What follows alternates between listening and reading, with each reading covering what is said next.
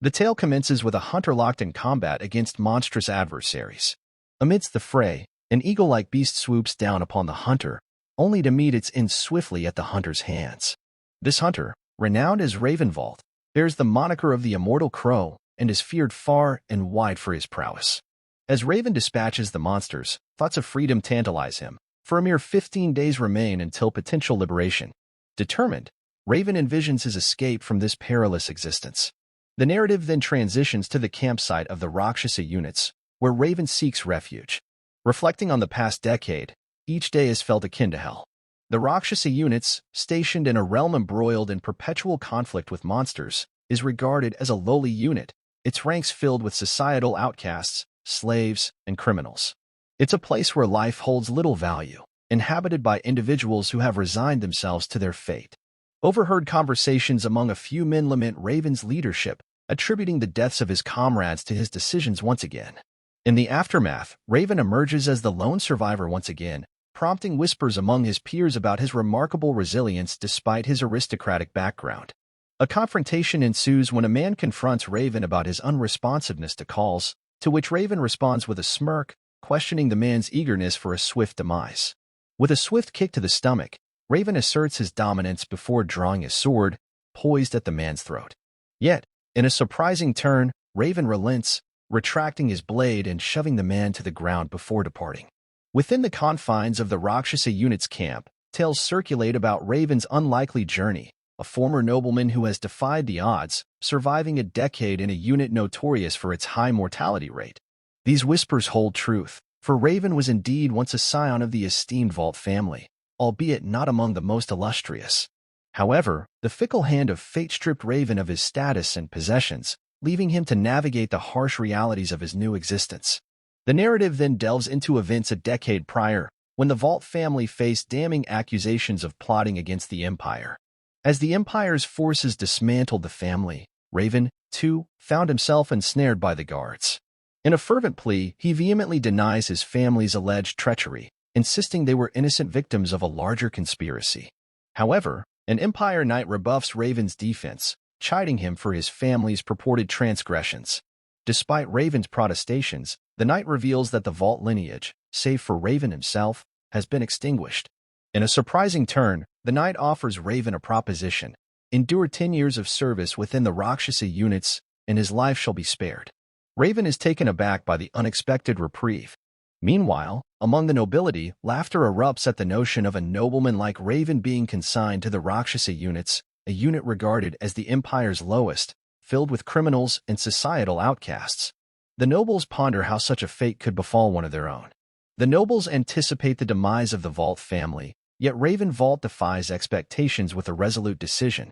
Meeting the knight's gaze, Raven solemnly inquires if surviving 10 years of monster slaying is all that's required. The knight confirms, promising Raven freedom thereafter. Determinedly, Raven pledges to not only survive but also resurrect the Valt lineage. Returning to the present, Raven contemplates the imminent end of his indignity. Since joining the unit, he has faced monsters devoid of training or experience, merely striving to endure. Over the span of a decade, Raven, once a mere youth, has ascended to become the Rakshasa unit's premier monster hunter. With the next monster purge slated to be his last, Raven believes freedom and the restoration of his family lie within reach. Meanwhile, the scene shifts to the Ancona forest in the Pendragon Duchy, where a white dragon addresses a yellow-haired noble. The dragon forewarns of the dwindling time before a pact is fulfilled, setting an ominous tone for what lies ahead. Dragons, revered as the mightiest creatures on Earth, hold a unique status among monsters. Only one family possesses the power to subdue these formidable beasts, the Pendragon ducal family. Renowned for their ability to tame dragons, the Pendragons wield immense political influence, ranking among the Empire's most prestigious noble houses. As the narrative shifts to 13 days before Raven Valt's impending pardon, he enters the command tent of Balti, the Rakshasa unit's commanding officer. Balti questions Raven's solitary return once again, seeking a report on the reconnaissance mission. Raven reports a significant concentration of monsters ahead, warning of the dire consequences if they unite with their main forces. Balti acknowledges the peril, conceding that the Rakshasa units alone stands little chance against such odds. However, hope arrives in the form of the Pendragon ducal family. Balti reveals that they will come to their aid tomorrow. bolstering their ranks against the impending threat. The prospect of Pendragon assistance brings a glimmer of optimism amidst the looming danger. Furthermore, the Pendragon family is bringing along one of the most powerful creatures known to mankind, a dragon. Startled by this revelation, Raven questions Balti as to why such a mythical being would deign to fight alongside them. Balti assures Raven of the truth, explaining that the Pendragons have mastered the art of subduing dragons across generations. It appears that the white dragon will be tasked with vanquishing the monsters. Raven reflects on the Pendragon's significance. Not only do they boast royal lineage, but they also hold the highest noble rank in the Empire. While uncertain of the veracity of these claims, Raven ponders the Pendragon's rumored ability to command dragons, creatures bordering on legend. Despite a decade of confronting monsters, Raven has never encountered a dragon, leading him to question Balti's reliance on such tales. Moreover, rumors suggest that the Pendragon family's influence has waned since the demise of their predecessors. Raven remains skeptical, unsure whether to believe in the Pendragon's supposed power. Raven expresses his distrust of the Pendragons to Balti, who dismisses Raven's concerns, citing it as an order. Balti reassures Raven that he won't be required to fight the following day. Perplexed, Raven queries Balti's intentions, to which Balti explains that with a dragon on their side, it's wise to let the dragon handle the monsters while Raven guards the Pendragon child. Raven seeks clarification on whether this task is sufficient. Balti emphasizes the importance of Raven sticking by the Pendragon child's side at all costs. Raven acquiesces, agreeing to follow Balti's instructions. Balti then instructs Raven to personally greet the future Duke Pendragon. Approaching the Pendragon tent, Raven observes the family's flags, confirming their presence. He muses on their desperation in aiding the Rakshasa units. Despite the impending battle, Raven remains indifferent to the outcome, prioritizing his survival for a chance at pardon and freedom. Entering the tent, Raven calls out for the young lord. In response, he hears a voice that startles him, its otherworldly quality leaving Raven momentarily unsettled. Despite this, Raven offers an apology for his unannounced presence and seeks confirmation of the individual's identity as Lord Pendragon. The voice affirms Raven's suspicion, confirming his assumption. Requesting Raven's name and purpose, the voice prompts Raven to introduce himself as the captain of the 12th Division of the Rakshasa units. Raven explains that he's been tasked with guarding Lord Pendragon in the upcoming battle. However, before Raven can proceed further, the voice interrupts, dismissing the need for Raven's report and advising him to rest for the following day. Unperturbed, Raven hesitates to leave, prompting the voice to inquire if he has additional matters to address.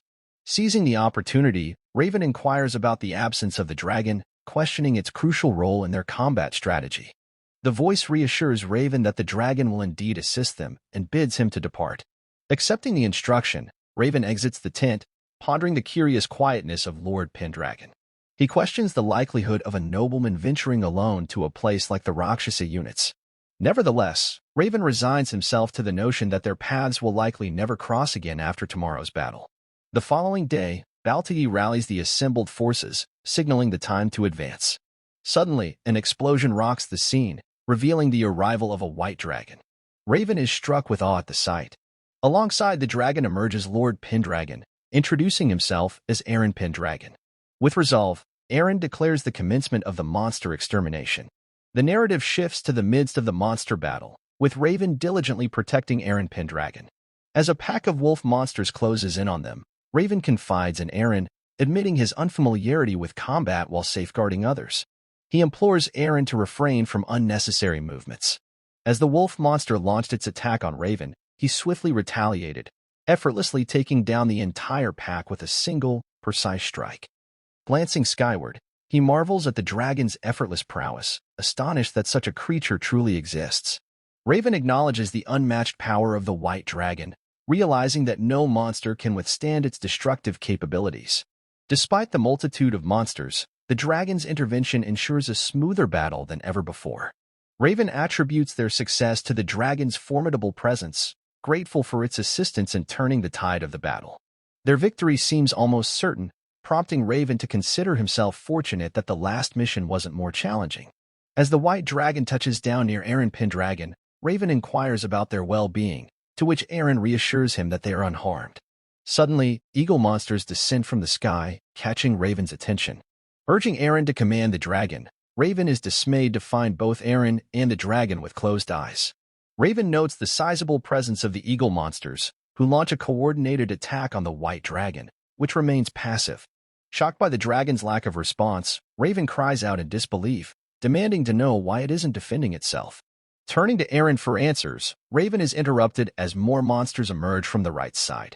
Despite the dwindling numbers of monsters, Raven realizes there are still more than he anticipated. The situation becomes increasingly dire as their foes continue to multiply. Before Raven could react, the monsters launch an attack against both him and Eren. Raven reflects on the unmatched might of dragons, believing their presence ensured victory. However, he chastises himself for relying on such fantasies and being overconfident. As Raven opens his eyes, he's shocked to witness the dragon being overwhelmed by the monsters. Confusion grips him as he struggles to comprehend the sudden turn of events. As the monster advances toward Raven, he rises despite his injuries and swiftly dispatches his assailants with the aid of his sword. Feeling utterly drained, Raven acknowledges his deep wounds, knowing they won't heal instantly. He gazes at the fallen white dragon and himself with disdain, recognizing their shared foolishness. Approaching the dragon, Raven queries if it's truly deceased, receiving no response. His attention then turns to the injured Eren Pendragon lying nearby. Raven implores Eren to clarify why the dragon ceased its attack upon Eren's command. Frustrated, Raven insists that victory was within reach had the dragon continued fighting, pressing Eren for an explanation. Unexpectedly, Raven is struck from behind, sending him crashing to the ground. To his astonishment, the assailant is revealed to be Valt. Raven is left reeling from the betrayal. Suddenly, Valt commands the soldiers to charge and put an end to the chaos. Raven is stunned to see Valt ordering the Imperial forces into action. Valt dismisses Raven's surprise, citing the reality that some individuals wield ultimate control from the outset, while others blindly adhere to their decisions. In a shocking turn of events, Valt swiftly dispatches Eren Pendragon before Raven's eyes. Valt nonchalantly explains that Eren's fate was predetermined, leaving Raven bewildered. Turning his attention to Raven, Valt acknowledges Raven's exceptional combat skills and reveals that Raven possesses an extraordinary healing ability. Raven is astonished by this revelation and questions Valt's knowledge about him. Valt admits to feigning ignorance until now, lamenting the unfortunate circumstance that Raven, despite his immortal body, will meet his end today. Raven is left grappling with the grim reality of his impending demise. Faced with the realization that freedom and the restoration of his family seem increasingly out of reach, Raven reflects on the singular purpose that has driven him for the past decade. Despite his unwavering determination, he begins to feel the weight of his powerlessness and vulnerability. Raven resigns himself to the grim fate that awaits him in this desolate place, lamenting the cruel reality of his situation. In a surprising gesture, Valt offers Raven a revelation in his final moments. He discloses a shocking truth: the downfall of the Valt family, Raven's forced enlistment in the Rakshasa units, and the impending demise of both Raven and Eren Pendragon were all part of a meticulously orchestrated plan. Raven is stunned by this revelation, grappling with the implications of the manipulation that has shaped his fate. As Valt moves to execute Raven, the white dragon, previously believed to be defeated, opens her eyes. With a solemn declaration that all conditions have been met, the white dragon ascends into the sky. It proclaims that on this day, as the sun and moon converge, the pact will be fulfilled with the blood of 1,000 men and monsters, a dragon monarch, and a human monarch. As the dragon's head begins to glow, it gazes into the heavens and declares that the outcome now rests upon the dragon rider. Raven finds himself in a bewildering situation, questioning if he's even alive after recalling a sensation of his body contorting unnaturally. As Raven gradually awakens, the maid assisting him is taken aback by his stirring. With a gasp, she hastily rushes outside to spread the news that the young lord has regained consciousness. Meanwhile, Raven surveys his surroundings, noting the opulent furnishings of the unfamiliar room. Puzzled, he wonders about his location and how he came to be there. Raven encounters a butler named Melban, who bursts into tears at Raven's awakening. The butler addresses Raven as the young lord and asks if he recognizes him. Puzzled, Raven inquires about the title, Young Lord, prompting the butler to reveal that they are in Conrad Castle, under the rule of Eren Pendragon, whom Raven apparently now embodies. Raven is struck with disbelief upon hearing this revelation. Hastily, he seeks confirmation by catching sight of his reflection in the nearby water, where the truth dawns upon him: he has somehow transformed into Eren Pendragon. The maid, Lindsay, inquires of young Lord Eren whether he recalls his identity. The butler interjects, expressing little surprise at Eren's confusion, given his 3-year-long unconsciousness. Eren is stunned by this revelation, realizing that 3 years have passed since the fateful battle. Inwardly, he recollects the moment when Balti took down Eren, an event etched vividly in Raven's memory. The realization dawns on him as he grapples with the implications of assuming another's identity. Raven's mind swirls with confusion and disbelief. He questions his own mortality, pondering the inexplicable return of the supposedly deceased Pendragon. News of Eren's awakening spread, drawing his mother, Lady Elena, to his side. Lindsay and the butler greeted Lady Elena with joy. As Elena walks towards Eren, he's shocked to see her simply walk through the woman blocking her path. The woman signals to Eren with a subtle gesture, indicating for him to keep her presence a secret. Elena embraced her son, prompting a query about his memory of her. Eren was utterly bewildered, unable to grasp the surreal events unfolding around him. Nothing seemed to align with logic or reason. Then, an elderly woman motioned towards the window, drawing Eren's attention to the sight outside. There, amidst a flurry of gasps and startled murmurs, stood the majestic white dragon, Soldrake. Soldrake's thunderous roars reverberated through the room, sending shockwaves of disbelief through everyone present. As the dragon attempted to breach Eren's chamber, Eren couldn't fathom how he knew the creature's name. Soldrake was supposed to have perished alongside Eren during that fateful incident. Pondering the possibility of the dragon's survival, Eren's mind struggled to reconcile the inexplicable. His confusion deepened as his mother positioned herself protectively before him, confronting the dragon with an unwavering resolve. In a surprising turn, the elderly woman stepped forward, effortlessly taming Soldrake with gentle gestures. Witnessing this astonishing display, Eren moved to intervene, but the old woman silenced him with a playful wink, leaving him to grapple with the enigma unfolding before his eyes. Eren's astonishment deepened as Elena urged him to stay clear, cautioning of danger. Hearing his mother's words, Eren realized he alone could perceive the presence of the mysterious old woman. With a few uttered words, the old woman commanded Soldrake, prompting the dragon to soar away from the castle as she vanished into thin air. Witnessing her disappearance, Eren felt a surge of surprise. Melbon, the butler, hurried to Elena's side, expressing concern for her well-being. Assured by Elena that she was unharmed, Elena turned to Eren, her gaze fixing upon him, as she inquired about his well-being. Eren, amidst the opulent castle, surrounded by worried attendants and a departing white dragon, couldn't shake the feeling of inhabiting Eren Pendragon's role. Elena's repeated inquiries about his welfare prompted Eren to reassure her, calming both Elena and Melbon. Resolving to untangle the mysteries surrounding him, Eren acknowledged the need to gather information discreetly. As Eren endeavors to conceal his true identity as Raven from the servants, he resolves to gather pertinent information from them discreetly.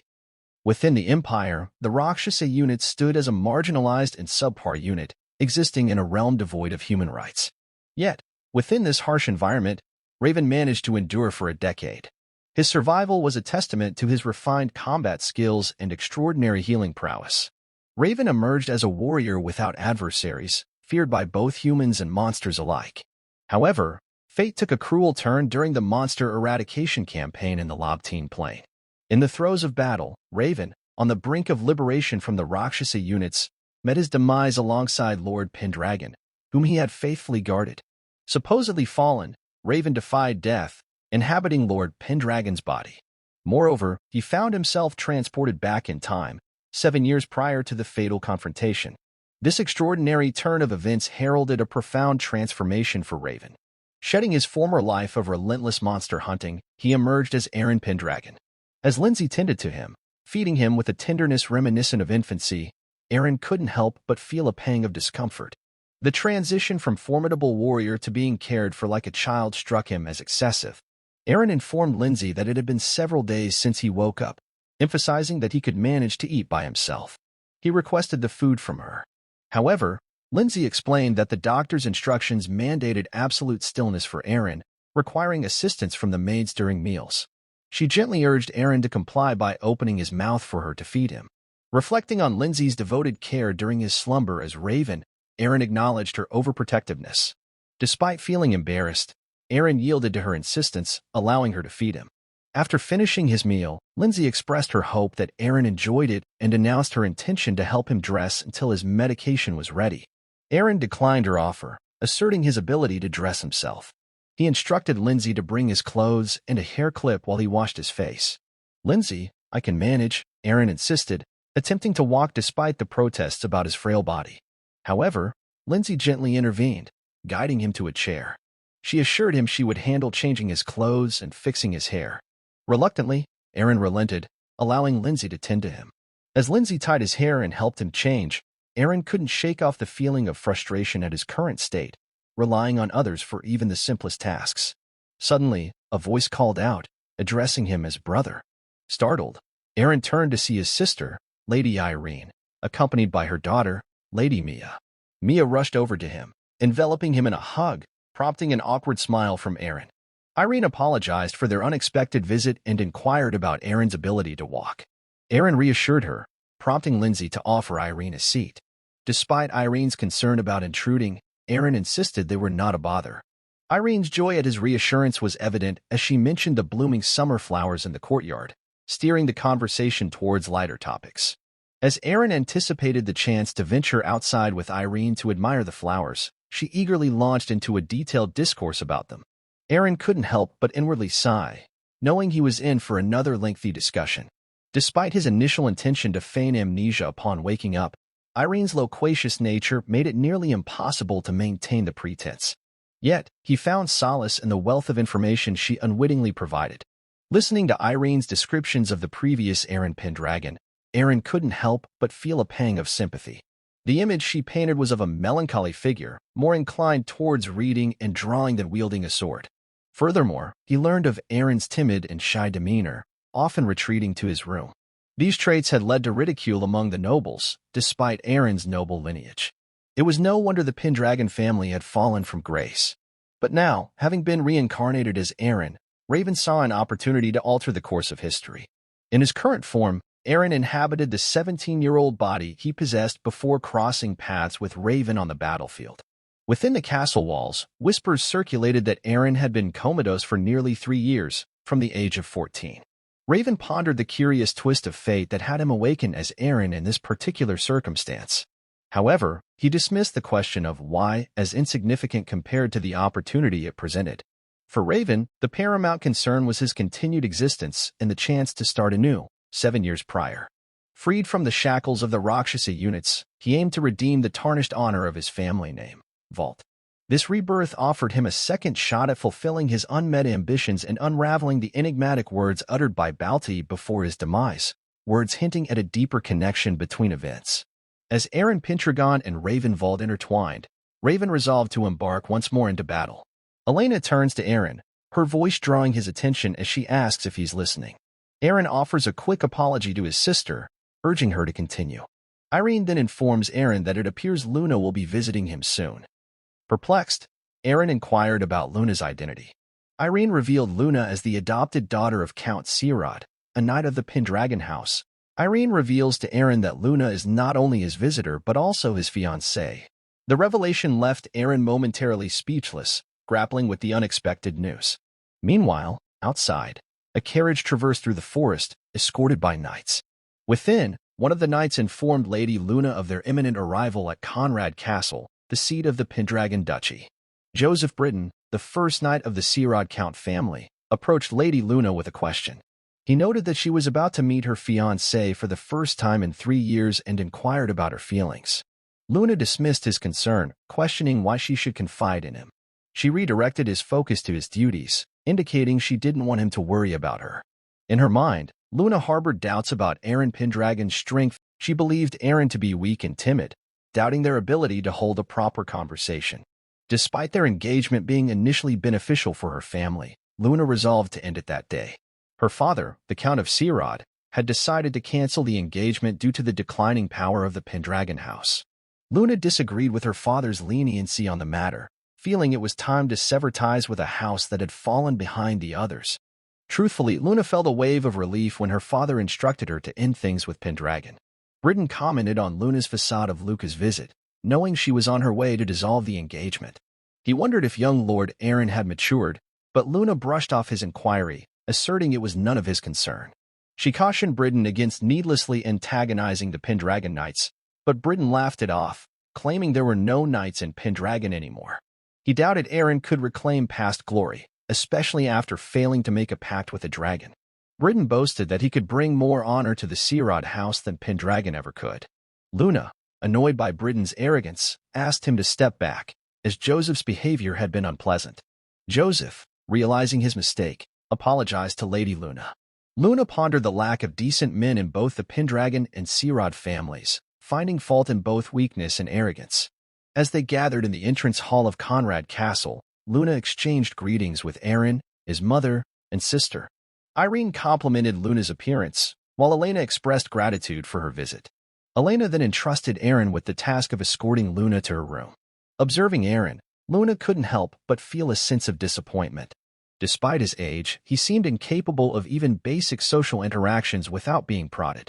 However, with a sudden display of charm, Eren greeted Luna and offered to show her to her room. Luna was taken aback by this unexpected shift in demeanor.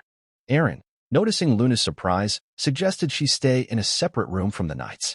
Luna found herself speechless, grappling with her conflicting emotions upon witnessing Eren's uncharacteristic behavior.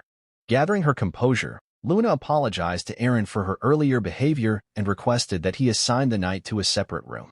Witnessing Luna's composed demeanor, Eren reflected on Irene's description of Luna as calm and reserved, contrasting it with her current attitude towards him after 3 years of separation.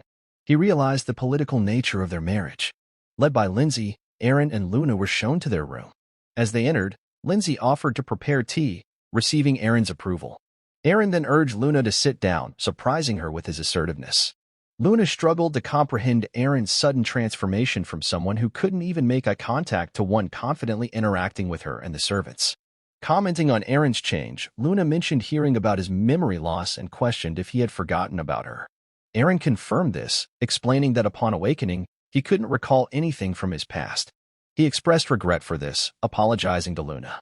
Luna observed that Eren had transformed into a completely different person after losing his memory, yet she couldn't help but notice how strikingly handsome he had become.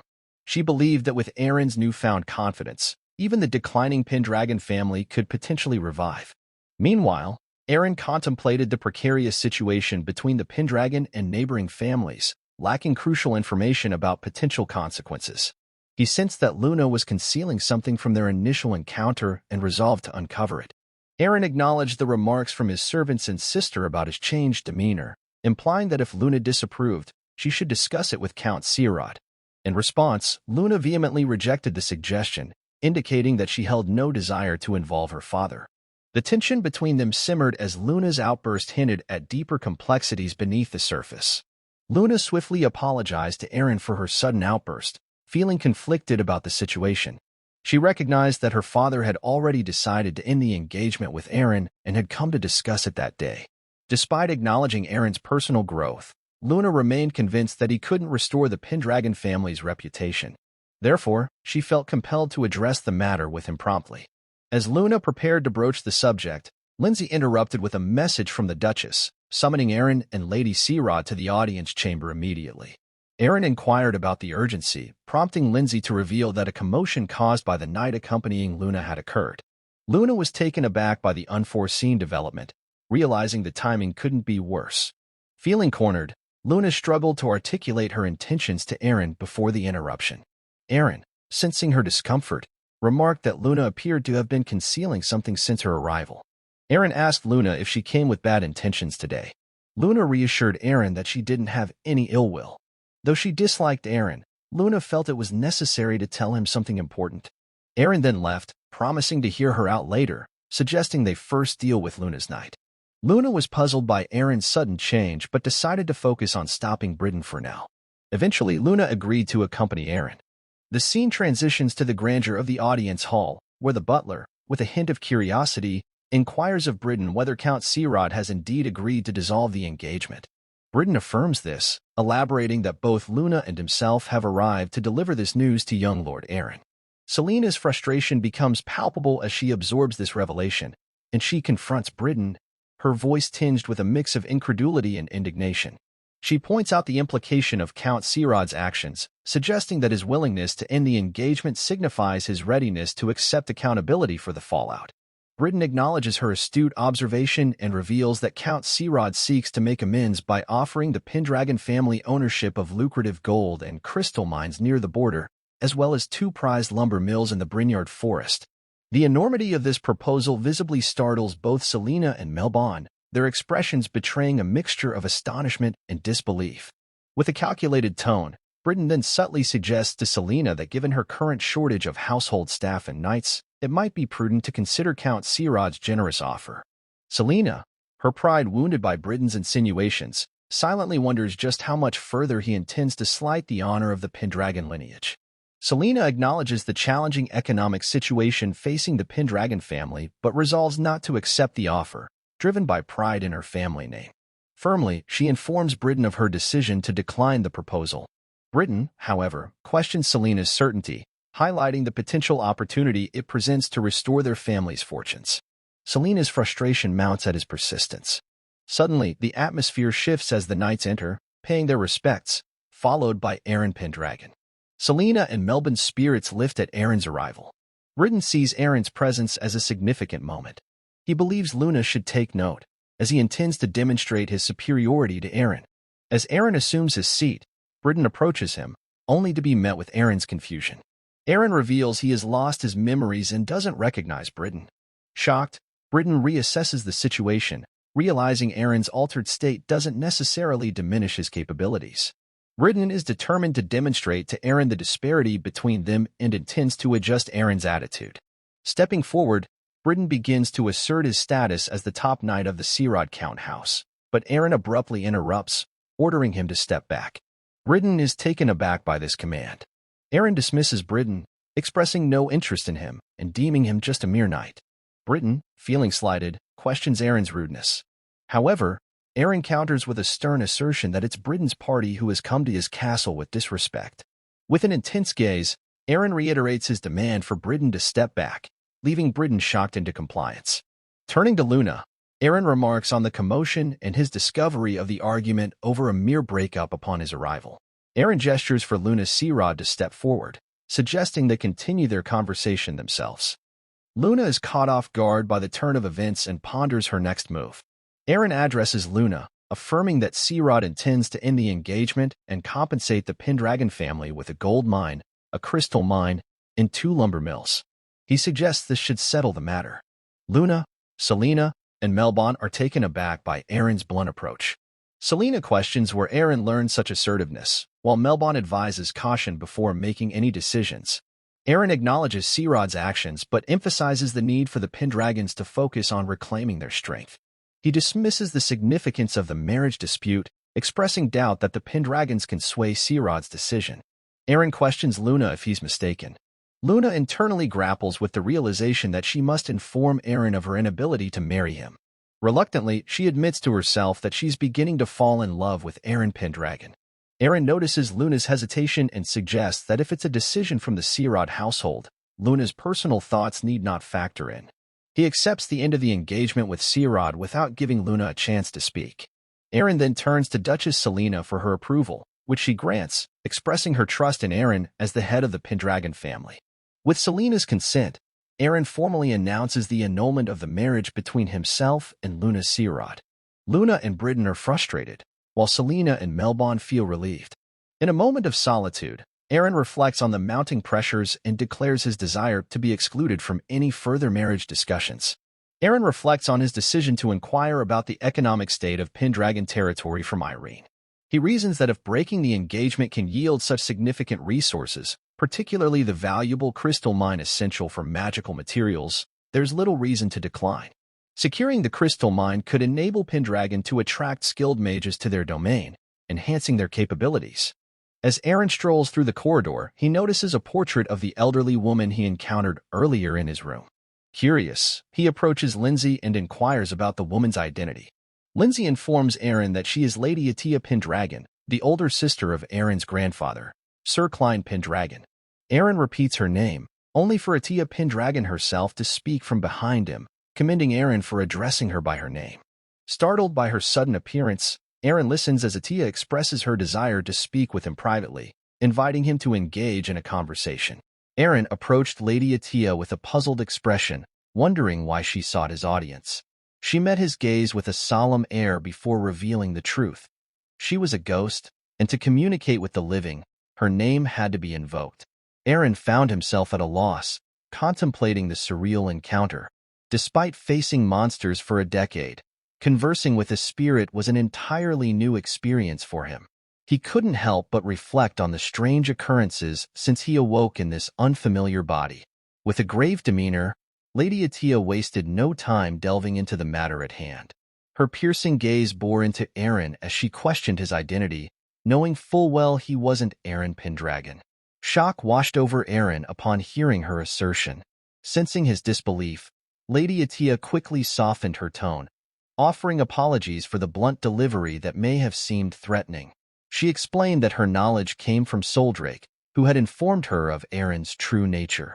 Understanding dawned upon Eren as he pieced together the puzzle before him. With newfound clarity, he inquired if Lady Atia could communicate with dragons as well, and whether she knew his original identity. Lady Atia admitted to Eren that she didn't possess that knowledge and expressed a desire to understand what transpired. Eren pondered the situation, realizing Atia's spectral nature and contemplating the exclusivity of their interaction. If he was the sole witness to Atia's presence, perhaps she could become an ally in his journey. Assured of his decision, Eren vowed to disclose everything despite his doubts about Atia's willingness to believe him. He embarked on a narrative, revealing not only the events leading to his current state, but also his true identity as Valt. Eren recounted the fateful day on the Lobtine Plain, where both Eren and Raven perished, or so it was believed. Eren grappled with the mystery of why Raven awoke in the guise of Eren Pendragon after supposedly dying. As Eren shared his tale, Atia began to grasp the essence of his being. Eren was taken aback by her acceptance of his extraordinary story. Atia reassured him, explaining that belief was irrelevant in the face of his tangible presence.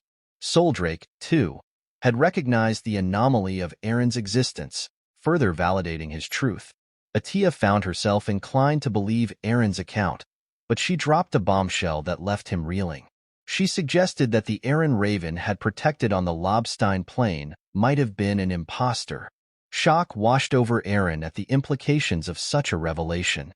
With a solemn tone, Atia delved into the intricate history of the Pendragon lineage. She spoke of generations of heirs forming pacts with Soldrake, weaving a tapestry of power and obligation. Then she posed a question to Raven. Had he ever heard of the necessity to unlock a mausoleum?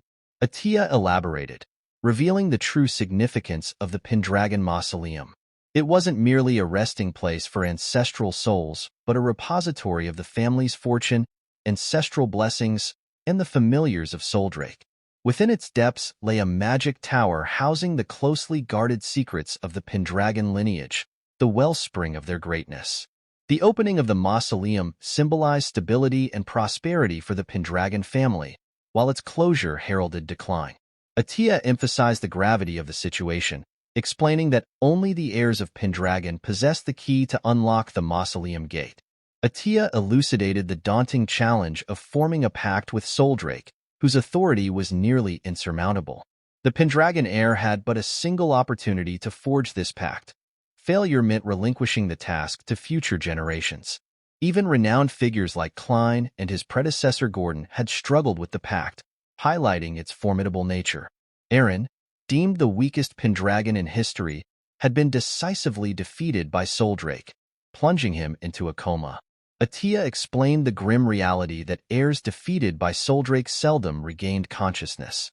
The noble white dragon only submitted to those who conquered her authority, making Eren's chances of departing with Soldrake to encounter Valt seem improbable.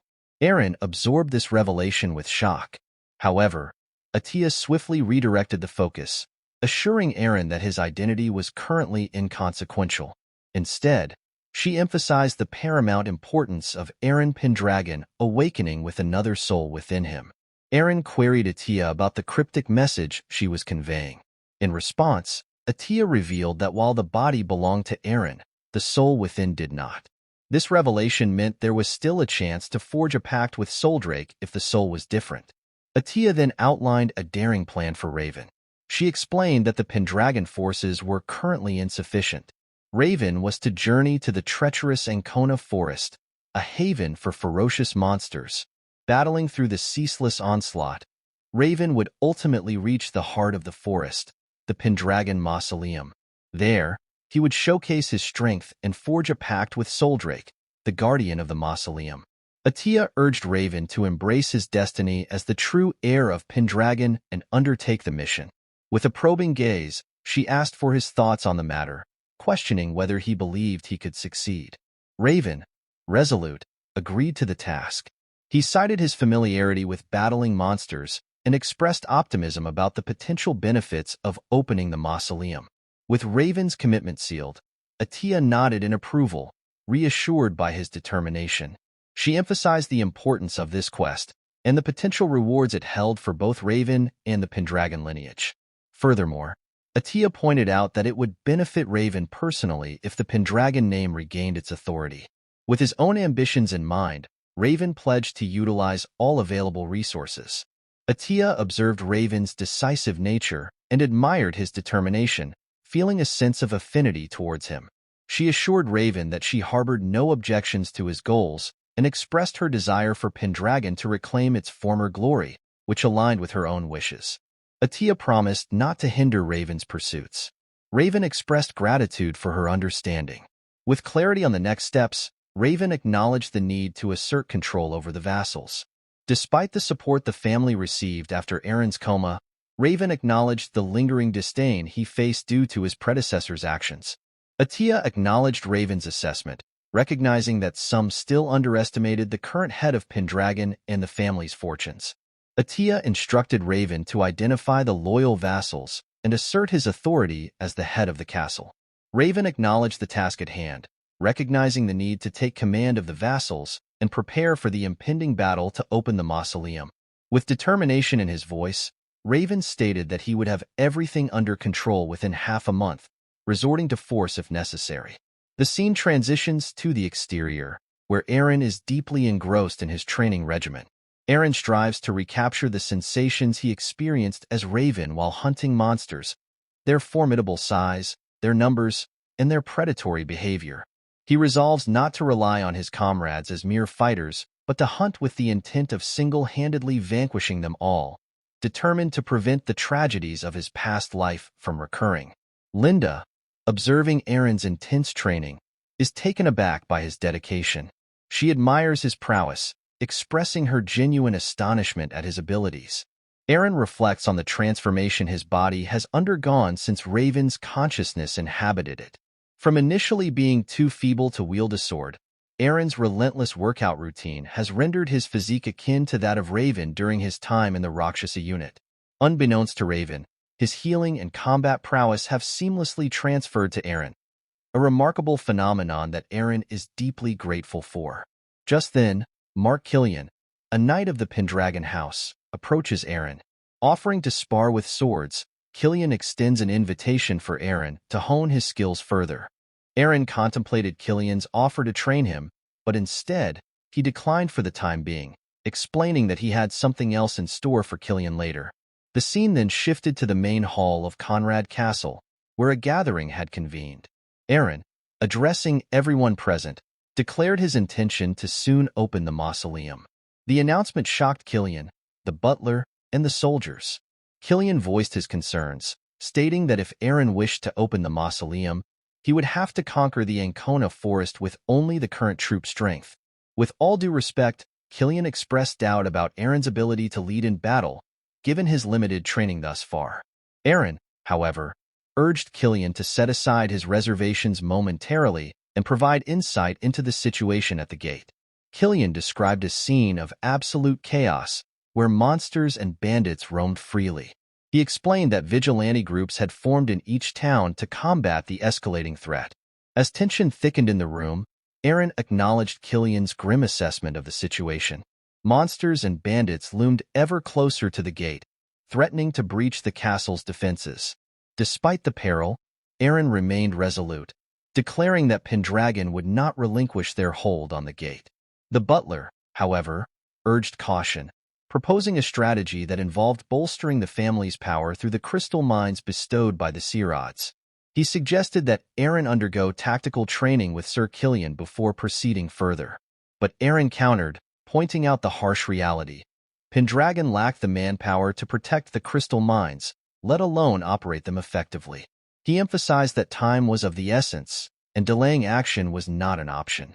In a decisive move, Eren announced that they would depart in 15 days, with him personally leading the operation. He made it clear that objections would not be tolerated. Killian's laughter at Eren's proclamation drew Eren's scrutiny. With a hint of defiance, Eren challenged Killian, questioning the humor in entrusting him with command. Descending the stairs with determination etched on his face, Eren voiced his frustration at the incessant opposition he faced. Addressing Killian, he challenged him to a duel, citing Killian's repeated assertions of wanting to restrain him. Eren declared that he had prepared a grand stage for Killian. Killian, taken aback, questioned Eren's resolve, expressing doubt about his ability to survive on the front line without training. Eren brushed aside Killian's concerns, accusing him of verbosity and urging him to let his sword do the talking. Drawing his sword, Eren charged at Killian, who managed to parry the attack but felt the weight behind Eren's strike. In retaliation, Killian launched a counterattack, only for Eren to deftly evade it. Seizing an opportunity, Eren leaped into the air, unleashing a powerful strike. Despite Killian's own counterstrike, he asserted his superiority, refusing to be bested by a novice in swordsmanship. As Eren withdrew from his strike, Killian, interpreting it as a sign of surrender, but in a swift and unexpected move, Eren used the cover of his sword to deliver a decisive blow to Killian's chest, sending him crashing to the ground. Shock rippled through the onlookers at the sudden turn of events. Turning to address the assembled soldiers, Eren reiterated his earlier declaration. They would depart in 15 days, and he would forge a pact with the White Dragon to open the mausoleum. Any objections were to be voiced now. In response, the soldiers unanimously pledged their allegiance to Eren's command. Meanwhile, in the guest room of Conrad Castle, Luna remained. Britain entered, questioning Luna's decision to stay in Pendragon's territory. Luna asserted her intention to accompany young Lord Eren to the battlefield. Britain, puzzled, queried Luna's motives, citing the broken engagement and Eren's perceived ineptitude in battle despite his apparent transformation. In response to Britain's suggestion that Lady Luna should swiftly return to Sirad territory under his escort as a skilled knight, Luna sharply rebuked his condescending attitude. She expressed her disdain for Britain's constant arrogance and belittlement of others, highlighting his apparent unawareness of her reasons for remaining at the castle. Luna explained that the Pendragons were relatives of the Sirad family, being one of the 5 ducal houses of the empire and bearing the bloodline of the emperor.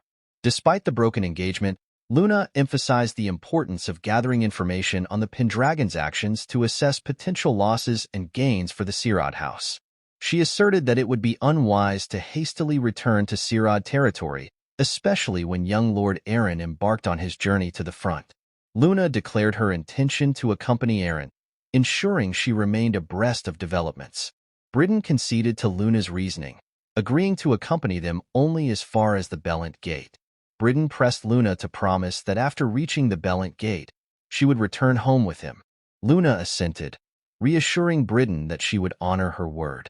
However, in her thoughts, Luna pondered the significance of Eren's transformation. She believed that if Eren succeeded in opening the mausoleum with his newfound strength, the Pendragon house would undoubtedly reclaim its former glory. Luna resolved to witness firsthand just how formidable Eren had become. Meanwhile, Britain seethed with resentment over Eren's perceived humiliation of him. He harbored a deep desire to demonstrate to Eren the harsh realities of the outside world once they departed. The scene transitions to 15 days later, where all the assembled forces stand outside the castle, prepared to depart. Eren's mother, Selena, embraces him tightly, urging him to promise his safe return. Eren reassures her, pledging to secure the White Dragon and the mausoleum before returning home unharmed. He then turns to see Irene and Mia shedding tears. With comforting words, Eren assures them of his safe return. Lindsay approaches Eren, signaling that it's time to leave. Eren mounts his horse, ready to embark on the journey. Just as he prepares to depart, The butler arrives, presenting Eren with Pendragon's revered sword, the Window Scream. As Eren accepts the sword, he reflects on the significance of the upcoming battle. He is determined to reclaim Pendragon's power and fulfill the long-awaited wish of the Valt house that he couldn't fulfill in the past. With the treasured sword in hand, Eren is resolved to restore the honor lost by the Raven family and erase the stigma of their betrayal against the Empire. With determination coursing through him, Eren readied himself for the impending battle. As he raised his sword, he rallied his troops, urging them to fight for the glory of Pendragon. The soldiers surged forward, confronting the monstrous wolves that lurked within the forest. Killian cautioned Eren to be careful, but Eren assured him that he could handle the creatures. With a single swift strike, Eren dispatched the monsters, instilling confidence in his troops. He urged them to press onward without hesitation. Killian, Lindsay, and Luna watched in awe as Eren displayed his prowess. Upon reaching the Belent Gate, Eren halted his troops and instructed Killian to remain outside while he assessed the situation within. Killian ordered the soldiers to rest until further notice. Approaching Eren, Lindsay offered him water, her face smeared with dust. Concerned for her well-being, Eren suggested she take a break and wash her face. Blushing, Lindsay protested, claiming she couldn't possibly do so. Eren insisted to Lindsay that it was an order, reassuring her that she need not worry about him. He urged her to rest, emphasizing that it was equally important for her well-being. Lindsay acquiesced, agreeing to follow Eren's directive. Entering the Belent Gate, Eren surveyed the scene with disappointment. The state of disrepair exceeded his expectations. There were insufficient personnel and resources to maintain the fortress. Even the soldiers' equipment was worn out, leaving Eren to lament that even the Rakshasa unit might have been better equipped. Recognizing the importance of the Belent Gate in Pendragon territory, Eren was dismayed by the incompetence of its commander and knights. He turned to Killian for answers, inquiring about the whereabouts of the gate's leadership. Killian revealed that the knights had deserted, taking the soldiers with them. Shocked by this revelation, Eren's frustration grew. Determined to rectify the situation, Eren informed Killian of his intention to pursue the deserters the following day. Eren wasted no time in issuing orders to Killian, instructing him to prepare everyone without delay. His resolve hardened. Eren vowed to confront those soldiers who dared to underestimate Pendragon's authority. The scene shifted to the Southstone Forest within Pendragon territory, where an abandoned monastery served as the rendezvous point for the bandits. Among them, word spread like wildfire that Eren Pendragon had awakened. With determination gleaming in their eyes, the bandits resolved to deal with Eren Pendragon themselves. The scene transitions to Eren Pendragon's private quarters within the Belent Gate. Eren addresses Killian and the others, expressing his intention to depart ahead of the Pendragon forces the next day, with Killian and the troops following behind. Killian raises a concern about leaving the gate short of commanders and soldiers for defense. Britain interjects, assuring Killian that the Sirad house will provide soldiers to compensate for their absence. This, he explains, is how Sirad will reciprocate Pendragon's hospitality during their stay at Conrad Castle. Britain also pledges his personal assistance to young Lord Eren as a token of gratitude. Eren, however, remains wary of Britain's motives, uncertain of his true intentions. Despite his reservations, Eren decides to temporarily allow Britain's involvement, recognizing the potential benefits of utilizing Sirad's resources. Acknowledging Killian's potential discontent with leaving the gate under another family's supervision, Eren assures him that their priority is to ensure the success of their mission. Killian reassured Eren, acknowledging that the current circumstances prioritize practicality over appearances. He explained that the bandit leader, Del Jeffrey, had taken over 20 soldiers when he deserted, likely gaining more followers since. In Killian's view, the larger Pendragon's forces, the better their chances. Eren expressed gratitude for Killian's swift comprehension. Curious to learn more about Del Jeffrey, Eren urged Killian to elaborate. Killian described Del Jeffrey as a skilled swordsman but noted his arrogance. He recounted how, upon Eren's incapacitation, Del Jeffrey had brazenly demanded the title of Baron and control over 3 villages near the gate. When the Duchess promptly refused, their relationship soured. leading to Del Jeffrey's desertion, now a bandit controlling the area around the village of Southstone. Hearing this, Eren concluded that Del Jeffrey was not unintelligent. He surmised that it was more efficient and strategic for Del Jeffrey to expand his power by attacking villages outside rather than directly occupying the gate. Eren contemplated that he might have made similar choices in Del Jeffrey's position. Killian further informed Eren that the village of Southstone lay in ruins, warning that without immediate action from Pendragon, the bandits might attempt to seize the gate. Upon hearing this, Eren decided to orchestrate the entire operation, but to entrust Killian with its command. Killian was taken aback by Eren's decision. Eren explained that the men who had followed Killian in Eren's absence would be more inclined to follow his orders due to their established rapport, whereas they had yet to build a relationship with Eren. Eren assured Killian of his trust and reliance on him. Grateful for the vote of confidence, Killian promised to handle the responsibility. Eren then designated Killian to command the troops, with Britain serving as liaison officer and cavalryman. With plans set, Eren instructed both of them to rest, as they would depart the following day. As Killian turned to leave, Eren halted him. Eren offered a sincere apology to Killian for their previous encounter. Killian reassured Eren, expressing gratitude for his concern and assuring him that he had not been injured. He thanked Eren for his thoughtfulness. Eren then conveyed his anticipation of continuing to have Killian serve as a Knight of Pendragon. With their exchange concluded, Killian departed, leaving Eren to reflect. The scene transitioned to the Southstone village, where a soldier informed Jeffrey that they had exhausted the available resources in the area. Contemplating their next move, Jeffrey considered the possibility of taking down the gate soon, envisioning a future where Pendragon would inevitably fall under his control. Meanwhile, Eren and the Pendragon forces arrived at the Southstone village.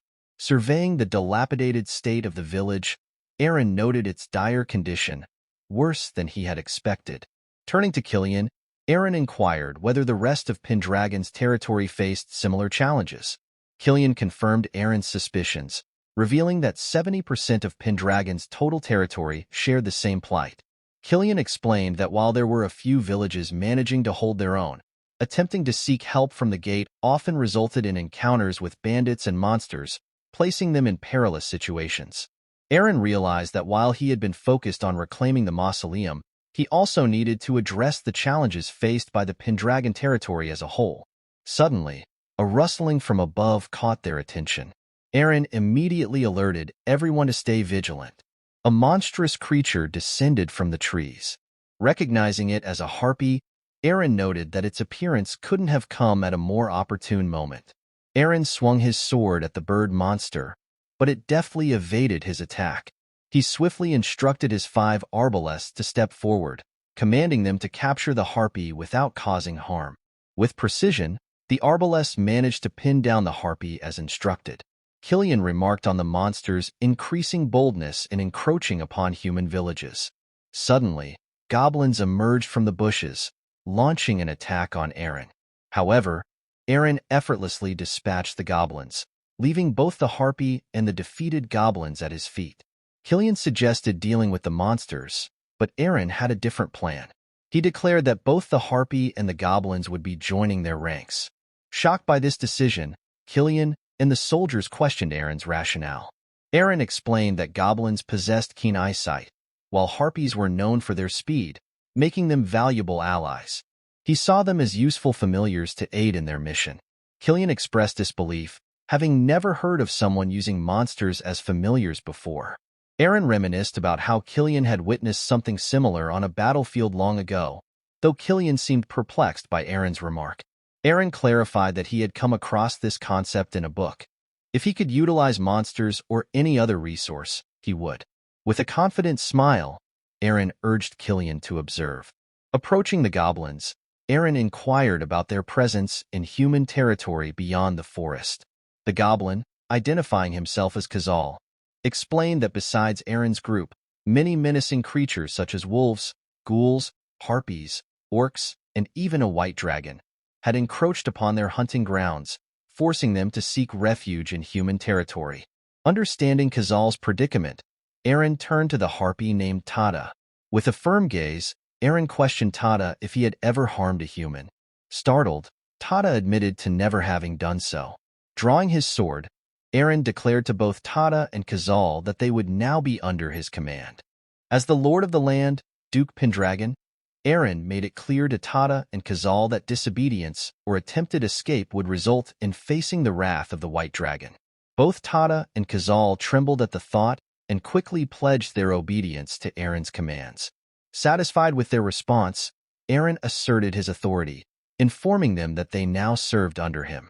Their first task was to lead Eren to the Southstone village via the shortest route.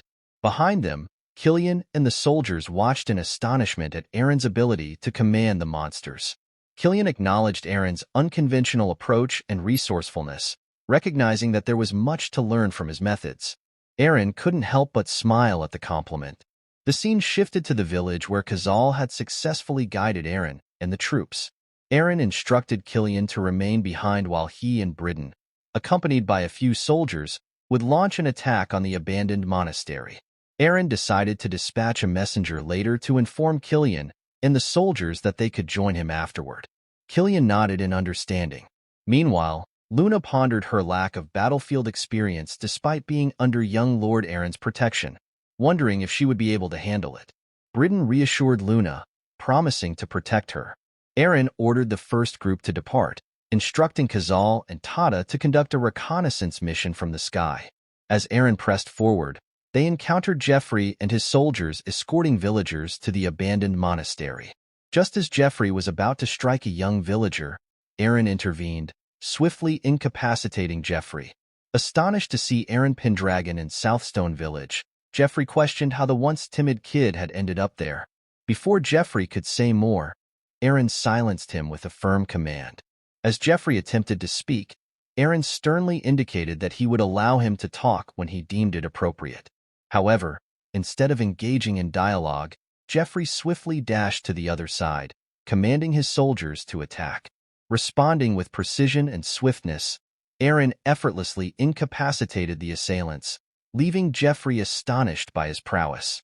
Before Eren could confront Jeffrey directly, Britain intervened, intercepting Eren's strike aimed at Jeffrey. Luna and the other soldiers watched in disbelief as Britain stepped in. Britain offered assistance to Jeffrey, who inquired about Britain's identity. Britain revealed himself as the first knight of the Order of the Red Moon from the Sirad Count House. He expressed his willingness to aid Jeffrey in his attempt to take down Eren Pendragon. Observing this exchange, Luna questioned Britain's motives. Britain reassured Luna, implying that he was more suitable for her than Eren. Ignoring Luna's concern, Britain and Jeffrey launched a coordinated attack against Eren. Concerned for Eren's safety, Luna urged him to step away from the confrontation. However, Eren proved his capability by effortlessly blocking both Britain and Jeffrey's attacks, subsequently pushing them back. Turning to Luna, Eren instructed her to move to a safer location, assuring her that he would swiftly deal with the knights. As Khazal escorted Luna to safety, she couldn't help but worry about Eren facing formidable opponents like Britain and the bandit leader alone. Despite her concern, Luna found herself blushing as she watched Eren's display of strength. Eren then commanded Tada to fetch Killian, prompting Tada to rush off to fulfill the task. Britain and Jeffrey warned Eren that even with reinforcements, they would defeat him before help arrived. Unfazed, Eren chuckled and invited them to attack him together. Confident in his abilities, both Jeffrey and Britain launched a joint attack on Eren. As Britain lunged forward, Eren skillfully evaded his strike and managed to shatter Britain's sword with ease. Swiftly maneuvering behind Britain, Eren swiftly incapacitated both Britain and Jeffrey with a single decisive blow, leaving them astonished. Addressing them calmly, Eren remarked that their conventional swordsmanship was no match for him. Turning his attention to Britain, Eren swiftly disarmed him, leaving Britain stunned. Eren instructed Britain to cease lying on the ground and fulfill his duty of escorting Luna back to her territory. He warned Britain to leave Pendragon territory immediately and never return. Terrified, Britain scrambled away, fleeing towards safety. Eren then turned to Jeffrey, who questioned if Eren had made a pact with a demon. Jeffrey warned Eren about the numerous bandits still inside the mansion, expressing doubt in Eren's ability to face them alone. Eren addressed Jeffrey firmly, questioning if he had forgotten about Pendragon's exceptional soldiers.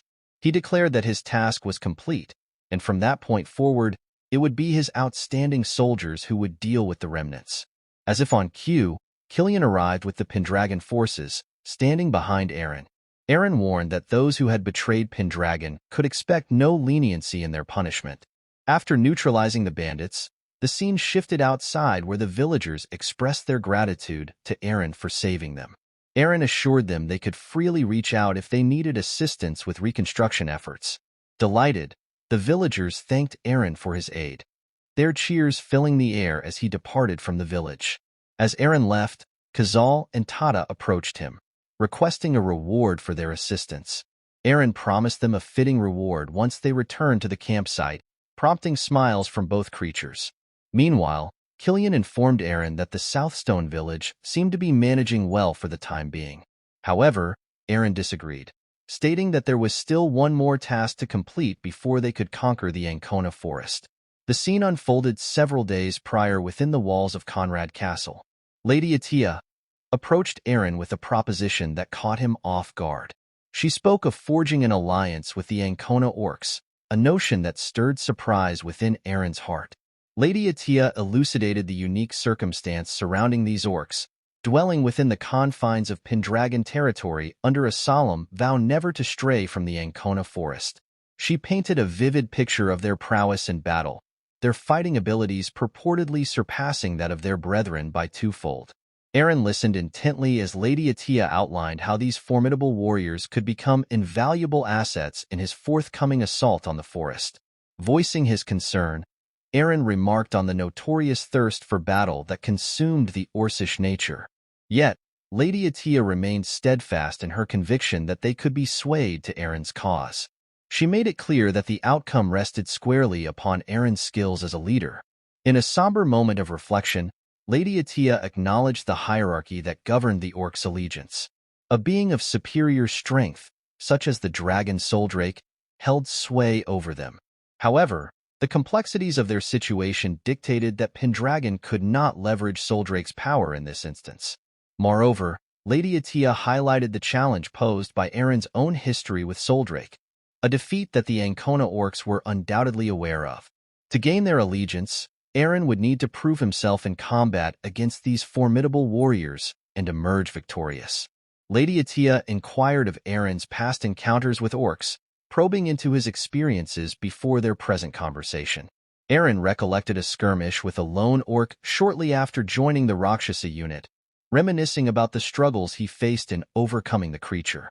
However, he asserted confidently that he had since honed his skills to handle such adversaries with greater ease. Upon hearing Eren's assurance, Lady Atia's expression lit up with approval. She saw an opportunity in Eren's capabilities and wasted no time in formulating a plan. Urging him to seize the moment, she instructed Eren to challenge the Ancona orcs, swiftly defeat them, and thereby pave the way for her to access the mausoleum. In the present, Eren relayed his intentions to Killian, disclosing his plans to forge an alliance with the Ancona orcs under Pendragon's banner. Killian's reaction was one of disbelief, visibly taken aback by the audacity of such a proposition. Eren justified his decision by highlighting the strategic advantage of bolstering Pendragon's forces with the strength of the Orcish warriors. However, Killian voiced his concerns, cautioning Eren about the potential consequences of engaging in battle with the formidable Orcish forces. He warned of the considerable risk involved, fearing that Pendragon's troops might suffer substantial losses if pitted against the orcs in combat. Tada and Khazal voiced their apprehensions to Eren, cautioning him about the inherent dangers posed by the formidable strength of the orcs. Undeterred, Eren rebuked their defeatist attitude, asserting his disdain for surrender without attempting to find a solution. Amidst their conversation, a desperate cry for help pierced the air from behind them. Killian, recognizing the voice as Bridden's, confirmed its source. Eren puzzled over the unexpected presence of Bridden and Luna, recalling that they were supposed to have returned to their own territory. Khazal, sensing something amiss, directed Eren's attention to the source of the voice, revealing the looming figures of the Ancona orcs. Eren's face broke into a determined smile as he rushed toward the commotion, eager to confront the new challenge head-on. Meanwhile, Britain found himself in a precarious situation, attempting to fend off the encroaching orcs in a state of palpable fear.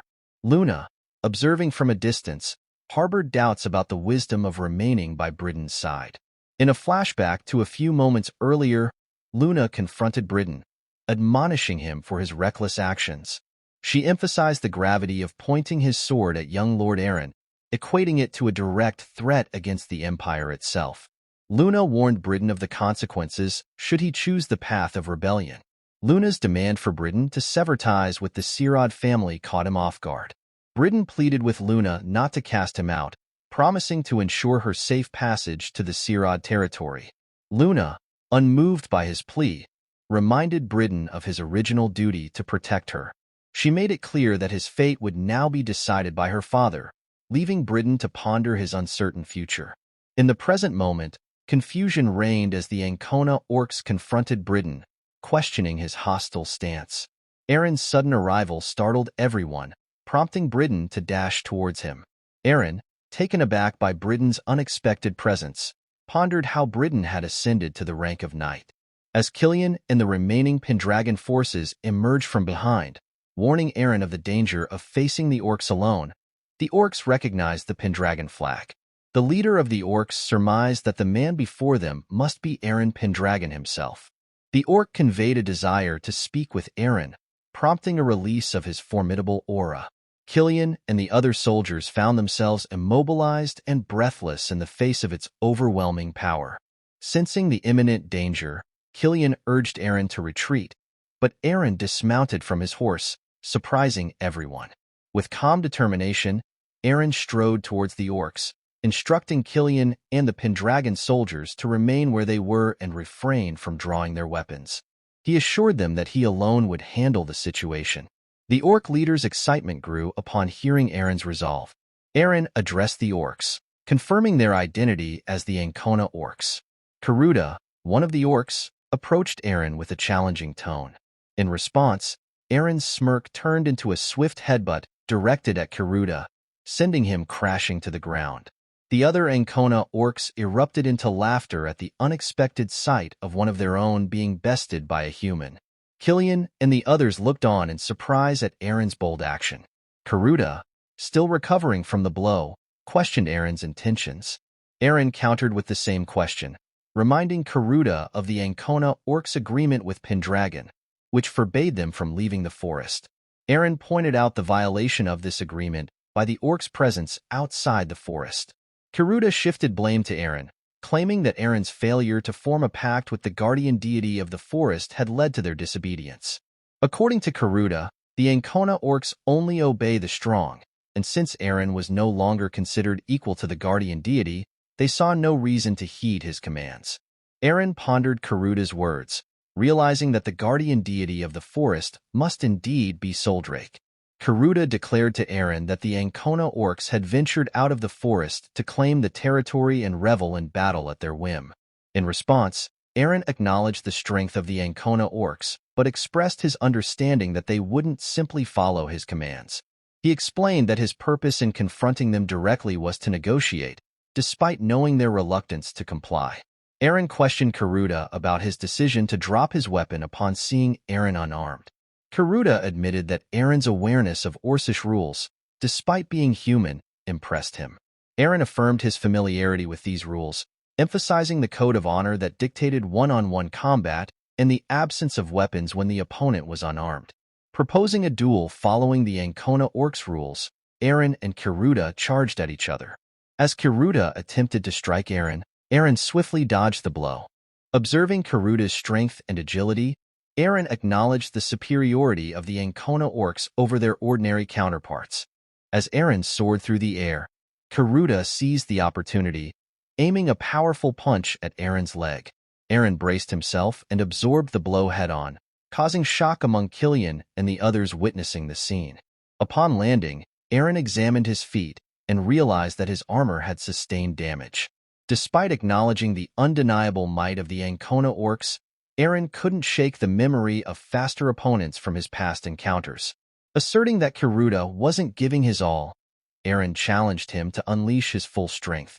Karuta, however, explained that he held back against humans, deeming them incapable of withstanding the Ancona orcs' assaults. He resolved to reserve his full power only for those who could match his strength. Eren urged Karuta to escalate the confrontation.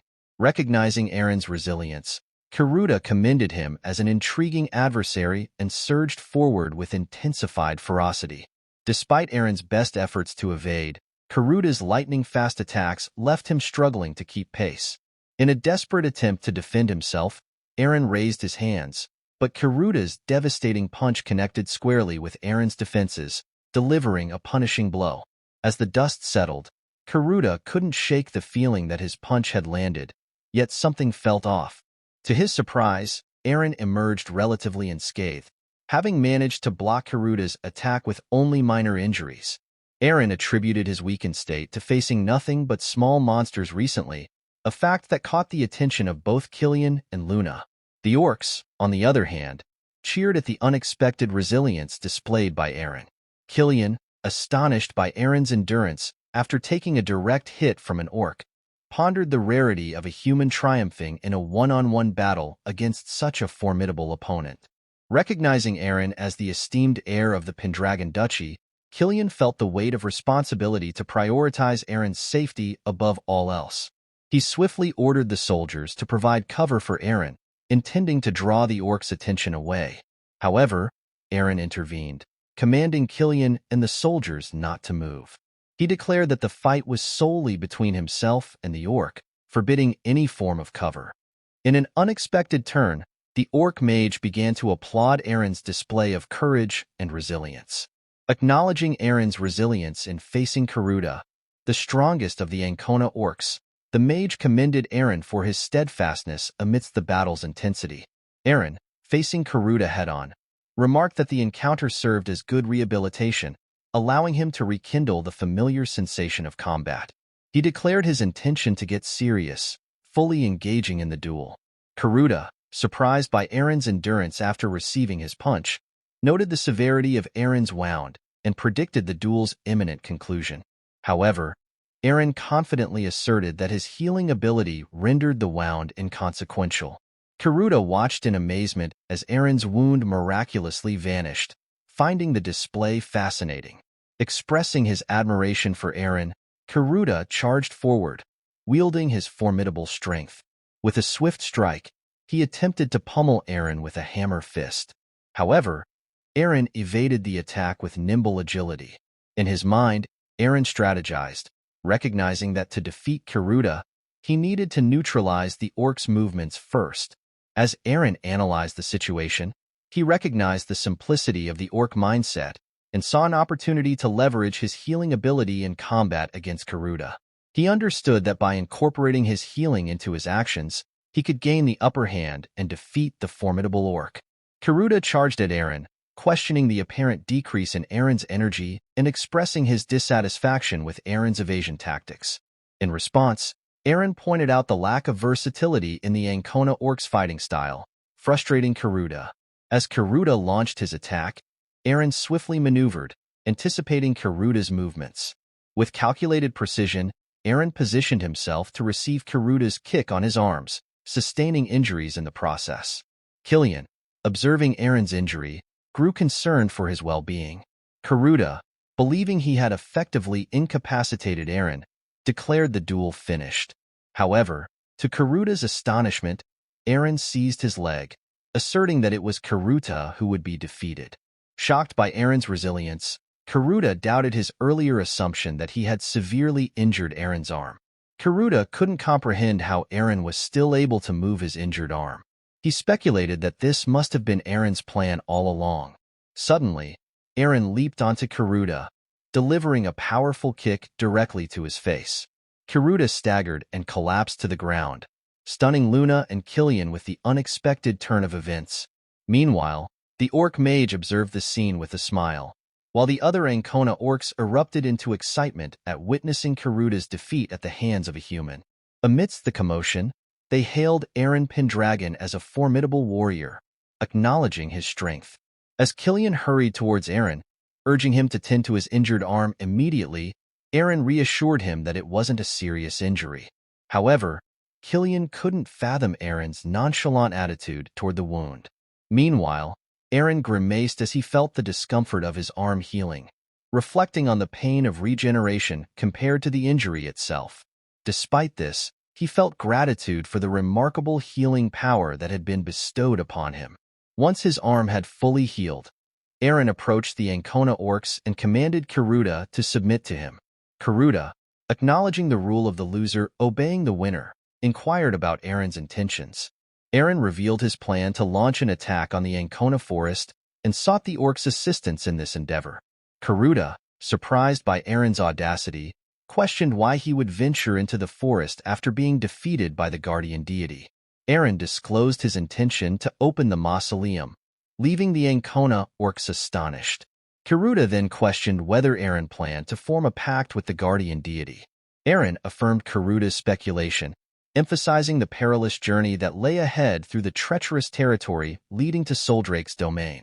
He pointed out that the Ancona orcs would now have the opportunity to engage in battle every day, a prospect that excited the orcs.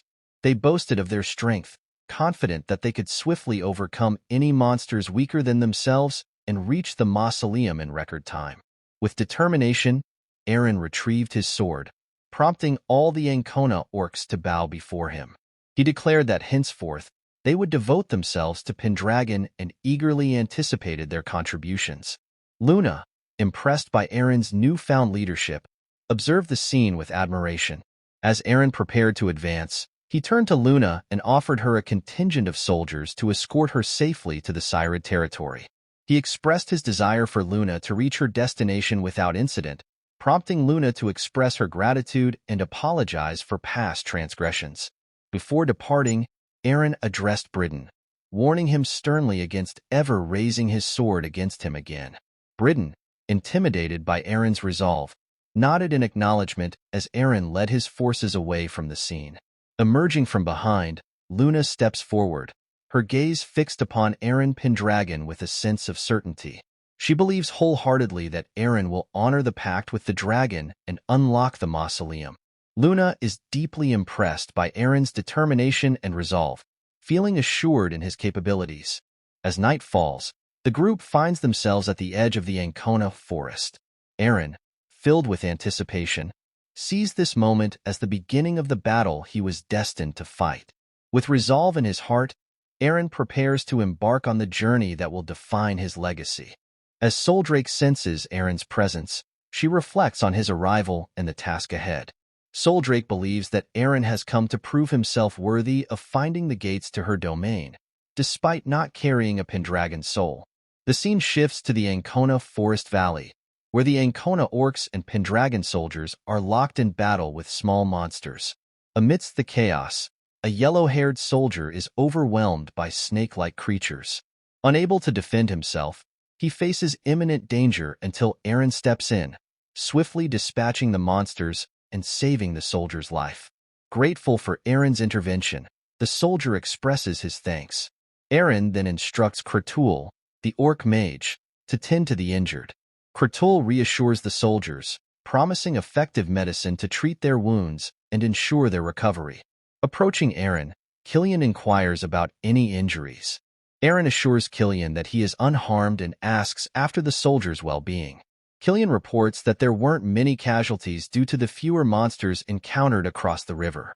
As the forces continue their march, Killian worries about the soldiers' stamina if they have to engage in combat with monsters again. Eren, seeking information about their proximity to Soldrake's domain, turns to Kiruda for guidance. Kiruda explains that they are not far from the quarry ruins, beyond which lies a cave leading to the guardian deity's domain. He assures Eren that the journey to the quarry ruins should be safe as it falls within the Ancona orcs' territory, and any threats are minimal, mainly from creatures seeking water. Encouraged by this information, Eren decides to press on to the quarry ruins before nightfall. He plans for the soldiers to set up camp there and search for the cave entrance at dawn. Eren emphasizes that if they encounter any enemies along the way, he and the orcs will handle the situation. With his orders given, the forces depart, determined to reach their destination swiftly. Upon hearing Eren's plan, both Killian and Karuda nodded in understanding. As night fell, the Pendragon forces arrived at the quarry ruins, only to find the entrance blocked. Eren turned to Karuda for an explanation, who informed him that according to the elder orcs, goblins had once mined in the area. However, they had mysteriously vanished, leaving the ruins deserted. Seeking further information, Eren questioned Khazal about the fate of the goblins. Khazal, having not resided in the forest, admitted ignorance on the matter, remarking on goblins' propensity for theft rather than labor. Eren acknowledged the truth in Khazal's observation. With uncertainty looming, Killian sought Eren's guidance on their next course of action. Eren decided that, with nightfall upon them, it was best for the soldiers to remain at the ruins. He instructed 2 orcs to stand guard while Killian arranged for the soldiers to rest in tents. Killian agreed to Eren's plan, preparing to ensure the soldiers' comfort and safety for the night. Eren instructed Killian that both soldiers and orcs should take turns keeping watch. Killian agreed to relay the message to the others. As night fell, the camp settled into a restless slumber. An orc stood guard from a vantage point above, while a soldier kept watch near the tents. Suddenly, a yellow-haired soldier heard a noise and ventured into the forest to investigate. In an instant, he was ambushed and incapacitated by an unseen assailant lurking in the darkness. Meanwhile, inside his tent, Eren couldn't shake a sense of unease. He pondered the mysterious disappearance of the goblins in the area, wondering if they had been erased rather than simply vanishing. Outside, a dark figure cloaked in shadow stood atop a cliff, summoning dark forces. Sensing danger, Eren emerged from his tent just as a monstrous creature lunged at him. With lightning reflexes, Eren dodged the attack, ready to confront the threat head-on. As Eren processed the situation, he realized the unsettling truth behind the goblin's disappearance. Reacting swiftly, he unsheathed his sword and swiftly dispatched one of the wolf monsters. The noise of battle roused the soldiers, orcs, and Killian from their sleep, prompting them to emerge from their tents. Killian was astonished to find Eren single-handedly engaging the wolf monster. With a decisive strike, Eren defeated the creature, but Killian and Karudo approached him, seeking an explanation for the chaos. Their shock deepened as they beheld the skeletal remains of the goblins who had once mined in the area. Eren explained that the culprit behind this sinister manipulation of the dead was none other than a lich. Eren elucidated that only a lich, a powerful sorcerer capable of controlling the dead, could orchestrate such an act. He deduced that the lich had eliminated the goblins and enslaved their corpses to thwart Eren's efforts to open the mausoleum and forge a pact with the dragon. Realizing the dire situation they faced, Eren warned his forces that they were already surrounded. However, he cautioned against engaging the monsters directly. Instead, he urged them to focus their efforts on neutralizing the lich, recognizing that doing so would offer them the best chance of survival. With resolve in his voice, Eren declared that he would locate the sorcerer's true body and defeat it, emphasizing that until then, the orcs and soldiers must hold off the monsters. Upon receiving their orders, the soldiers and orcs charged into battle, engaging the horde of goblins. The orcs displayed remarkable prowess, swiftly dispatching multiple goblins with each strike. However, the sheer number of foes posed a daunting challenge. Observing the chaos, Killian reflected on the nobles who sought to obstruct the resurgence of Pendragon power. Despite their efforts, Killian vowed to thwart their schemes, spurred on by his faith in the transformed Eren. Killian admired the newfound determination of the young lord, recognizing Eren's unwavering commitment to his duty and the legacy of his predecessors. He believed that the current Eren possessed the strength and conviction to control the dragon and restore the Pendragon family to its former glory. With renewed optimism, Killian envisioned a future where the Pendragons reclaimed their rightful place of prominence. He resolved that his days of servitude and despair were over, confident that the Pendragons would rise again under Eren's leadership. As the proud knight of the White Dragon Duke, Killian stood resolute amidst the chaos. Goblins unleashed a barrage of arrows aimed at Eren, prompting him to realize the monsters were targeting his life. Determined to protect himself and continue his pursuit of the lich, Eren swiftly dispatched a snake monster with his sword and deflected the incoming arrows. Amidst the fray, Eren pondered the interconnectedness of the Pendragon house's downfall and the Valt house's exoneration. He speculated that those meddling with the Pendragons might hold clues to uncovering the truth. With unwavering resolve, Eren vowed to defy the wishes of the Raven and restore his family's power. He saw the interference as an opportunity to unearth the secrets surrounding the Valt house's honor. As Eren triumphed over a formidable adversary, he surveyed the battlefield and noted that the larger monsters had been vanquished, signaling a turning point in the battle. With determination burning in his eyes, Eren pressed forward, ready to confront whatever obstacles lay ahead in his quest to restore the Pendragon legacy. As Eren surveyed the battlefield, he grimly acknowledged that even with only the goblins remaining, the Pendragon forces stood little chance against their overwhelming numbers. The presence of a lich added another layer of peril to the situation. In an abrupt twist that left Eren reeling, a shadowy figure materialized behind him, a dark mage. Liches, those accursed sorcerers who had bartered away their souls for immortality, stood as defiance against the very laws of nature. Their malevolence rendered them prime targets, even in realms as tolerant of magic as this empire. Liches, driven by insatiable ambition, spared no extremity to fulfill their sinister desires. Thus, it came as an anomaly when the Empire tasked the Rakshasa unit with their eradication, a mission often fraught with heavy casualties. The scene then transitions to a haunting memory, where Raven and fellow soldiers were deployed to vanquish a lich. Without warning, comrades fell like leaves in a tempest, leaving Raven bewildered by the sudden carnage. As Raven's gaze fixated upon the motionless lich, a chilling realization dawned.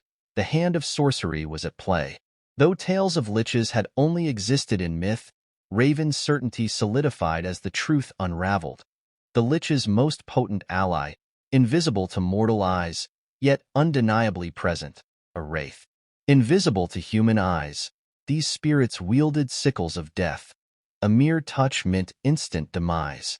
Returning to the present, Eren's swift blade intercepted the wraith's lethal strike, though comprehension eluded him.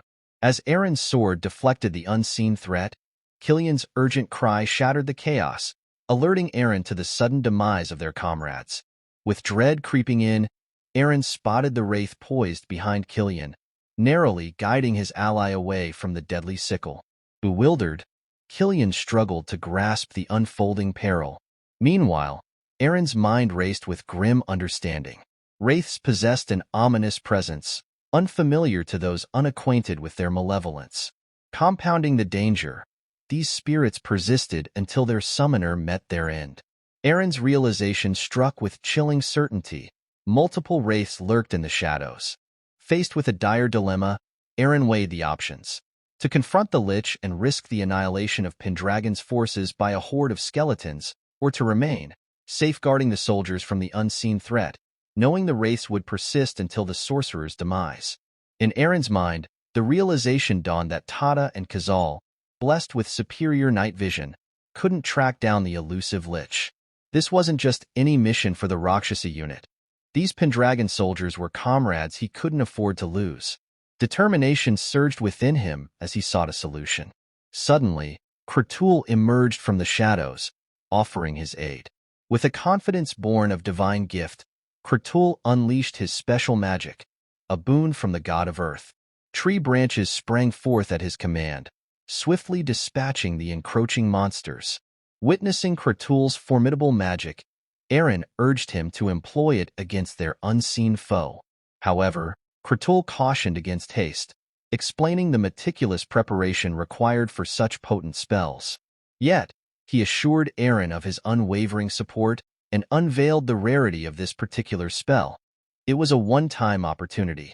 With Kratul's magic guiding them, Eren followed the ethereal trail, tracing the aura as it shimmered through the air. Eventually, they reached the precipice where the lich awaited, its sinister presence looming over the cliff's edge. As Eren pinpointed the lich's location, Kratul assured him they'd manage the remaining goblins. With resolve, Eren dashed towards the looming confrontation. Amidst Karuto's skirmish with the goblins, Eren appeared, urgently informing him of the lich's position overhead. With a collaborative effort, Eren leapt onto Karuto's outstretched hand, propelling himself onto the cliff's edge. As Eren confronted the Lich, wasting no time, his strike was met with the Lich's formidable defense. Observing the Lich's retreat, Eren calculated that the Wraith likely joined the fray. With only the goblins left below, Eren sensed the soldiers nearing their limits, spurring him to hasten the battle's conclusion. Yet, the Lich thwarted Eren's advance with a spell, momentarily halting his movement. Swiftly evading the Lich's subsequent attack, Eren prepared to retaliate. But before his strike could land, the Wraith emerged from behind, sickle poised to strike. As Eren narrowly dodged the Wraith's attack, he surmised that the spectral entity aimed to shield the sorcerer. Frustration gnawed at him as the Wraith's interference thwarted his approach to the Lich. Determined to sever the connection between them, Eren strategized his next move. However, his plans were interrupted as the Lich unleashed a burst of flames, catching Eren off guard. Anticipating another assault, Eren braced himself, realizing that dodging would be futile if the Wraith intervened again. True to his fears, the Wraith materialized behind him, sickle poised for a strike. In a moment of desperation, Eren's swords emitted a brilliant blue aura, deflecting the Wraith's attack. The Lich, bewildered by this unexpected turn, struggled to comprehend the situation unfolding before him. Suddenly, a mysterious voice resonated within Eren's mind, prompting him to reveal his identity. As the voice beckoned him to prove his worth, Eren recognized it as Soldrake's. His eyes transforming into those of a dragon, Eren gained newfound clarity, easily discerning the Wraith's presence behind the Lich. Upon laying eyes on the Lich, Eren realized it was his first encounter with a Wraith. As the malevolent spirit moved to strike, Eren unleashed his sword's blue aura, swiftly dispatching the Wraith in an instant. With the spectral menace vanquished, Eren advanced towards the Lich, sword poised for the final blow. Declaring an end to the conflict, Eren channeled the aura of his sword, delivering a decisive strike that felled the Lich. As the last remnants of the goblins ceased their movements, Kratul acknowledged Eren's triumph, recognizing him as the one who had defeated the Lich. The scene transitions to a few moments later, with Eren nestled in his tent, his sword clutched tightly in his hand as he sleeps. In the depths of his dreams, memories unfold before him. Visions of Raven, wrongfully branded a traitor, and the tragic downfall of the Raven family. Amidst the swirl of memories, glimpses of the Pendragon's previous incarnations flicker into view. Suddenly, Eren jolts awake, disoriented by the rush of recollections. Emerging from his tent, he encounters Kratul, who questions Eren's late-night vigil. Inquiring about Kratul's watch duty, Eren learns of the orc's dedication to safeguarding against potential threats, mindful of the dangers that lurk in the darkness. Reflecting on the recent battle, Eren remarks on the peculiar power of the Pendragon's cherished sword, Window's Scream, which had shielded him from the Wraith's lethal sickle with an otherworldly force. Speculating that the aura flames may be linked to Soldrake, the guardian deity of the forests, Eren muses on the mystical properties imbued within the sword.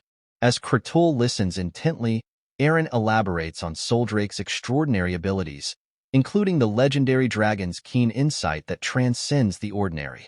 Yet, amidst this exchange, Eren grapples with the enigmatic connection between his true identity as Raven and the inexplicable convergence of his dreams with Eren's reality. Sensing Eren's troubled expression, Kratul queries if everything is all right. However, Eren's gaze towards Kratul is laced with anger, causing Kratul to recoil in fear and ask why Eren is looking at him that way. Swiftly composing himself, Eren offers a quick apology, attributing his demeanor to fatigue. Relieved but still concerned, Kratul advises Eren to get some rest. The following day dawns, and as Eren and his forces approach the cave, Karuto, Kratul, and Killian share a sense of foreboding emanating from its depths.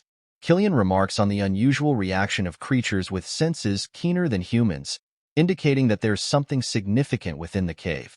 Eren, too, feels a sense of frustration as he reflects on the past and the looming presence of the mausoleum above the cave.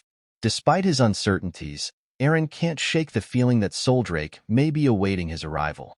Raven understands that he requires the power of the dragon to exact revenge for the Valt family's injustices. Additionally, Eren feels compelled to seek answers from the White Dragon regarding the events of the battleground and the peculiar reincarnation of Raven as Eren Pendragon.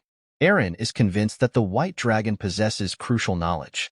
With resolve in his heart, Eren commands his forces to venture into the cave, determined to uncover the truth. As Eren and his forces progress through the cave, Karuto leads the way with his keen senses, guiding them towards the mausoleum. Witnessing Karuto's impressive abilities, Killian is struck by amazement. Eren explains to Killian that orcs possess an acute sense of smell and can perceive subtle changes in airflow, making them ideal guides in such environments. Suddenly, Karuto halts their advance. Concerned, Eren inquires about the reason for the pause. Karuto reveals that he can sense the presence of spirits nearby. They look up to see ethereal beings swirling through the air. Ahead lies a waterfall, prompting Karuto to warn them about the potential presence of a water spirit. Eren questions Karuto about the danger posed by the water spirit. Karuto explains that while spirits are generally harmless, in this desolate cave where life is scarce, the rules may differ. He elaborates that spirits inhabiting such barren places often exhibit abnormal behavior, indicating potential danger. Upon hearing Karuto's assessment, Eren's mind races with possibilities. Killian queries Karuto about the necessity of passing through the waterfall. Karuto confirms that there are stairs concealed behind the cascade, likely leading to the cave's exit. Eren's attention is drawn to a glimmer within the waterfall, resembling a board. Karuto, too, is taken aback by this revelation. Suddenly, the water spirit materializes before Eren and the others, startling them. To their surprise, the spirit manifests in the form of a turtle and launches an attack on the Pendragon forces. Karuto explains to Eren that the shining object he spotted is likely the coveted treasure. The presence of the water spirit suggests that the treasure holds considerable value. Realizing the spirit's intention to protect the treasure by eliminating intruders, Eren resolves to confront it alone. As the water spirit prepares to strike, ready to face the imminent danger, Eren steps forward, positioning his sword in front of him, and commands the water spirit to cease its aggression. A gentle blue aura emanates from Eren's sword, compelling the spirit to retreat. As the spirit dissipates, Eren discovers a shield hidden within the waterfall's depths. With a gesture of generosity, Eren presents the shield to Killian, who identifies it as the water spirit's prized possession. Impressed by Eren's unexpected display of power, Karuto commends him, marveling at his ability to repel the water spirit. Karuto inquires about the sword Eren mentioned the previous night, Widow's Scream. Eren confirms its significance, though uncertain of the reasons behind its influence. Karuto suggests that the sword's power is attributed to the forest's guardian deity, Soldrake. Killian concurs, acknowledging that Soldrake's power is synonymous with Pendragon's power. Reflecting on this revelation, Eren realizes that Raven's reincarnation may not have been solely influenced by Raven's own abilities. With this realization, Eren and his companions finally arrive at the mausoleum.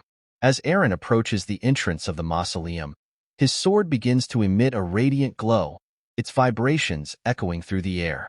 Sensing the sword's agitation, Eren draws it forth, announcing their arrival at the mausoleum. Suddenly, a dense fog billows from the door, concealing the figure of someone approaching. With apprehension gripping his heart, Eren alerts his comrades to the looming presence. Yet, to their astonishment, the figure materializes into Gordon Pendragon, the former lord of the Pendragon house. Killian stands frozen in disbelief at the unexpected apparition. Observing Gordon's translucent form, Eren ponders the surreal encounter, wondering how he knows the spectral figure's identity. It dawns on Eren that these recollections stem from the memories of his past self. Amidst the surreal moment, Soldrake descends from the sky, casting a spell of awe upon all who witness the majestic sight. Eren's heart races as the white dragon alights behind Gordon Pendragon. Soldrake's voice reverberates through the air, posing a probing question to Eren, leaving him stunned and speechless. As Killian and the orcs stand in stunned silence at the sight of Gordon Pendragon speaking, Eren's mind races with revelations. He recognizes the voice he just heard as the same one from his previous life as Raven, echoing a meeting in Pendragon's tent. Eren realizes that this voice belongs not to him nor to Gordon, but to Soldrake. The White Dragon is addressing him, not as Eren, but as someone else entirely.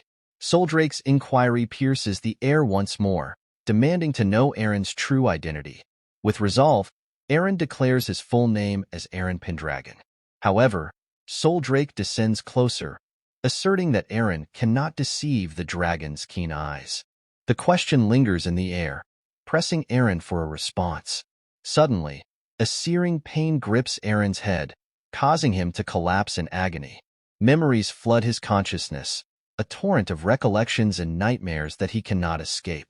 Eren realizes that he is not witnessing these memories by choice, but that Soldrake is revealing them to him, unraveling the truth hidden within his past. As the White Dragon draws nearer, its imposing presence looming over Eren, the floodgates of memories burst open within Eren's mind. Overwhelmed, he collapses to the ground, shocking Killian and the orcs witnessing the scene. Just as Eren is on the brink of revealing his true identity to the dragon, a deluge of memories from his past life floods his consciousness. In the midst of this torrent of recollections, Eren suddenly awakens, his resolve firm. He declares to Soldrake that his true identity is none other than Eren Pendragon, heir to the Pendragon's ducal house. At this revelation, a smile graces Gordon Pendragon's face before he vanishes from sight. The roar of the White Dragon reverberates through the air, sending tremors through the soldiers and orcs struggling to maintain their composure. Soldrake descends toward Eren, confirming that the pact has been forged between Eren Pendragon and Raven Valt. Soldrake assures Eren that he is the one destined to carry on the Pendragon legacy.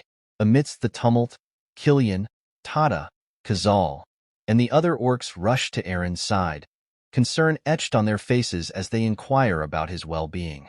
Eren's voice resonates with triumph as he declares his success in forging a pact with the White Dragon. Killian and the others erupt into jubilation at this news, their faces alight with joy.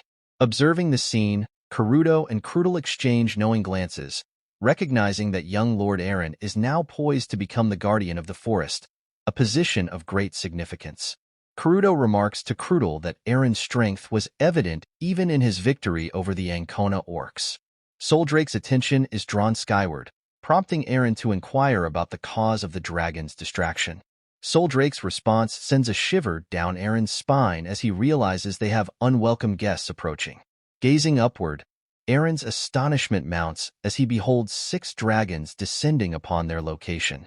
The dragons encircle the Pendragon forces, their imposing presence casting a foreboding shadow. One dragon, named Anyahalt, addresses Eren as the Queen's new partner, eliciting Soldrake's inquiry into their uninvited arrival. Soldrake questions why the 6 dragons have ventured into Soldrake's domain without invitation, given their lack of association with the pact forged between Soldrake and the Pendragons.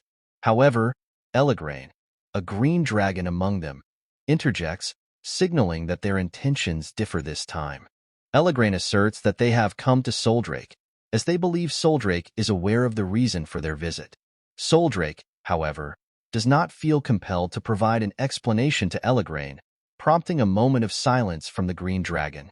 Amuhalt then addresses Queen Soldrake, noting that the human before them emanates not only Soldrake's aura, but also those of both the dragon and demon gods. Soldrake responds with a resounding roar, sending tremors through the dragons in her presence. Firmly, Soldrake commands the uninvited guests to depart her territory immediately, asserting her authority as the Dragon Queen. Eren is taken aback by this revelation of Soldrake's royal status. As the dragons prepare to depart, Amuhalt assures Soldrake that they will leave for now. However, Amuhalt cryptically hints that when that man eventually visits the rest of the dragons, clarity will dawn. With that, the dragons take flight, leaving Karuto and Krudel bewildered by the exchange. Khazal remarks on the dragons speaking, prompting Krudel to explain that only those on equal footing with dragons can hear their voices. Before the pact, Krudel could also hear the dragons through Gordon Pendragon. However, now that the pact has been formed, only young Master Eren can communicate with them. Eren realizes that he was the only one privy to that conversation. Soldrake's voice did indeed change after forming the pact with him. More importantly, Eren ponders the significance of the 6 dragons, the dragon god and the demon god. There are too many mysteries that Eren doesn't comprehend. Eren wonders if Soldrake knows everything, including why Raven was reincarnated as Eren. Eren then asks Soldrake if he could lower her head, as his neck hurts from craning upwards.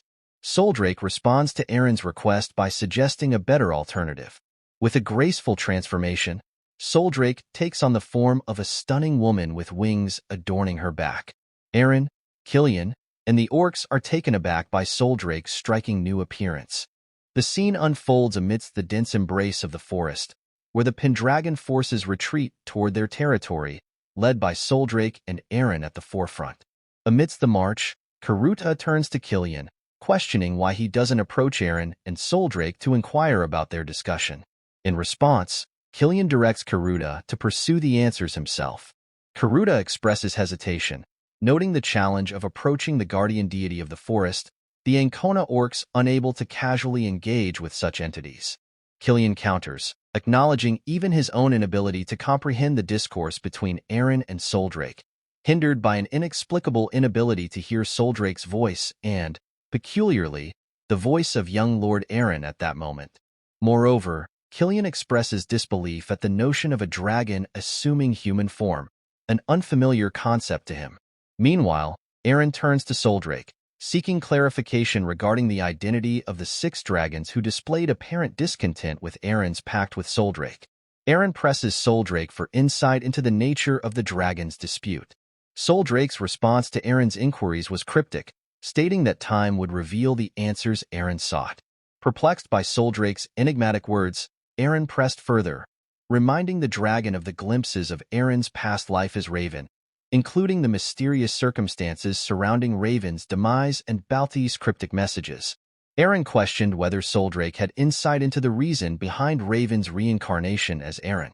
Yet, once again, Soldrake deferred to the passage of time for understanding.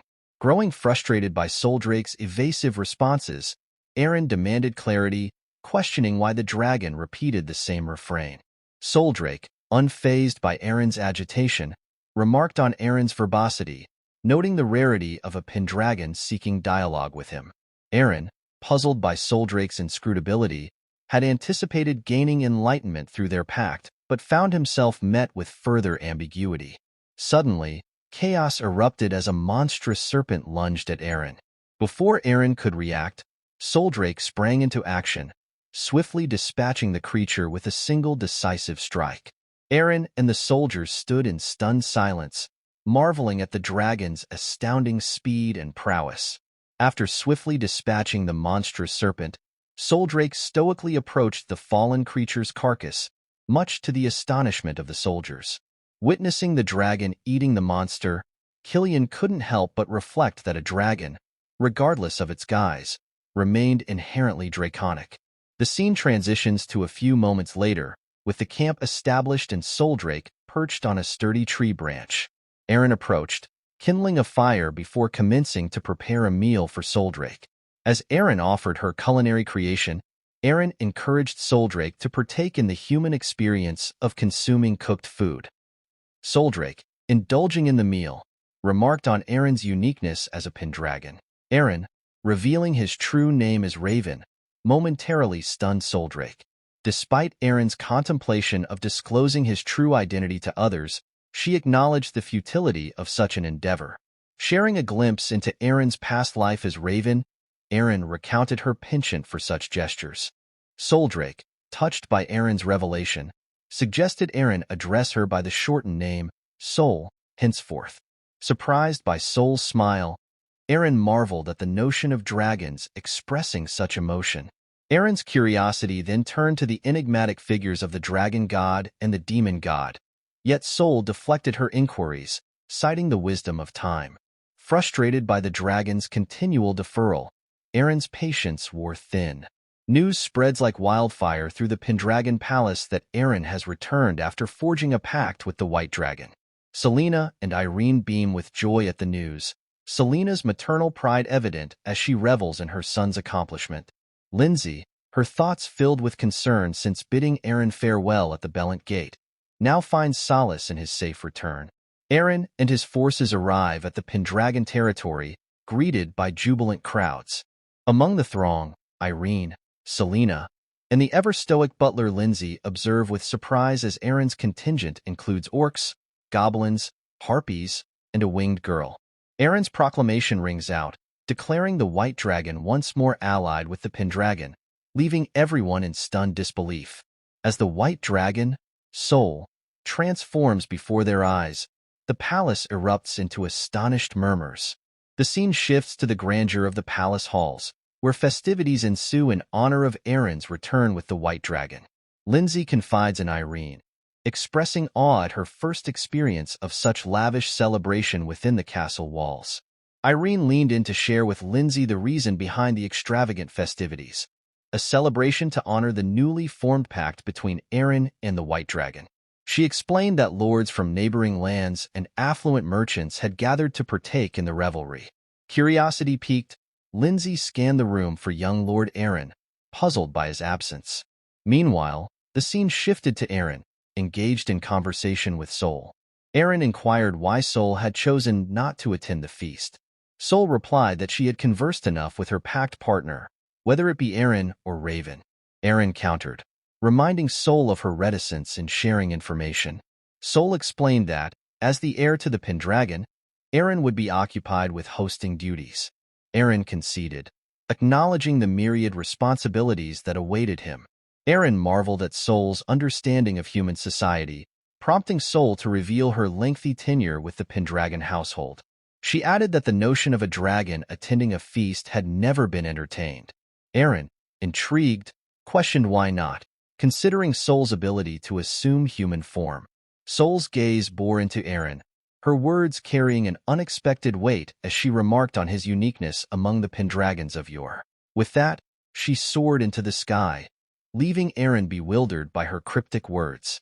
In the wake of Soul's departure, a flurry of noblewomen descended upon Eren, eager to hear the tale of his pact with the dragon. Eren found himself overwhelmed by their sudden attention, his astonishment growing as the women began to quarrel amongst themselves. From the sidelines, Lindsay observed Eren's predicament, noting with a mixture of amusement and concern the chaos unfolding around him. As Eren extricated himself from the fracas, he couldn't help but feel disdain for the bickering nobles, deeming them all foolish. Turning away from the commotion, Eren's gaze fell upon Mia, engrossed in play with the orcs, Khazal, and Tata. A smile tugged at his lips as he approached them, eager to join in their merriment. Lindsay, witnessing Eren's genuine joy, felt a warmth spread within her as she watched him revel in the simple pleasures of camaraderie. Later that night, Lindsay guided Eren to Lady Selena's chambers, where she awaited him. Expressing her delight at seeing Eren's happiness, Lindsay confessed that it had been too long since she had witnessed such genuine joy. Eren turned to Lindsay with a furrowed brow, questioning why his mother wished to see him at such a late hour. Lindsay, equally puzzled, admitted her own lack of insight as they approached the chamber door. To their surprise, a line of noblewomen awaited them inside, their presence perplexing Eren and Lindsay alike. Eren's mother, standing regally at the head of the room, addressed her son solemnly. She explained that as a Pendragon who had forged a pact with the dragon, Eren was expected to choose a bride from among the assembled noblewomen. Eren's astonishment was palpable as the weight of her words sank in. Selena observed Eren's reaction keenly before addressing him with a solemn tone. She explained that the tradition demanded a Pendragon who had forged a pact with the dragon to produce an heir with a young noblewoman from a neighboring country. Originally, the engagement had been intended with the daughter of Count Sirad Luna, but circumstances had led to its dissolution. Irene chimed in, informing her brother that the assembled ladies were from families of equal renown to Sirad's. As the noblewomen descended into another bout of squabbling over who would be chosen as Eren's bride, Eren turned to his mother with a question. Did he have to make his decision here and now? Selena confirmed that it was indeed tradition. Yet, Eren stunned everyone by declaring Lindsay as his chosen bride. The room fell into a shocked silence at his unexpected proclamation. Selena, taken aback, clarified the true purpose of the tradition, to ensure the prosperity of the Pendragon family. Eren acknowledged this, but countered that the noblewomen had gathered to celebrate his pact with the dragon. With a determined gaze, Eren continued, asserting that individuals like Lindsay, who had proven their loyalty and dedication to the Pendragon family during times of crisis, would indeed become the true strength of the Pendragon lineage when faced with pivotal moments that would shape their fate. He turned to his mother, reminding her of Lindsay's unwavering care during his 3-year unconsciousness, a gesture that caused Lindsay to blush with embarrassment. However, the noblewomen interjected, dismissing Lindsay's significance due to her station as a maid. Eren, unyielding, rebuked their narrow-mindedness, condemning those who relied solely on the status of their family names without possessing any personal merit. The noblewomen recoiled in shock at Eren's boldness. Undeterred, Eren continued, emphasizing that he already had comrades who stood by him faithfully, even during the family's lowest moments. He spoke of Killian and the soldiers under his command, the steadfast Ancona orcs, as well as Goblin Khazal and Harpy Tata, who had remained by his side in the Mausoleum. These, Eren declared, were his reliable allies, and he proclaimed that the Pendragon family was no longer weak enough to depend solely on alliances. The joyous revelation brought smiles to the faces of Irene, Selena, and Lindsay. Eren turned to Lindsay, seeking her thoughts on becoming his wife. With unwavering certainty, Lindsay affirmed her readiness, prompting Eren to declare her as the Lady of Pendragon from that moment forth. A few moments later, Lady Atia approached Eren, praising his remarkable performance. Surprised by her continued presence despite the mausoleum's opening, Eren questioned her motives. Lady Atia admitted her desire to see the face of the Pendragon heir before departing. Reflecting on Eren's transformation since their initial encounter, she cautioned him about the challenges ahead in an era devoid of alliances. Eren, undeterred, shared his optimism with Lady Atia. He spoke of the Pendragon's regained strength through their pact with the dragon and anticipated the influx of individuals eager to serve the family. Drawing upon his knowledge as Raven, Eren expressed confidence in recognizing future heroes who would carve their names in history. Lady Atia was taken aback by Eren's ambitious plan. As Eren elaborated on his strategy to establish relationships with potential heroes, transforming them into loyal allies, Lady Atia's shock gave way to admiration. She expressed her belief that Eren possessed all the qualities necessary to lead with excellence, leaving her with no regrets. Eren then revealed another startling revelation. 6 dragons had appeared during his pact with Sol. Lady Atia's astonishment grew as Eren recounted the presence of a black dragon and the cryptic references to a dragon god and demon god. Eren speculated that these entities might be connected to Raven's reincarnation as himself, a theory supported by Balti's enigmatic words. Lady Atia confessed that this was the first she had heard of the dragon god and demon god, signaling the depth of mystery surrounding these mythical figures. Lady Atia turned to Eren with a probing gaze, inquiring if Soldrake had shed any light on the matter they discussed. Eren shook his head, recounting Soldrake's repetitive response that time will teach him, a phrase that seemed to be the dragon's refrain. Reflecting on their conversation, Lady Atia remarked on Eren's apparent rapport with Soldrake.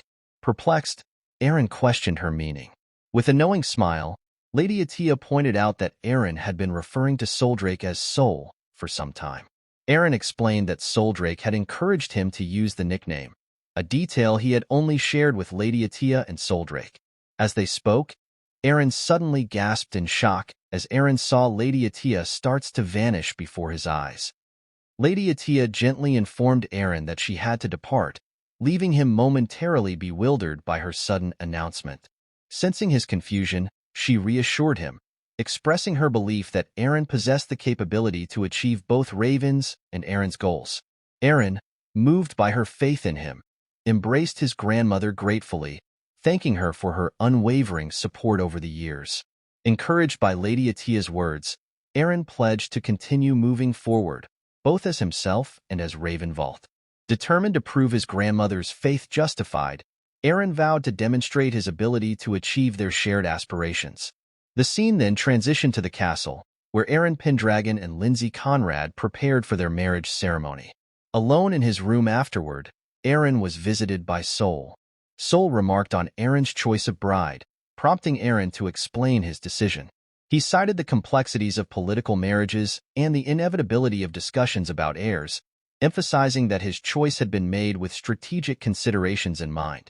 Sol inquired of Eren whether he harbored no interest in Lindsay, to which Eren responded by affirming his trust in her, stemming from her care during his 3-year immobility.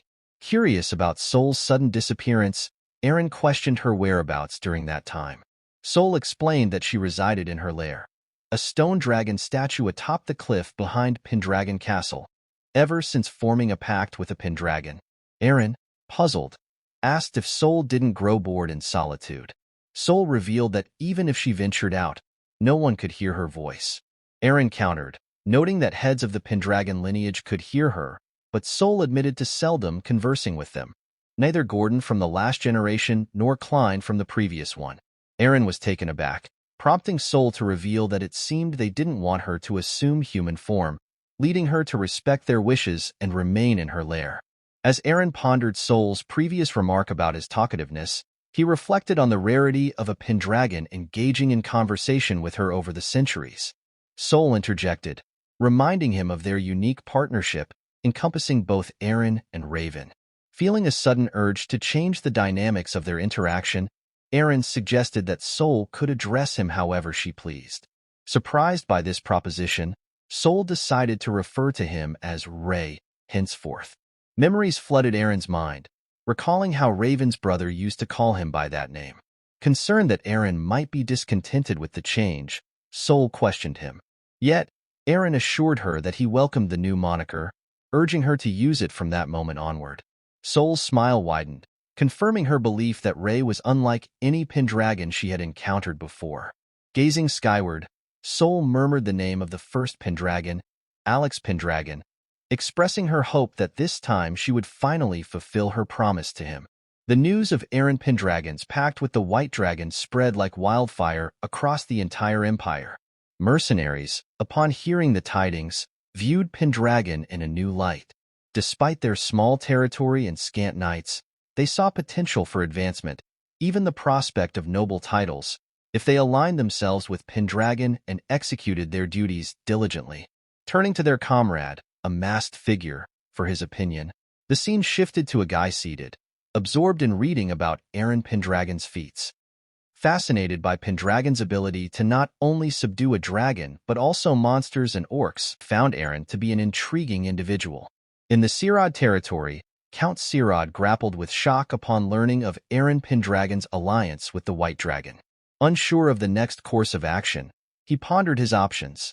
Meanwhile, Luna, his daughter, couldn't shake her thoughts about Eren, her mind consumed by the news. In a dimly lit room, a man cloaked in black conversed with a brown-haired companion, both acknowledging Eren Pendragon as a hindrance to their plans. The cloaked man, addressing Valt, entrusted him with the task of dealing with Eren Pendragon, emphasizing the importance of their success relying on Valt's actions. The scene unfolds at the Bellant Gate, where Killian, brimming with enthusiasm, rallies the new recruits, urging them to exhibit spirit and diligence in their training despite having only been at it for an hour. Yet, we witness the weariness etched on the faces of these fresh trainees. Undeterred, Killian sternly reminds them that exhaustion is not a trait befitting a knight of Pendragon, igniting a newfound determination within them. Observing from the sidelines, Eren nods approvingly at Killian's leadership, commending his efforts. Eager to gauge the progress of the recruits, Eren engages Killian in conversation. Killian, with a hint of disappointment, shares his observation that many aspiring knights nowadays are more talk than action. In response, Eren offers reassurance, acknowledging the inevitable adjustment period when recruiting in bulk. He emphasizes Killian's pivotal role in molding these recruits, bestowing upon him the title of commander, a moment that visibly stirs Killian's passion. Embracing his newfound designation, Killian pivots towards the soldiers, urging them to strive for excellence. As Eren observes the scene unfolding before him, a contemplative air envelopes his thoughts. He reflects on the recent events, noting a singular enthusiasm amidst the gathering of new recruits, each harboring aspirations for the coveted knighthood. His mind wanders to the cryptic words of the 6 dragons regarding the dragon god and the demon god, a reminder of the looming uncertainty that hangs over them, despite the absence of immediate threats.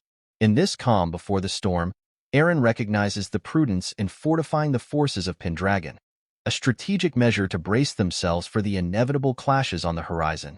His gaze drifts upward to the castle's roof, where Sol stands alongside her griffins, her departure from her sanctuary signaling a shift in the status quo. Eren observes the familial bond between Sol and her majestic companions, sensing an unparalleled contentment radiating from her. In a moment of telepathic connection, Sol alerts Eren to the approaching knights, her voice resonating in his mind with urgency. Turning his attention back to the courtyard, Eren watches as the knights converge upon Killian, their seasoned demeanor betraying their wealth of experience in battles fought across distant lands. From the vantage point of the new recruits, these knights embody a sense of freedom, their nomadic existence defined by unwavering reliance on their weapons and skills. The new recruit is certain that these free knights have caught wind of the Pendragon's resurgence and have arrived to pledge their swords to the Pendragon cause. Killian steps forward, proudly identifying himself as the commander of the Order of the White Dragon under the Pendragon banner. One of the knights introduces himself as Reed Pollock, a free knight hailing from Evendell, expressing his desire to find a place where he can truly showcase his skills. Another knight, Barrio, echoes Reed's sentiment, seeking the same opportunity to prove himself.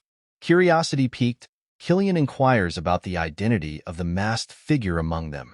Without hesitation, the enigmatic individual declares to Killian that he has no name to offer. Killian's surprise is palpable, prompting Barrio to step forward and explain that neither Reed nor himself are privy to the masked man's true identity. Reed further reveals that they encountered the masked figure during their travels and, as fate would have it, they've been journeying together towards a common destination. Upon hearing this, Killian concludes that the masked individual harbors the same aspiration to join the ranks of the Pendragon Knights. Barrio nods in agreement with Killian's assessment, acknowledging the current state of the Pendragon Order without a proper head of knights. He asserts that with the combined skills of himself and Reed, they can fortify the Pendragon armies while simultaneously reaping the rewards of wealth and fame. The Pendragon soldiers bristle with indignation at this suggestion, their loyalty to their order evident in their reactions. Just as tensions reach a crescendo, Eren strides into the scene, diffusing the hostility with calm authority. He assures everyone that the origin of these knights matters little in the face of their capabilities, emphasizing the importance of skill over attitude. Killian and Reed exchange surprised glances at Eren's unorthodox stance, but Eren further clarifies that only prowess in combat truly matters.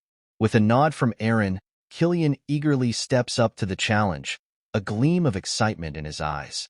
Barrio steps forward to meet Killian, but the seasoned Pendragon Knight proves his mettle, standing firm against Barrio's advance. The new recruits watch in awe as Killian's skill becomes evident, culminating in a decisive strike that brings Barrio to the ground, showcasing the prowess of the Pendragon Knights. As Killian turns to Reed, shock etches across his features at Barrio's swift defeat. Frustration seething within him, Reed launches into a relentless assault against Killian, but the seasoned knight effortlessly parries each blow, swiftly turning the tide in his favor. With a deft maneuver, Killian dispatches Reed as well, eliciting cheers from the watching recruits who marvel at his skill. Curious about the potential of these free knights, Killian turns to Eren for insight. Eren reassures him that despite their unorthodox origins, these knights possess considerable strength, making them valuable assets for Pendragon. Turning his attention to the masked figure, Eren prompts him to face Killian in combat, but the enigmatic individual declines, expressing disinterest. Killian bristles at the masked figure's informal demeanor towards Eren and demands to know his name. Unfazed, the masked figure maintains his anonymity, further fueling Killian's ire. In a fit of anger, Killian charges at the masked figure, only to be met with astonishment as the masked figure effortlessly subdues him. The new recruits stare in disbelief at this unexpected turn of events, while Eren can't help but smile, recognizing the masked figure's formidable strength. Determined to enlist him in Pendragon's ranks by any means necessary, Eren watches on with anticipation. Upon witnessing the masked figure's prowess, Eren boldly declares himself as the next challenger for the Cavaliers of Valvas. Valvas, taken aback by Eren's audacity, questions his intentions.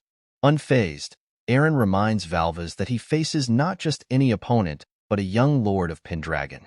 With a pointed gesture of his sword towards Valvas, Eren issues a challenge, adhering to the sacred customs of dueling among the Cavaliers of Valvas. The mention of Valvas sparks astonishment among Killian and the other soldiers. Hailing from the distant and tumultuous southern regions, Valvas Cavaliers are renowned for their combat prowess, forged in the crucible of perpetual warfare that defines their homeland. In these lands of constant conflict, where territories clash and alliances shift like the sands, the Cavaliers of Valvas stand as formidable warriors, embodying the skills of countless seasoned fighters. Killian finds himself taken aback by the presence of a Valvas cavalier in their midst.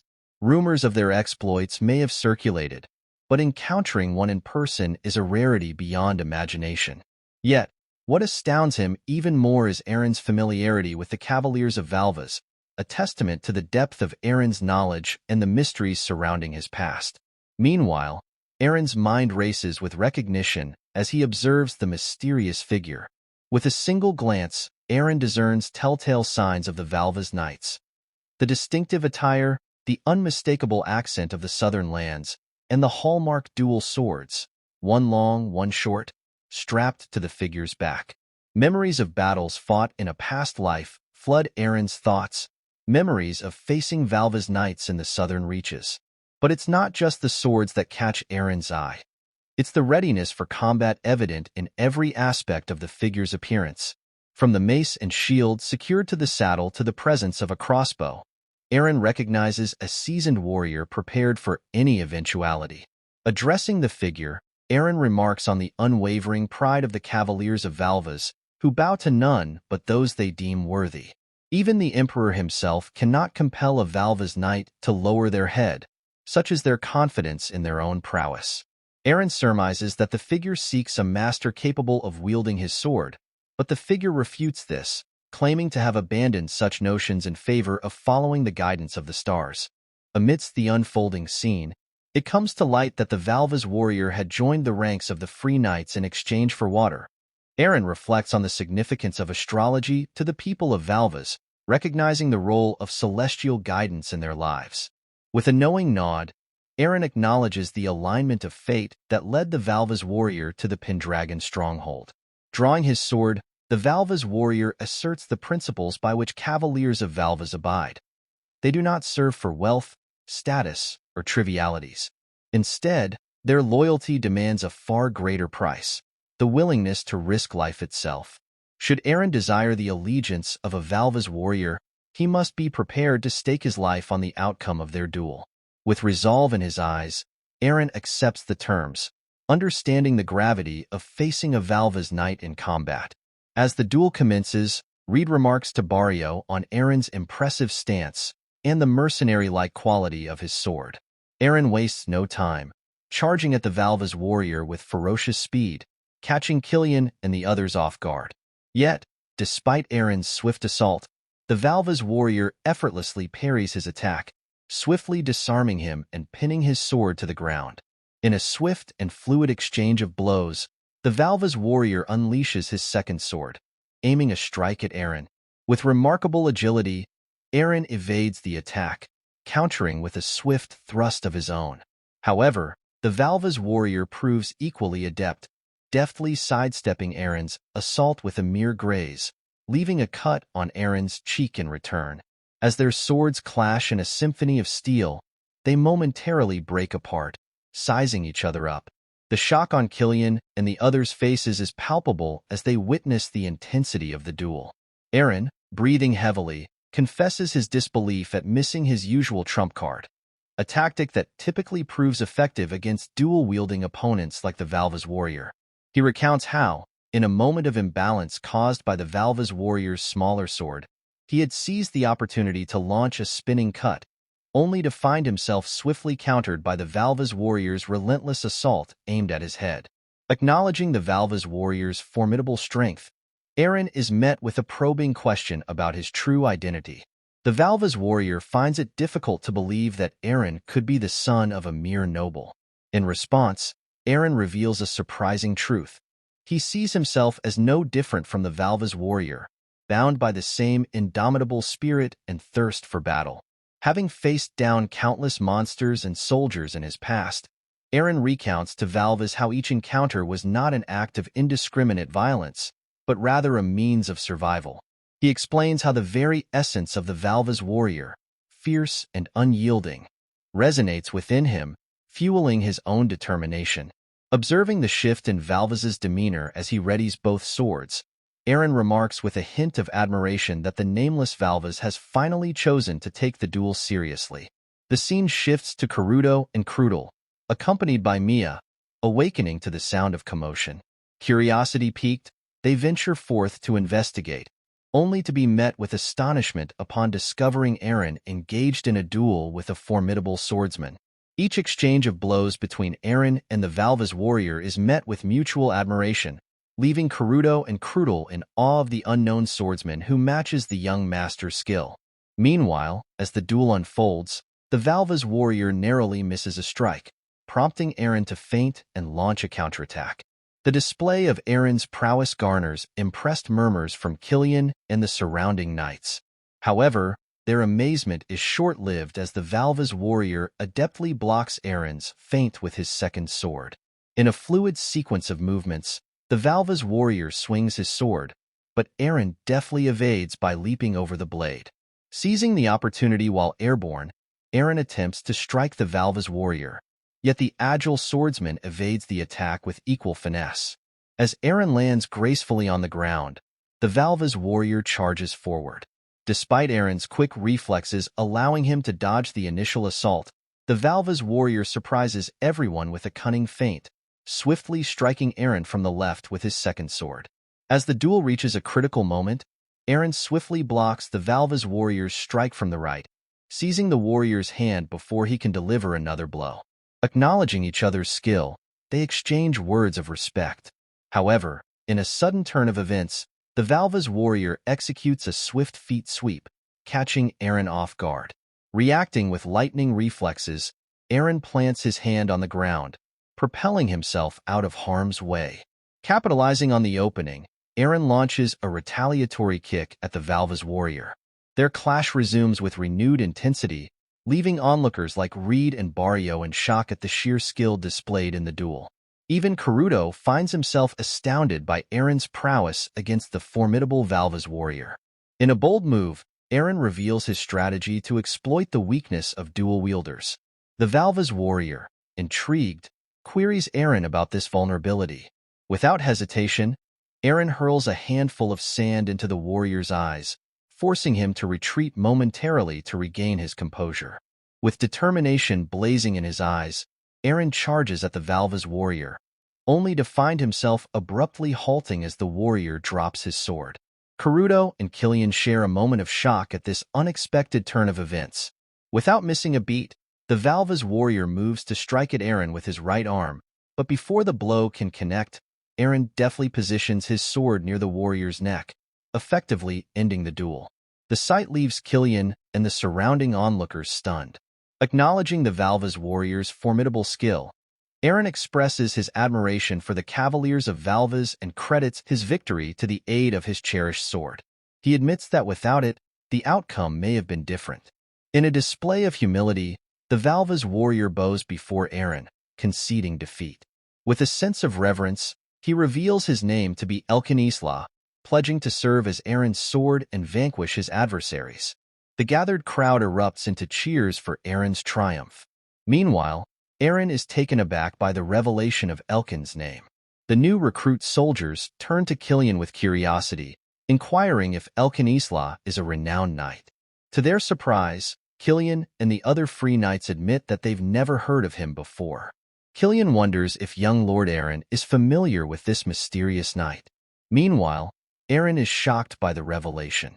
Elkanisla, known as the Stormbringer, was a legendary figure in Eren's previous life, a formidable cavalier of Valvas whose exploits earned him widespread recognition. Serving under the Duchy of Erangis, Isla fought in numerous battles, carving out a name for himself as one of the Empire's most distinguished warriors. However, in the current timeline, Isla's fame has yet to reach its zenith, leaving him poised to become a hero of renown in the future. Seizing the moment, Eren takes a seat before Isla, surprising Killian and the others with his boldness. He instructs Isla to lift his head, declaring that Isla will serve as the sword while Eren assumes the role of master. However, Eren emphasizes that their positions do not signify differing levels of importance. Rather, they simply fulfill different roles in their partnership. With a warm smile, Eren extends an invitation to Isla, expressing his desire for Isla to join him as a comrade like everyone else. Surprised by the unexpected offer, Isla remarks that Eren is indeed an intriguing individual. Interrupting the moment, Sol calls out to Eren, prompting her descent from the palace roof accompanied by her majestic griffins. Isla's astonishment is palpable at the sight of the mythical creatures. As Sol approaches Eren, Reed and Barrio exchange bewildered glances, unaware of her identity. Killian enlightens them, revealing Sol as the White Dragon, a revelation that leaves Reed and Barrio in shock. Eren introduces Isla to Sol as Soldrake, his pact partner and the White Dragon of Pendragon. Unfazed, Isla approaches Sol without a hint of fear, surprising Reed and Barrio with his unwavering composure in the presence of the legendary creature. Reflecting on Isla's demeanor, Eren recalls his own overwhelming reaction upon first encountering Sol in his previous life. He muses on Isla's intriguing character, noting the depth of strength and resolve hidden beneath his calm exterior. As Eren gazes up at the sky, his mind is consumed with plans to venture beyond the confines of their territory. His objective, to seek out individuals of renown from his previous life. Among them, he seeks the likes of Eden Dorian, a young merchant said to possess a fortune rivaling that of the Emperor, hailing from the bustling free city of Ovilla. Then there's Jean Oberon, an eccentric magician dwelling in a tower amidst the vast forests of Asha in southern Valvas, renowned for his creation of mystical artifacts. And not to be forgotten is Ivan Zitter, a remarkable general who, at the tender age of 20, conquered the entire northern region with a mere few hundred mercenaries. Eren reflects on the invaluable resource his memories from his previous life provide him. They serve as a guide to securing the most exceptional talents before anyone else. However, before he can delve further into his plans, Crudel receives a message from his elders through a magical communication ore. Intrigued by the crystal, Killian queries Crudel about its significance. Crudel enlightens Killian about the magical communication ore, a treasured possession passed down through generations in the Orc village. With its aid, Crudel can easily communicate with the elders using sorcery. As he reads the message, Crudel relays alarming news. Humans have infiltrated the Ancona forest, accompanied by armed mercenaries numbering in the dozens. Eren's surprise is palpable upon hearing this revelation. Further details emerge as Crudel reveals that the leader of the group wears an ogre's helmet, an unsettling revelation that leaves Eren stunned. Karuto poses the question of whether this man defeated the orcs, speculating on the formidable power he must possess if he did. Meanwhile, Eren's thoughts race, recognizing the ominous significance of a man wearing an ogre's helmet, none other than Balti. Fueled by anger, Eren emits a crackling blue aura, alarming everyone present. In frustration, he demands further information from Crudel, only to be met with the revelation that communication with the Orc elders has been severed. Determined to take action, Eren declares their intention to journey to the Orc village. The scene shifts to the Ancona forest, where Balti stands victorious amidst defeated orcs. The scene transitions to a dimly lit room where Balti confers with the leader of the centaurs. He relays crucial information regarding Pendragon's resurgence, detailing their acquisition of the power of the White Dragon and their efforts in recruiting fresh troops and bolstering their arsenal. With a solemn gesture, Balti unveils a mirror, revealing a cloaked figure who, through the use of magic, has subjugated the centaurs under his control. Meanwhile, in the tranquil depths of the Orc forest, the young Orclings gather around Crudel, playfully engaging with him. Nearby, Killian and Karuto find themselves similarly enveloped in the playful antics of the Orc children. However, When one of the orc youngsters approaches Eren, they recoil in fear at the intensity of his angered expression and the palpable pressure of his aura. The child scurries away in fright, leaving Killian to ponder the cause of Eren's ire. Karuto explains to Killian that ever since Eren received the news from the elder, his countenance has remained clouded with anger. Killian observes a flicker of something akin to a dragon's aura briefly manifesting behind Eren, prompting both him and Karuto to urge Eren to temper his emotions. On the flip side, even Isla's presence instills fear in the children. However, the atmosphere shifts when the elder of the orcs steps forward, expressing gratitude to Eren Pendragon for gracing the orc forest with his presence.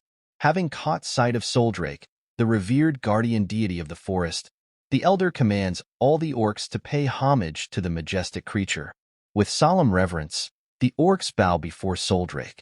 Sensing the tension in the air, Sol intervenes, advising Eren that progress cannot be made if he remains consumed by anger. She urges him to find balance, cautioning that allowing anger to consume him could lead to his own downfall. With those words, Sol gracefully ascends to rest atop a nearby tree, leaving Eren to contemplate her wisdom. After exchanging pleasantries with the orc elder, Eren, accompanied by Karuto and Krudel, is invited to converse in private within the confines of the orc dwelling.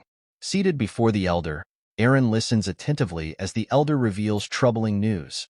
A group of humans had infiltrated the forest undetected by the orcs' magical surveillance, only revealing themselves as they departed from the forest. A ripple of surprise courses through Krudel as he questions the elder orc about the breach in their magical barrier. With furrowed brows, Krudel probes further, speculating whether the humans were aided by a magician. However, the elder orc dispels this notion, revealing that the invaders consisted solely of soldiers and colossal wolves. Despite the absence of a mage, the elder orc remains convinced that some form of magic was involved, an unsettling revelation that weighs heavily on Krudel's mind. Recognizing the gravity of the situation, the elder orc recounts how their orc warriors were swiftly defeated by the human intruders, leaving Karuto visibly shaken. Eren's thoughts race as he pieces together the puzzle.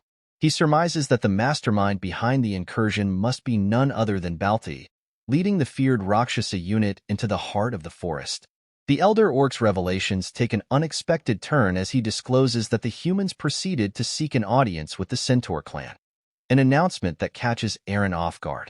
Contemplating the intricate dynamics between the Pendragon house, the orcs, and the centaurs, Eren reflects on the complex history of their coexistence. It becomes evident to him that the centaurs, originally inhabitants of the Ancona forest, harbor resentment towards humans, a sentiment likely stemming from conflicts with the Pendragon house.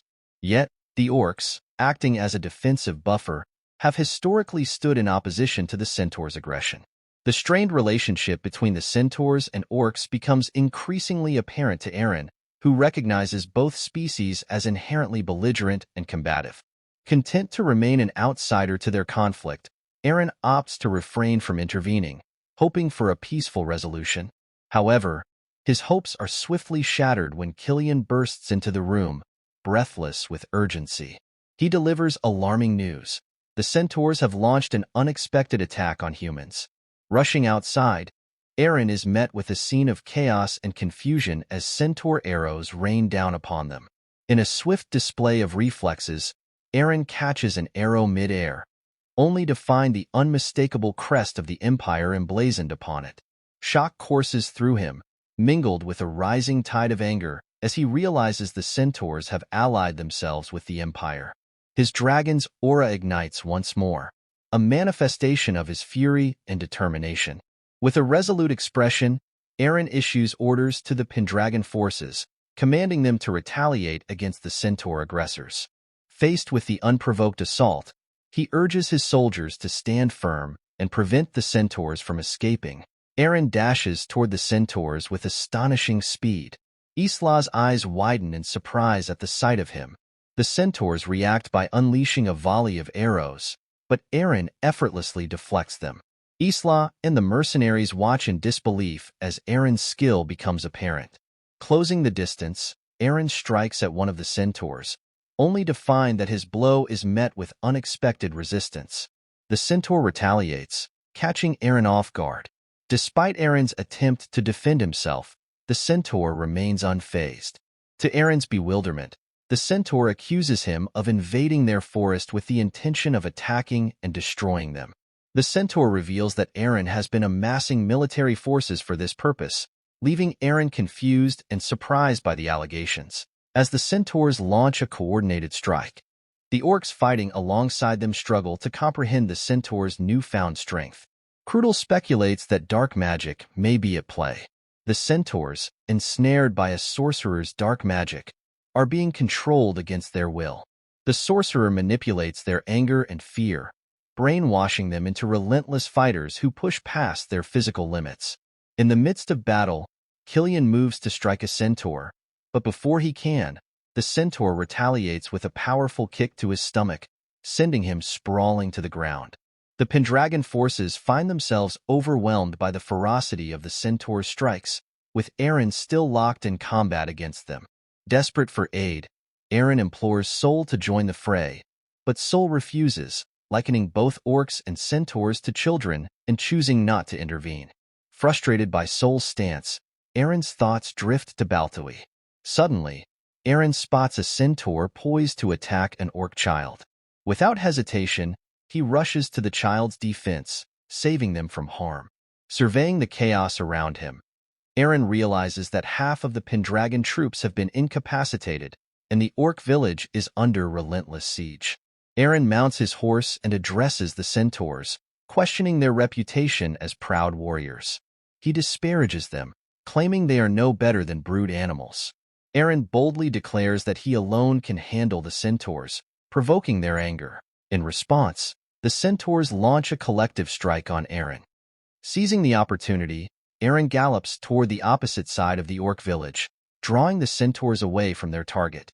Crudel observes Eren's strategy and explains to Karuto that Eren's intention is to lead the centaurs away from the vulnerable village.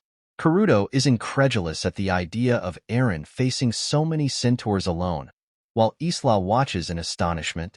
Meanwhile, Sol summons her griffin, which appears before Isla. Startled by the majestic creature, Isla looks to Sol for explanation.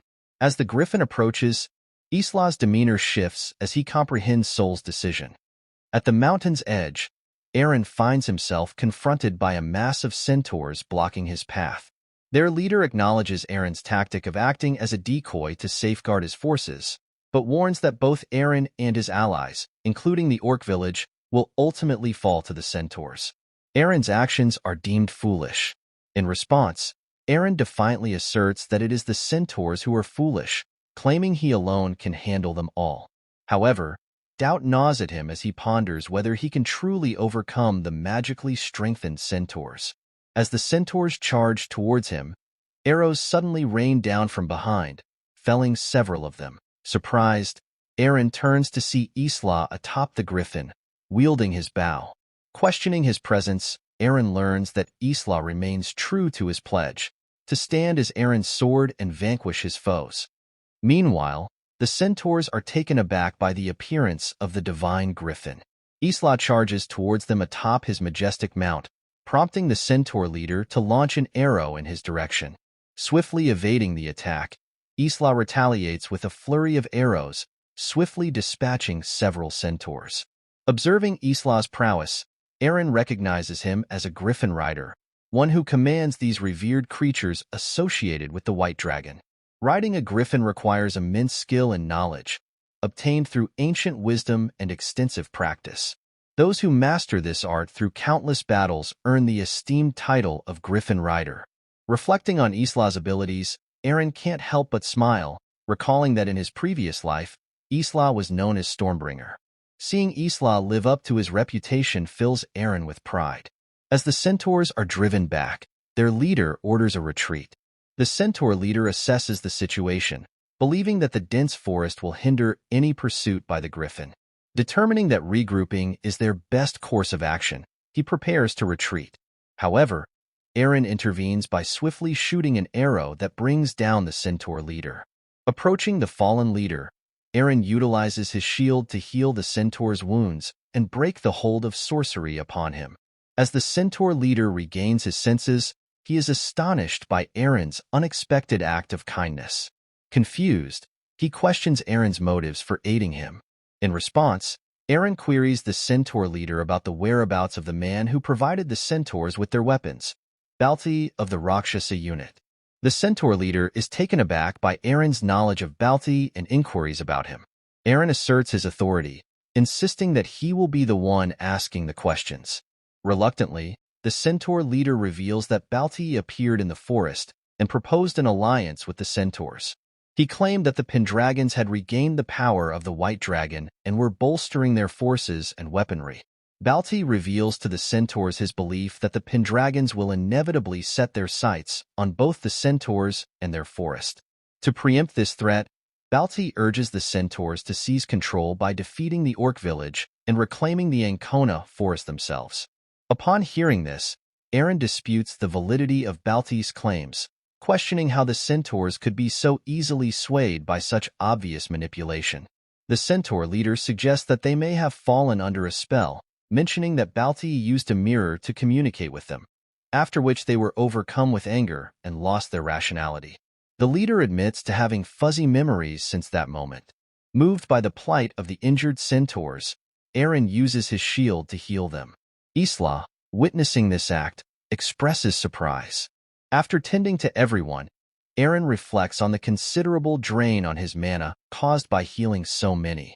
Isla queries Eren about his decision to heal the centaurs, seeking understanding. Eren explains to Isla that the true enemies of the Pendragons are those who manipulated the centaurs. He acknowledges that even the predecessors of the Pendragons bear responsibility for the complex situation. The centaur leader interjects, noting that Eren, as a Pendragon, stands apart from his predecessors. Eren modestly acknowledges that he's been told this before. The centaur leader expresses belief in Eren's potential to be an exceptional ruler. He declares that from that moment forward, the centaur tribe will consider themselves friends of the Pendragons. Both Isla and Eren are taken aback by this unexpected declaration. The centaur leader assures Eren that they will aid the Pendragons in confronting the group that deceived the centaurs. He pledges the centaurs full cooperation with Eren as Pendragon. Turning to the other centaurs, the leader seeks their agreement, which they readily provide. Witnessing this unity, Eren assures the centaur leader that the Pendragons will also support the centaurs. The two groups forge an unexpected alliance, united in their determination to confront their common adversaries.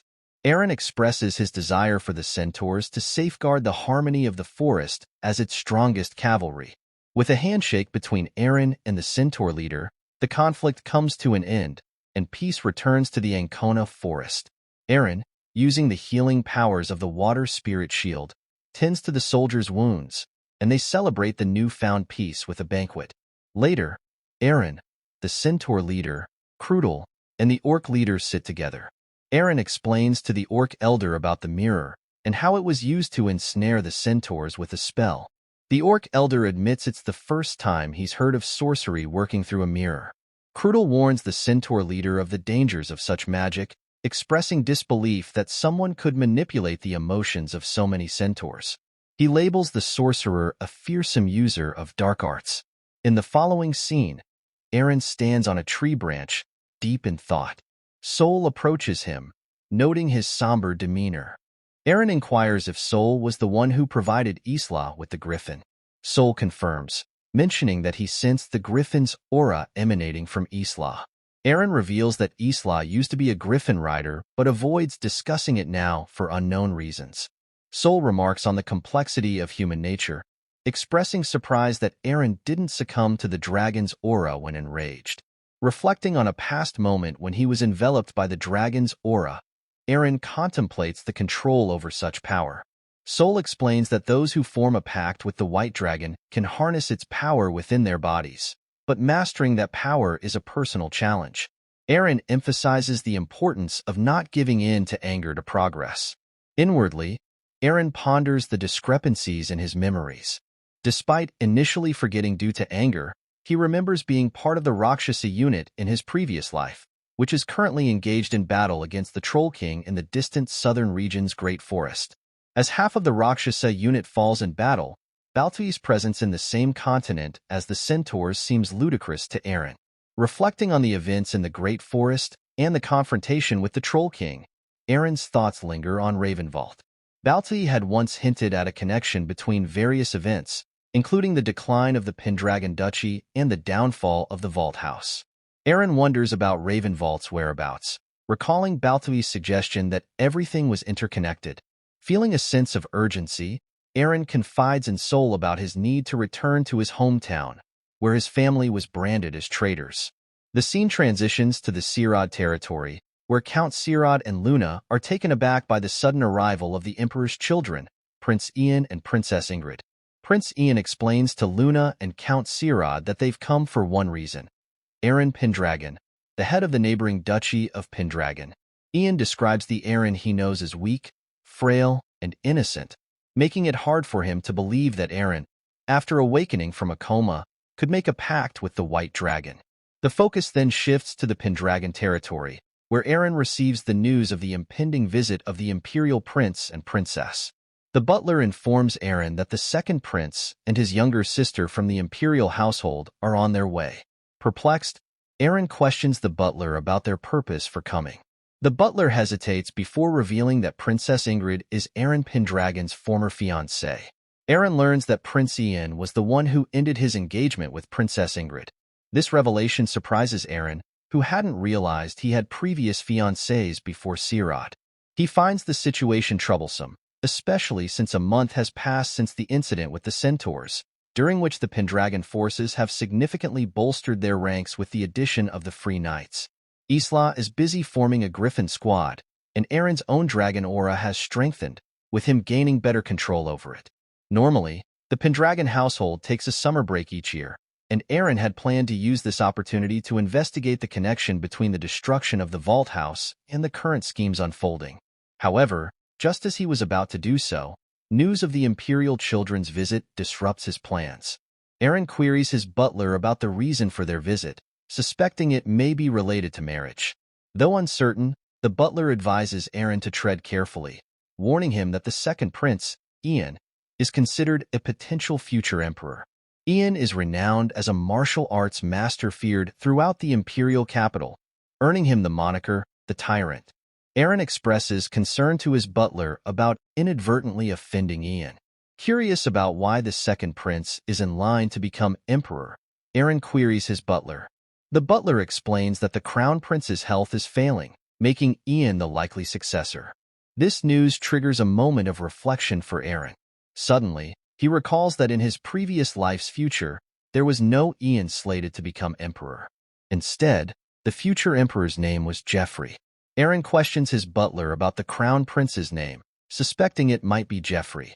However, the butler clarifies that the current emperor's name is Cheyenne Aragon, and there's no record of a Jeffrey in the imperial lineage. This revelation surprises Eren. Jeffrey isn't even among the top princes of the empire. He's essentially a nobody. Eren ponders the significance of this discrepancy, considering that it might be linked to the altered course of history from his previous life. Eren channels his dragon aura through his hand, signaling to his butler that he now has a reason to meet Prince Ian Aragon. The scene shifts outside, where the two children of the imperial household have arrived in Pendragon territory. Ian begins to emanate his own aura, causing everyone around him to feel intimidated. Unfazed by Ian's aura, Eren strides confidently towards him.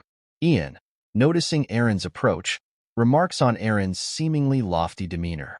Eren retorts that Ian isn't yet the emperor, prompting frustration from Ian, who asserts his future as the emperor.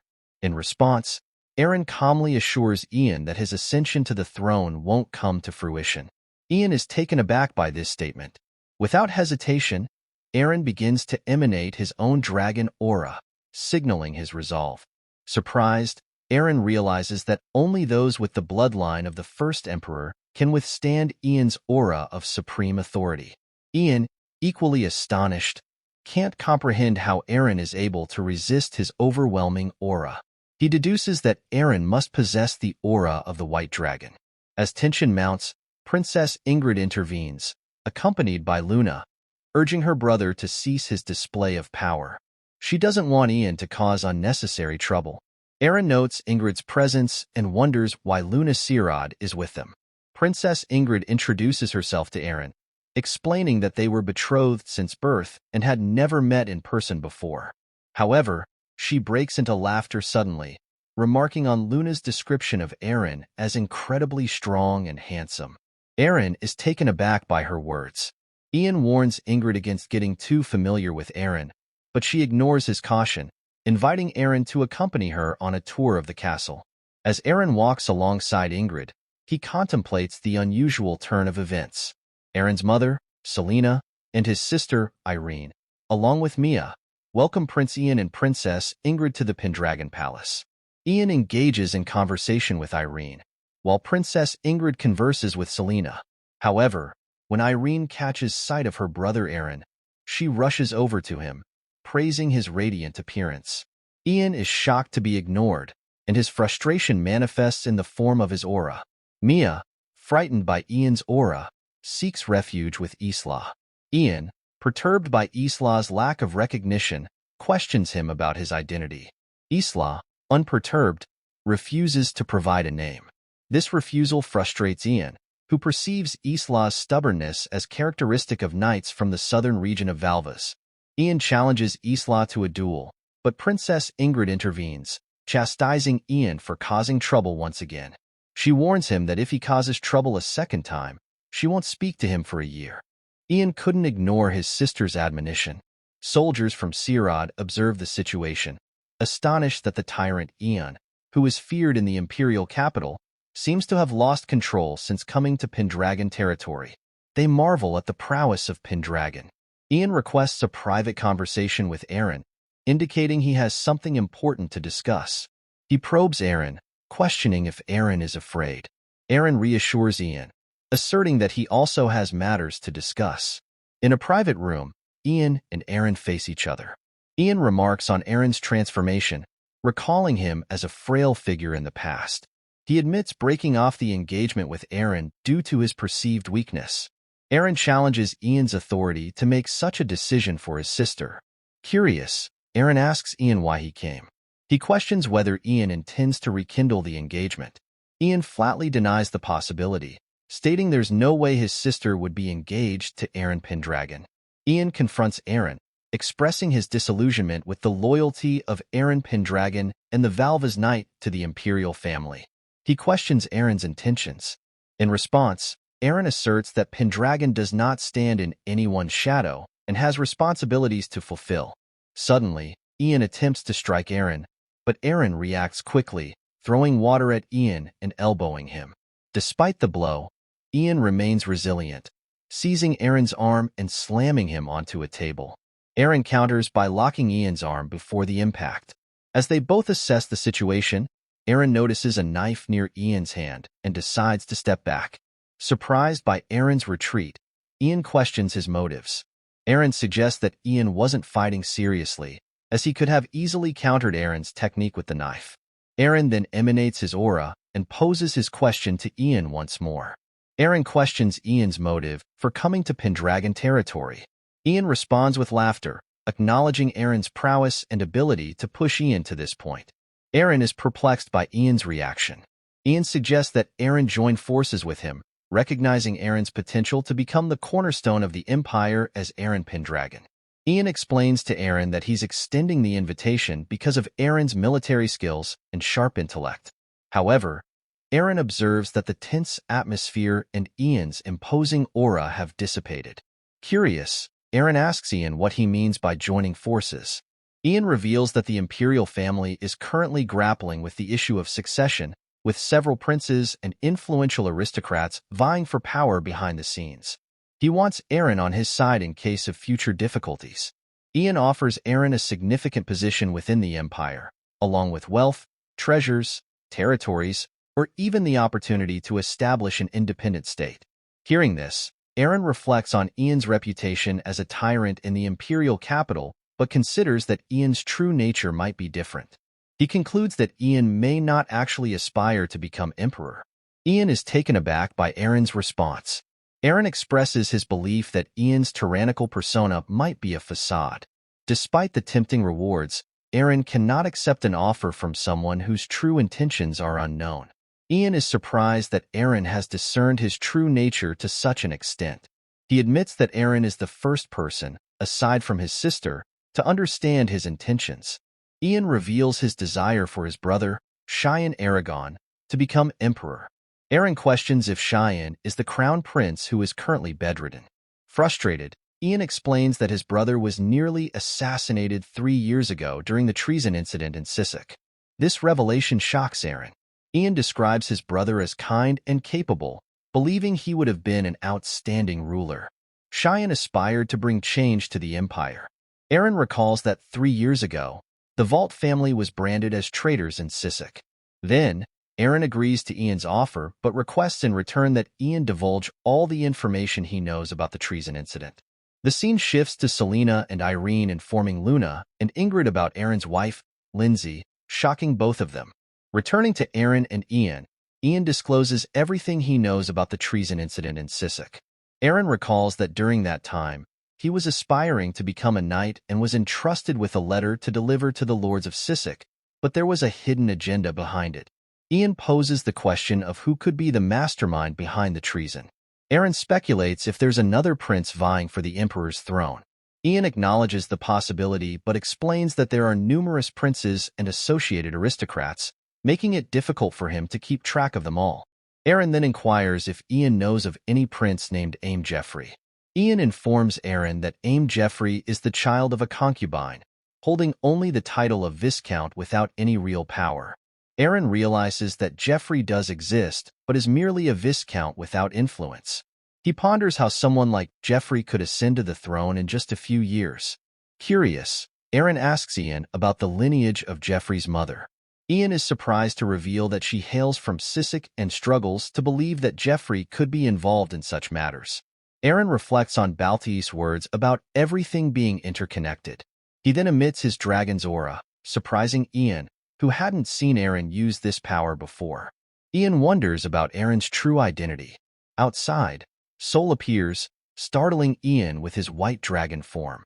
Sol transforms into human form and approaches Eren. Eren queries Sol about the situation, and Sol mentions sensing a powerful dragon aura. Ian, stunned by the sight of the white dragon in human form, smiles and decides to trust his instincts. Ian realizes that Eren is someone he can trust. Sol inquires if something is wrong, and Eren acknowledges that there have been some realizations. Eren proposes that Ian joins him and the others on their summer vacation. This surprises Ian. Eren explains that they will be traveling to the Silbul coast, near the outskirts of Sisek, where Eren plans to draw out their enemies. The scene unfolds in the bustling heart of Luz, the Empire's foremost commercial hub. Amidst the grandeur of the Chamber of Commerce and Industry, whispers permeate the air, weaving tales of intrigue and alliances. As the citizens of Luz gather, murmurs spread of the unexpected convergence of Pendragon House and the infamous Prince Ian, tyrant of the Imperial City, upon the nearby shores of Silbul Coast. Speculation runs rife as to the purpose behind their unusual alliance. In the midst of the fervent discussion, a man leans in to confide to his companion the overwhelming pace of life in Luz. He recounts rumors of the recent arrival of the absolute monarch of the south, the formidable sea dragon King Aranjus, whose majestic vessel docked in port mere days ago. His revelation elicits astonishment from his peers. With a knowing nod, the man elaborates on the potency of the sea dragon king's influence, particularly with the ferocious Viscula as its guardian dragon.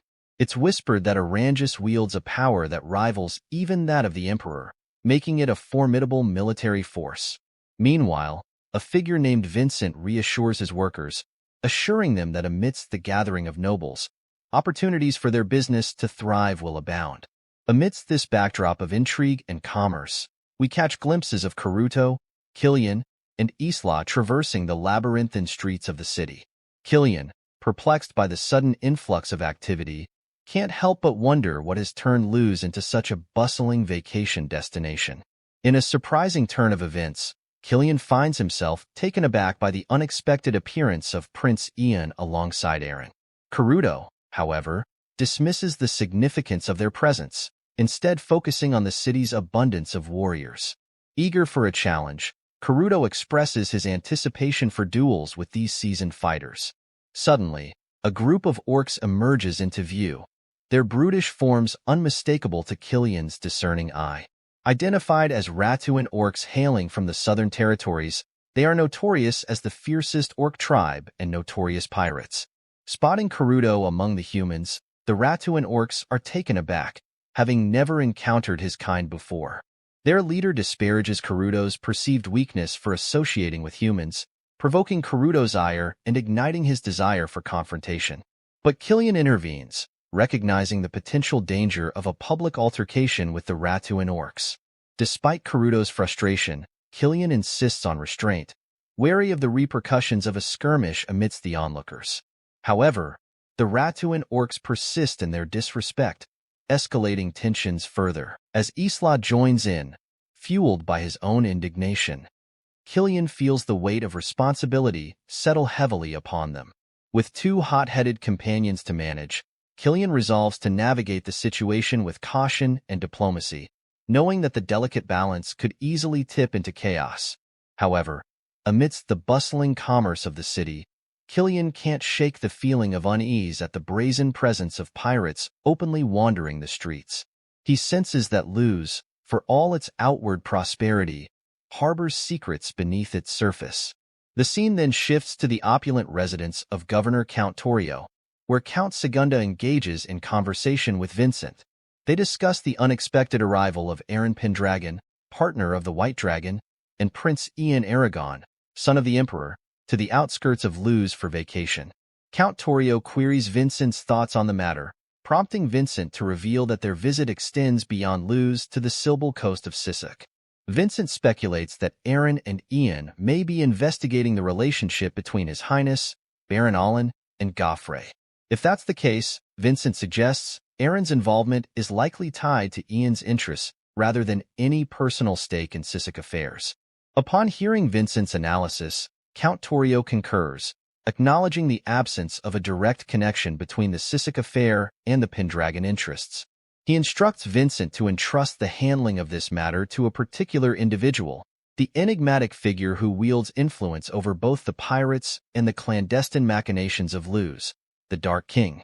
The scene transitions to the Pendragon residence, where Eren Pendragon sits in contemplation. Ian enters and joins him, and Eren wastes no time in divulging the true purpose behind their seemingly leisurely vacation, to unravel the mystery behind Cheyenne's assassination. Ian listens intently as Eren lays out his suspicions, mentioning the familial ties between Imperial Prince Jeffrey, Baroness Irlin, and Luz Governor Torio.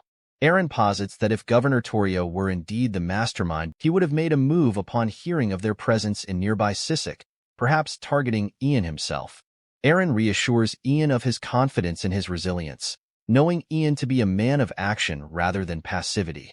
Ian, in turn, expresses his anticipation for the impending confrontation. As they strategize, Ian marvels at Eren's astuteness, pondering whether it's mere instinct or something deeper that drives him. Unbeknownst to Eren, Ian contemplates the depths of his partner's insight. The scene then shifts to a bustling restaurant in Luz. In a clandestine meeting, Vincent rendezvous with the Dragon King, their conversation shrouded in secrecy. The Dragon King inquires about the governor's directive, prompting Vincent to reveal the chilling order, to eliminate Eren and Ian. Upon hearing this, the Dragon King discerns Governor's deeper intentions, realizing his ambition extends to ensnaring the prince as well. Impressed by Vincent's composure and boldness, the Dragon King praises his demeanor, noting his fearlessness even in the presence of formidable beings like the Ratuan orcs and himself. The Dragon King expresses his admiration for strength, whether it resides in humans or orcs, relishing the prospect of a challenge. Vincent, undaunted, provides the Dragon King with pertinent details, including the upcoming invitation to the governor's residence in 3 days.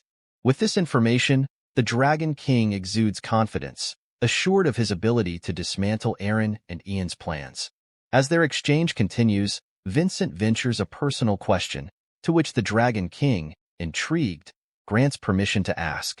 Vincent musters the courage to pose a question that has long lingered in his mind: whether the Dragon King is human. At the mere inquiry, the Dragon King's presence begins to radiate an overwhelming aura, stunning Vincent into silence.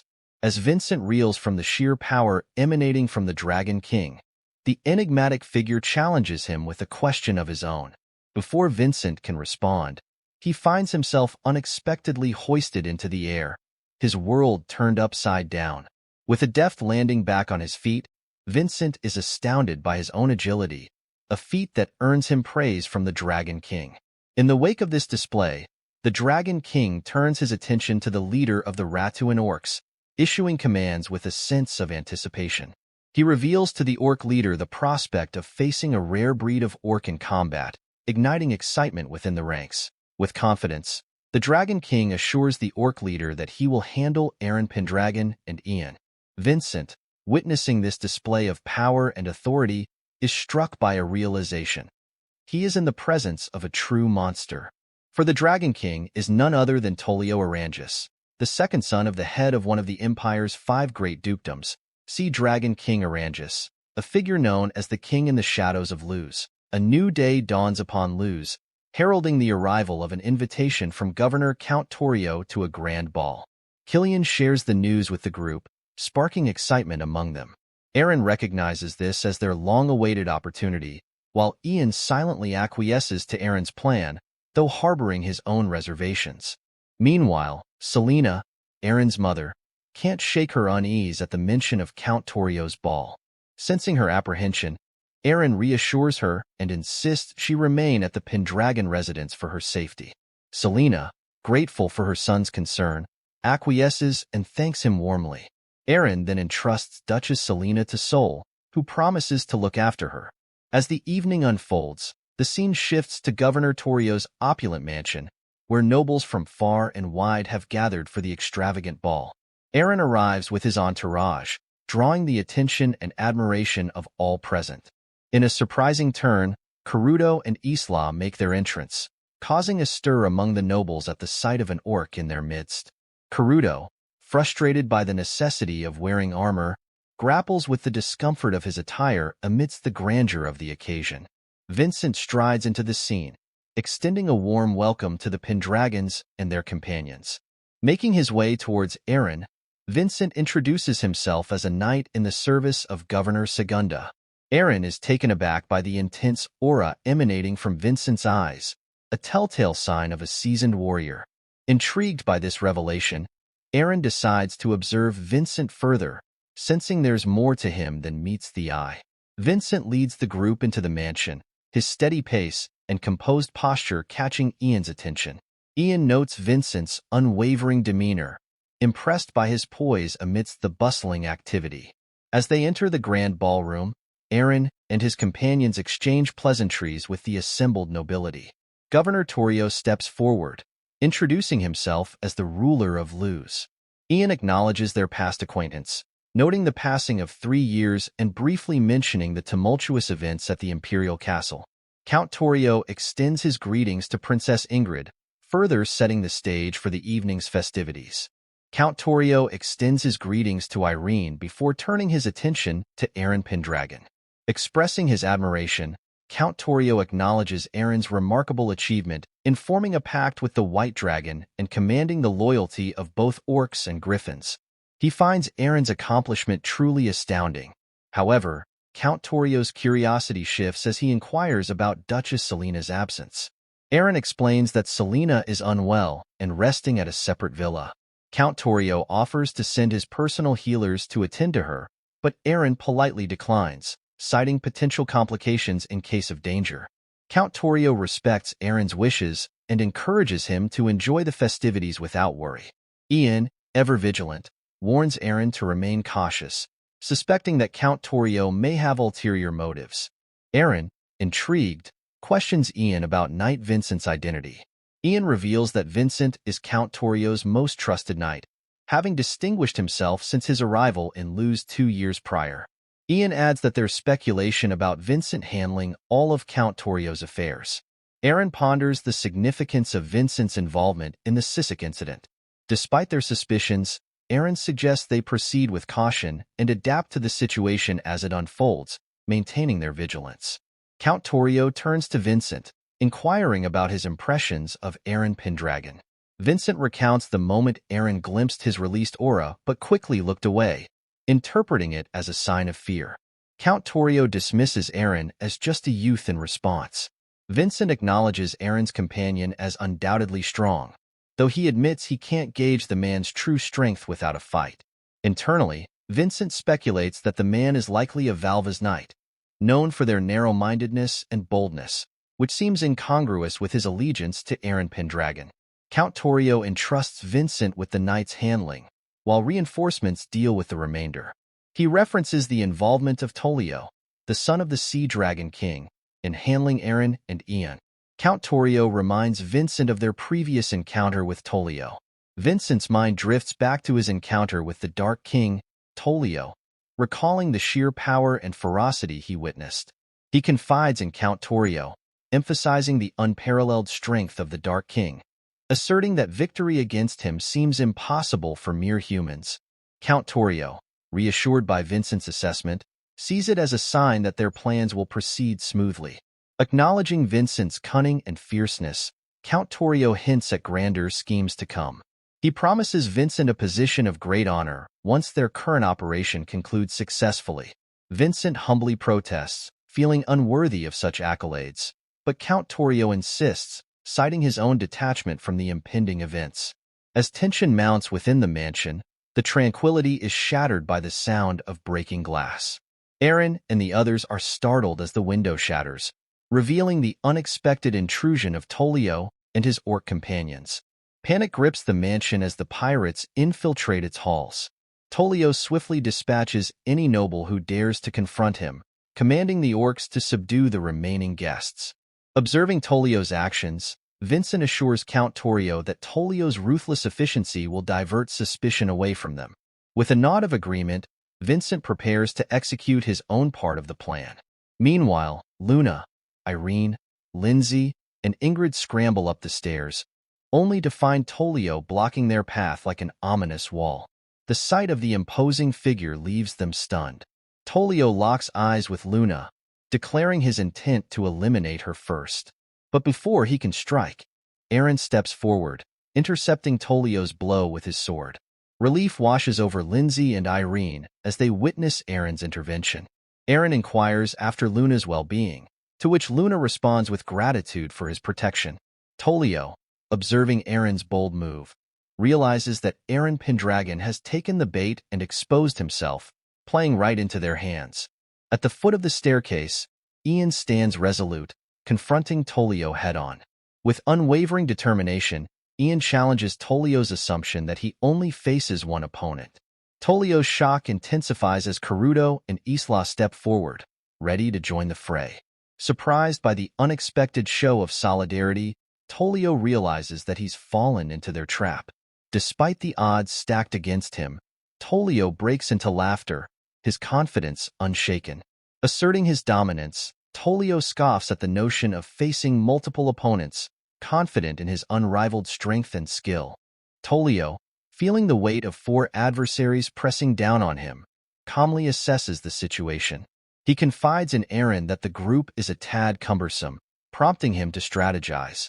With a surge of mana coursing through him, he clenches his fists tightly and delivers a decisive blow to the very foundation beneath them.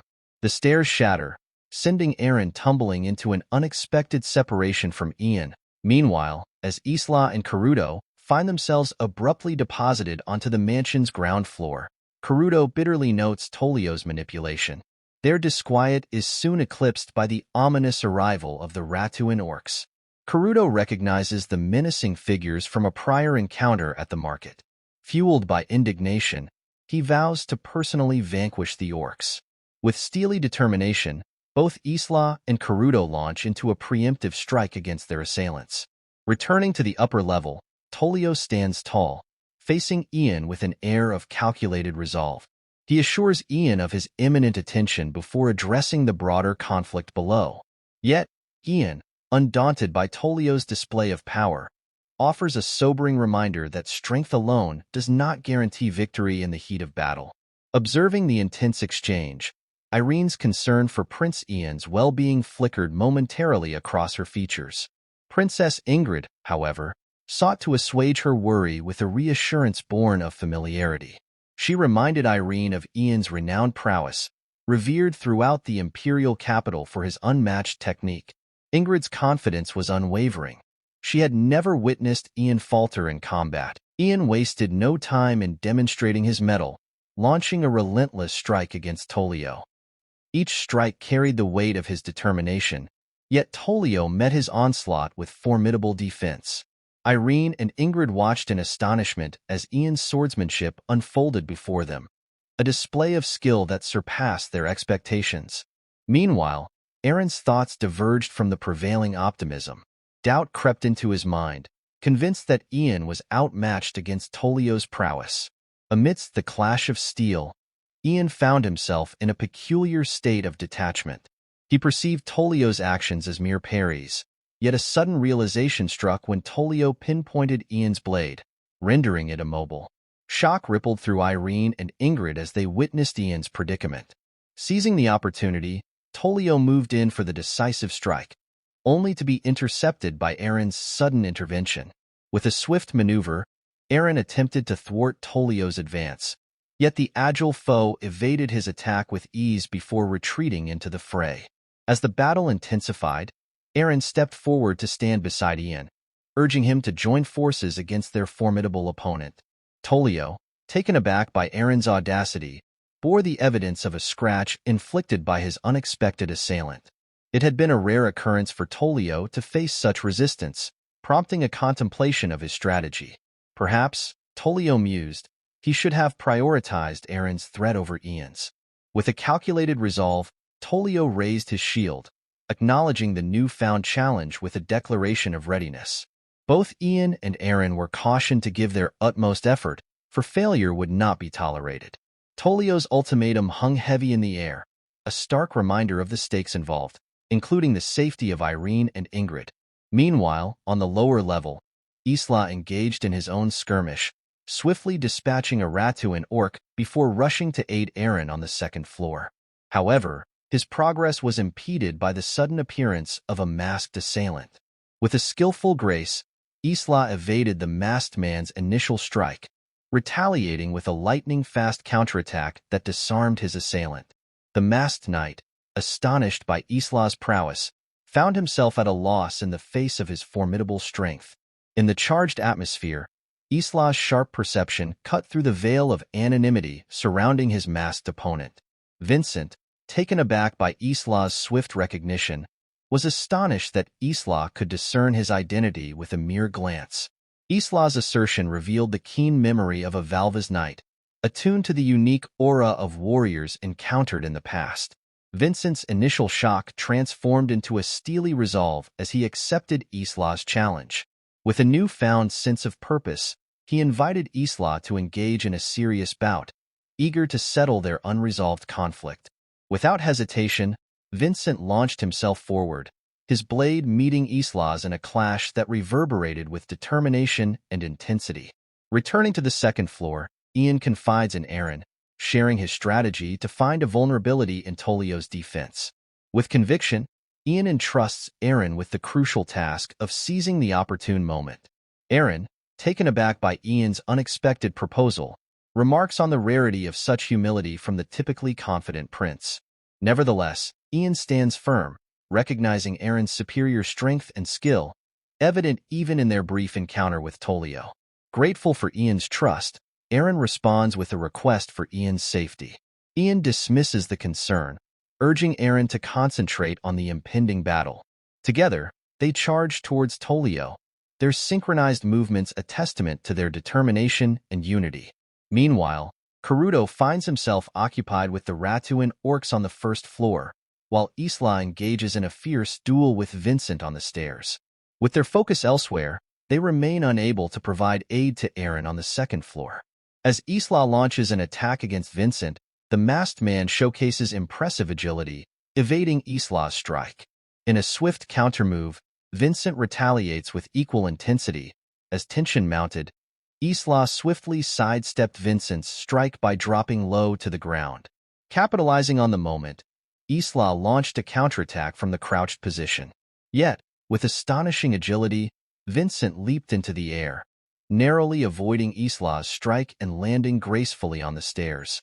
With a confident gaze, Vincent vowed not to allow Isla to proceed to the second floor. Meanwhile, on the second floor, Eren intercepted Tolio's strike with his swords. Sensing an opening, Ian moved to engage Tolio, but his strike was deflected by Tolio's shield.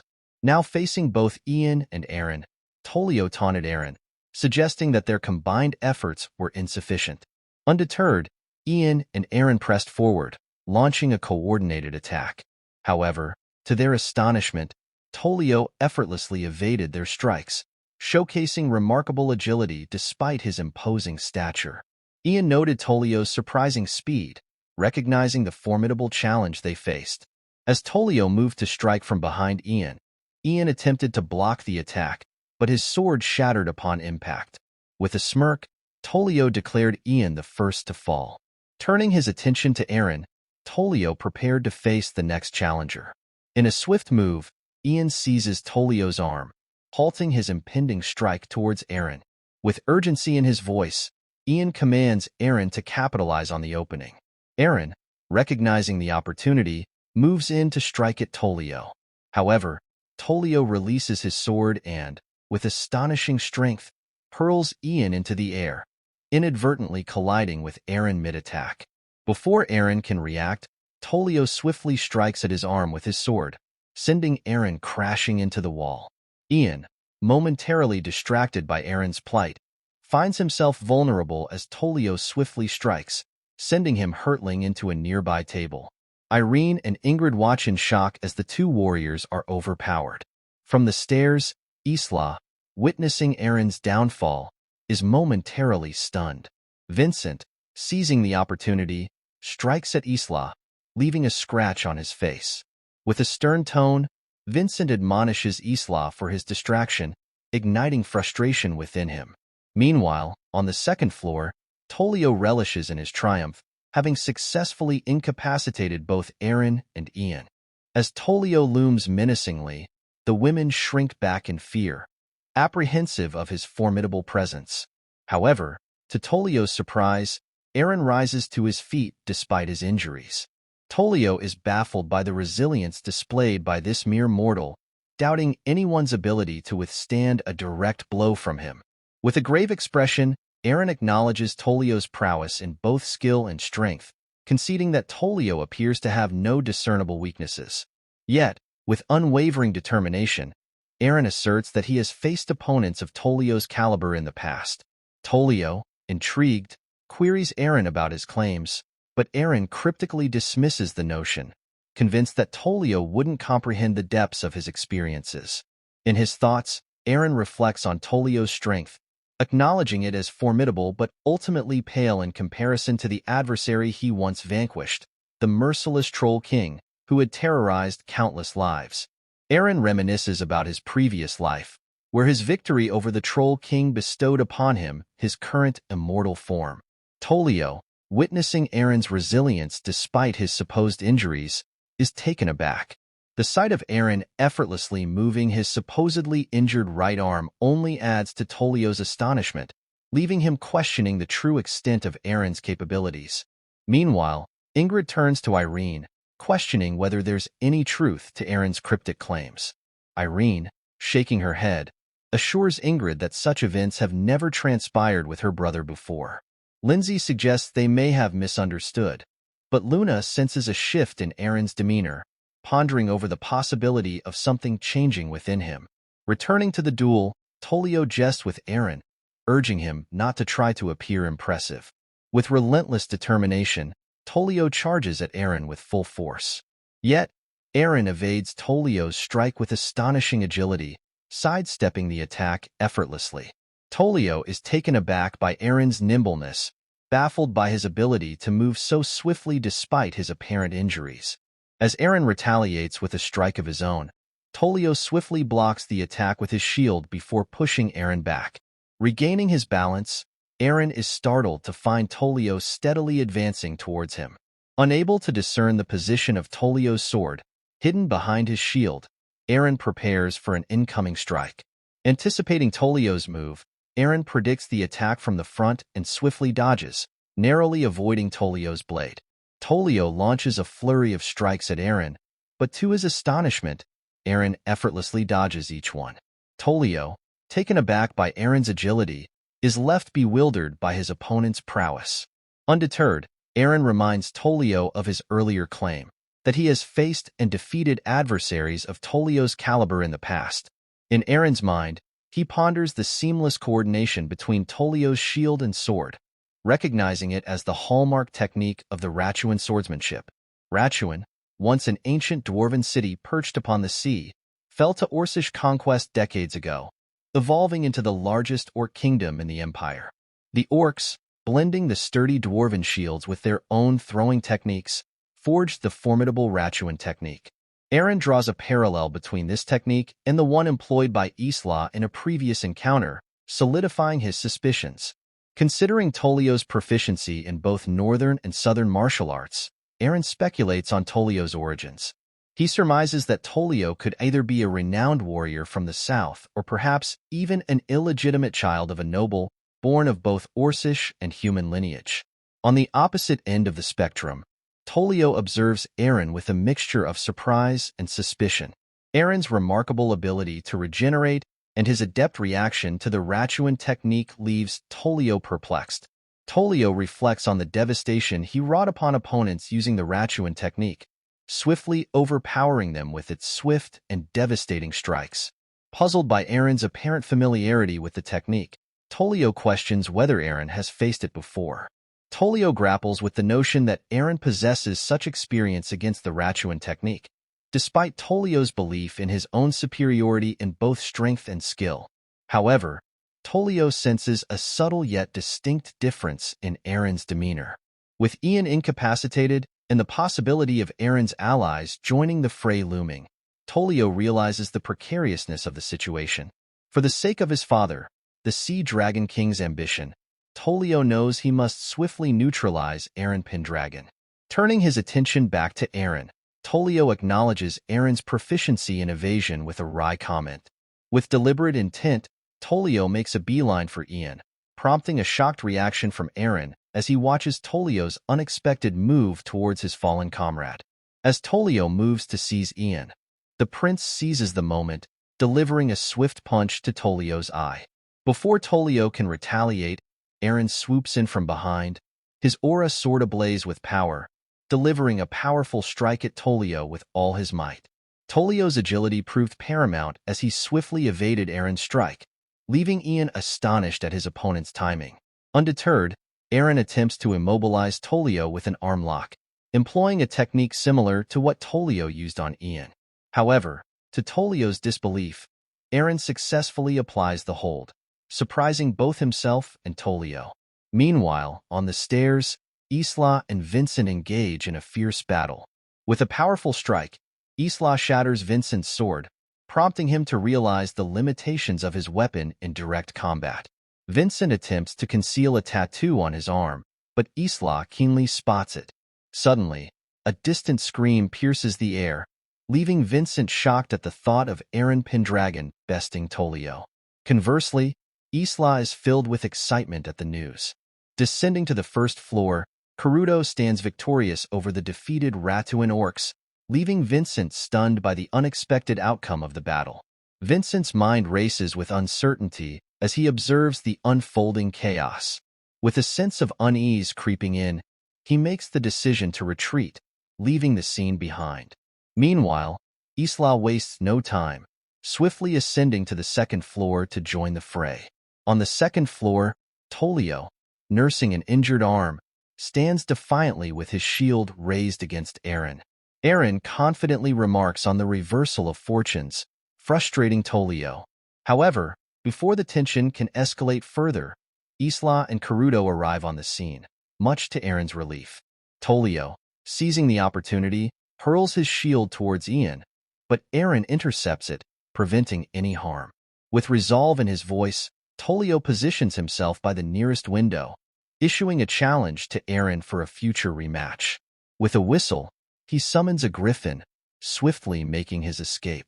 Karuto, filled with frustration at Tolio's evasion, watches as the griffin disappears into the distance.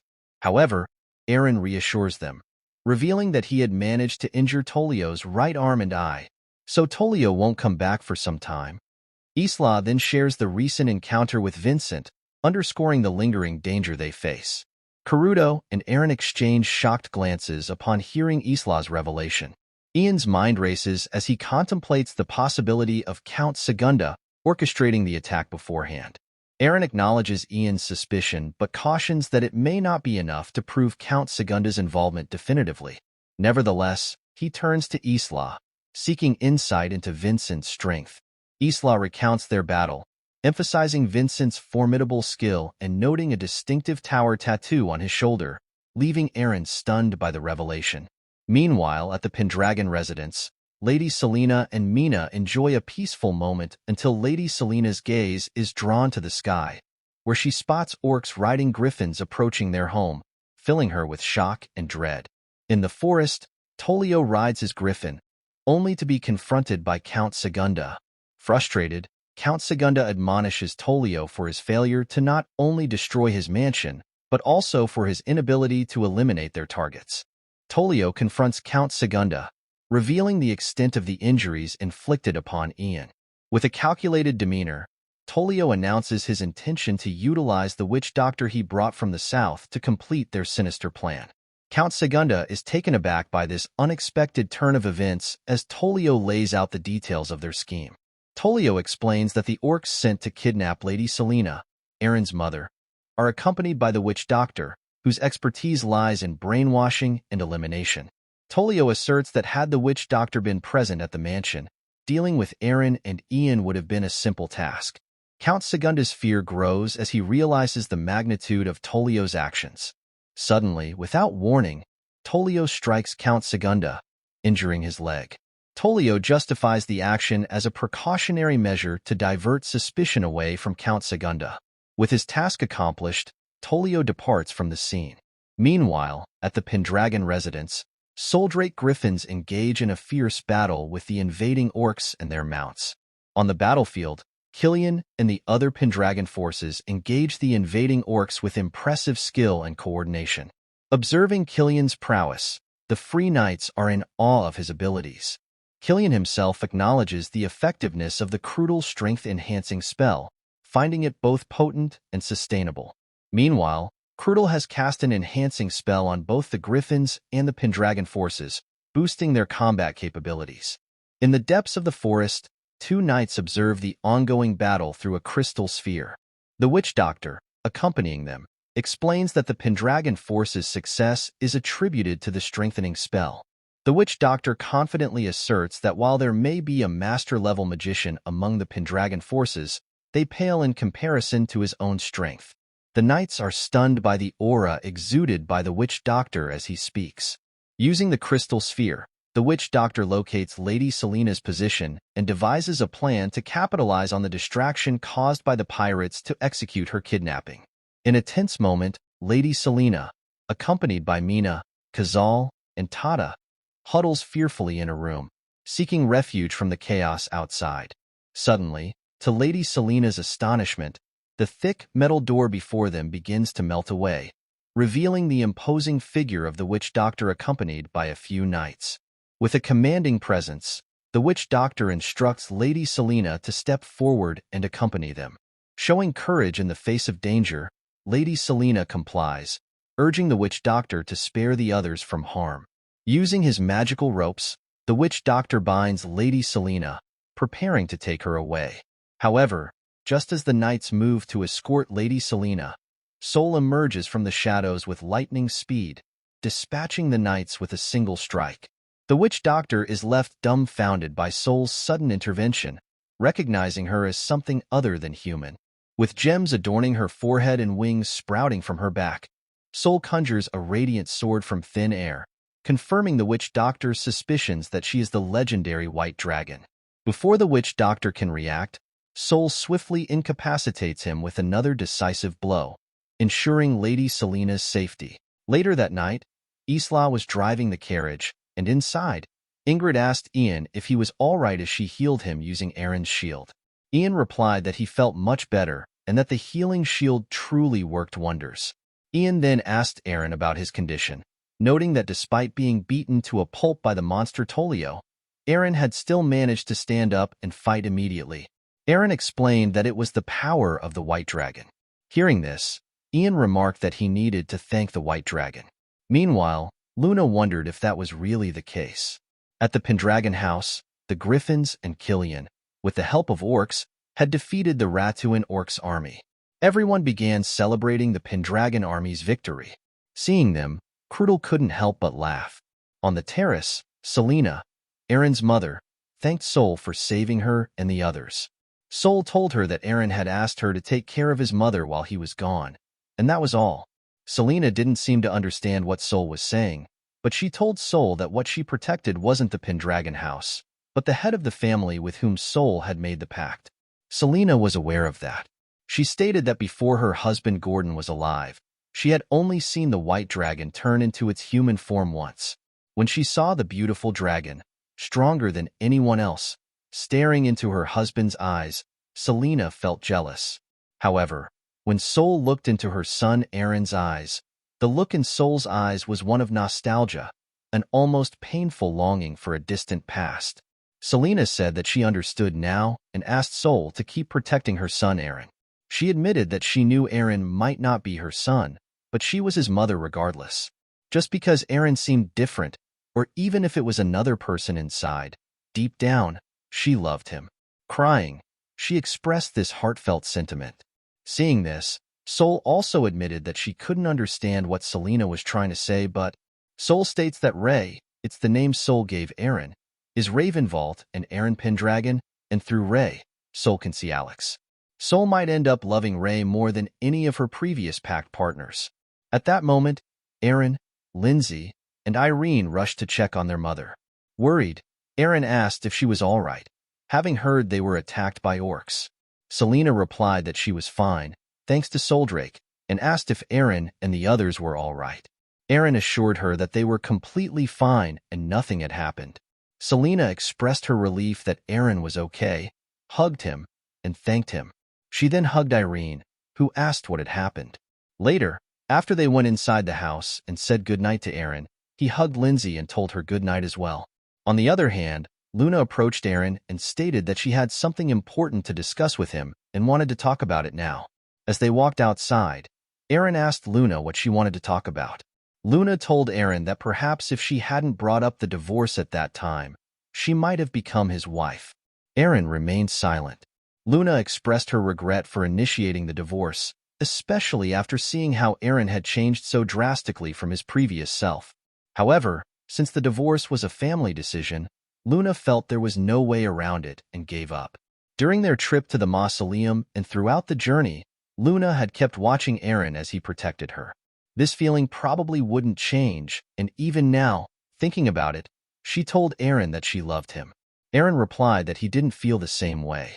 Surprised, Luna said she understood, acknowledging that she had treated Eren harshly before and had only gotten closer to him once he succeeded. Luna admitted that she hadn't considered it from this perspective. Eren told Luna that she was wrong. It wasn't about that. He further explained that he never hated Luna nor thought she was a despicable woman, but in his current life, he had no room for real feelings. Just like a piece on a chessboard, moving as Eren had been told to, there was no place for feelings in his heart. Eren would have said the same to anyone trying to court him. He apologized to Luna and told her to go and rest for the night. Meanwhile, Ingrid had been watching them from the bushes. Eren told Ingrid to do the same and rest. As he left, Eren thought to himself that he couldn't just leave things as they were, so he would definitely have to go to his hometown, Sisek. The scene then shifted to the next day at the Luge Chamber of Commerce, where people were discussing the recent events. They talked about how the Latuan orcs had caused a scene by barging into the governor's ball, killing the attending nobles, and seriously injuring the governor. One person noted that the astonishing thing was that those fierce Latuan orcs were dealt with by the Pendragons, who had been suddenly invited to the ball. The Pendragon knights had turned the tables and defeated the orcs. At the next table, Vincent was sitting and overhearing the conversation. He thought to himself that all those Latuan orcs were dealt with by just that one Arcona orc, and the one who fought against Vincent was a Valva's knight. Tolio Orangus, the Dark King, a monster said to be unmatched in the south, even made Vincent feel like he couldn't win against him. At that moment, a servant came in and informed Vincent that an incredible opportunity had arisen. Eren Pendragon was here. Vincent was shocked to hear this.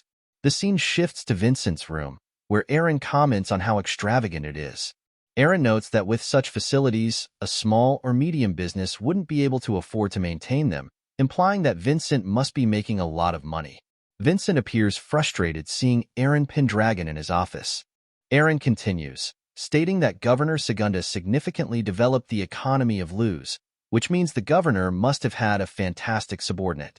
At that moment, Vincent wastes no time and attempts to kick Eren, but Eren barely dodges it. Vincent then tries to punch Eren, but Eren blocks the punch as well. Vincent starts throwing a barrage of punches, but to his surprise, Eren grabs Vincent's hand and comments that he expected nothing less from the sly fox who fought evenly with Isla. Vincent retorts that Eren is the sly one, as he pretended to be afraid of Vincent's aura flow. Vincent acknowledges that since Eren dealt with the Dark King, he is certainly strong, but warns Eren that if he thinks it will be easy to kill Vincent, he is mistaken. Then Vincent begins to release his aura and states that in this world, he still has things he must do. Hearing this, Eren remarks that with the power of the Chamber of Commerce, Vincent aims to reduce economic disparities within the Empire and develop it further. Vincent is shocked to hear this. Eren then tells Vincent that he is mistaken. Eren is not there to capture him, but to buy his services. He addresses Vincent as the Master of the Tower of Dusk, Ron Vincent. Vincent is stunned. Eren reflects that although Vincent is a common name, he didn't initially realize the significance. However, from Isla's report, he knew that the man had a tower tattoo on his shoulder, the mark of the Tower of Dusk. Little is known about the Tower of Dusk, but two things are certain. Its members bear a tattoo of a tower, and its talented members excel in various fields, referring to their leader as master. Furthermore, they are committed to the betterment of the world. They preach that they must walk the path of justice.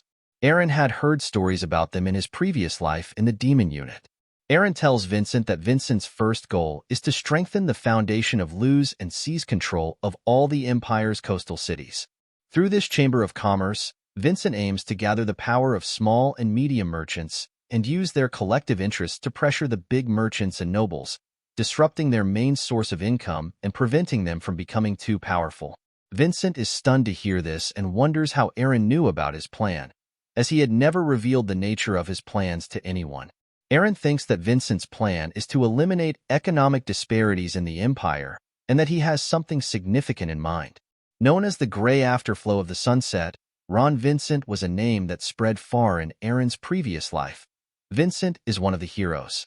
Eren then questions Vincent, saying he doesn't understand why someone of Vincent's caliber is working under someone like Count Segunda. Vincent was left speechless for a moment before replying. He said that Governor Segunda is not incompetent, as the governor was willing to work with him without caring about his social status and skillfully used Vincent to develop Luz's economy.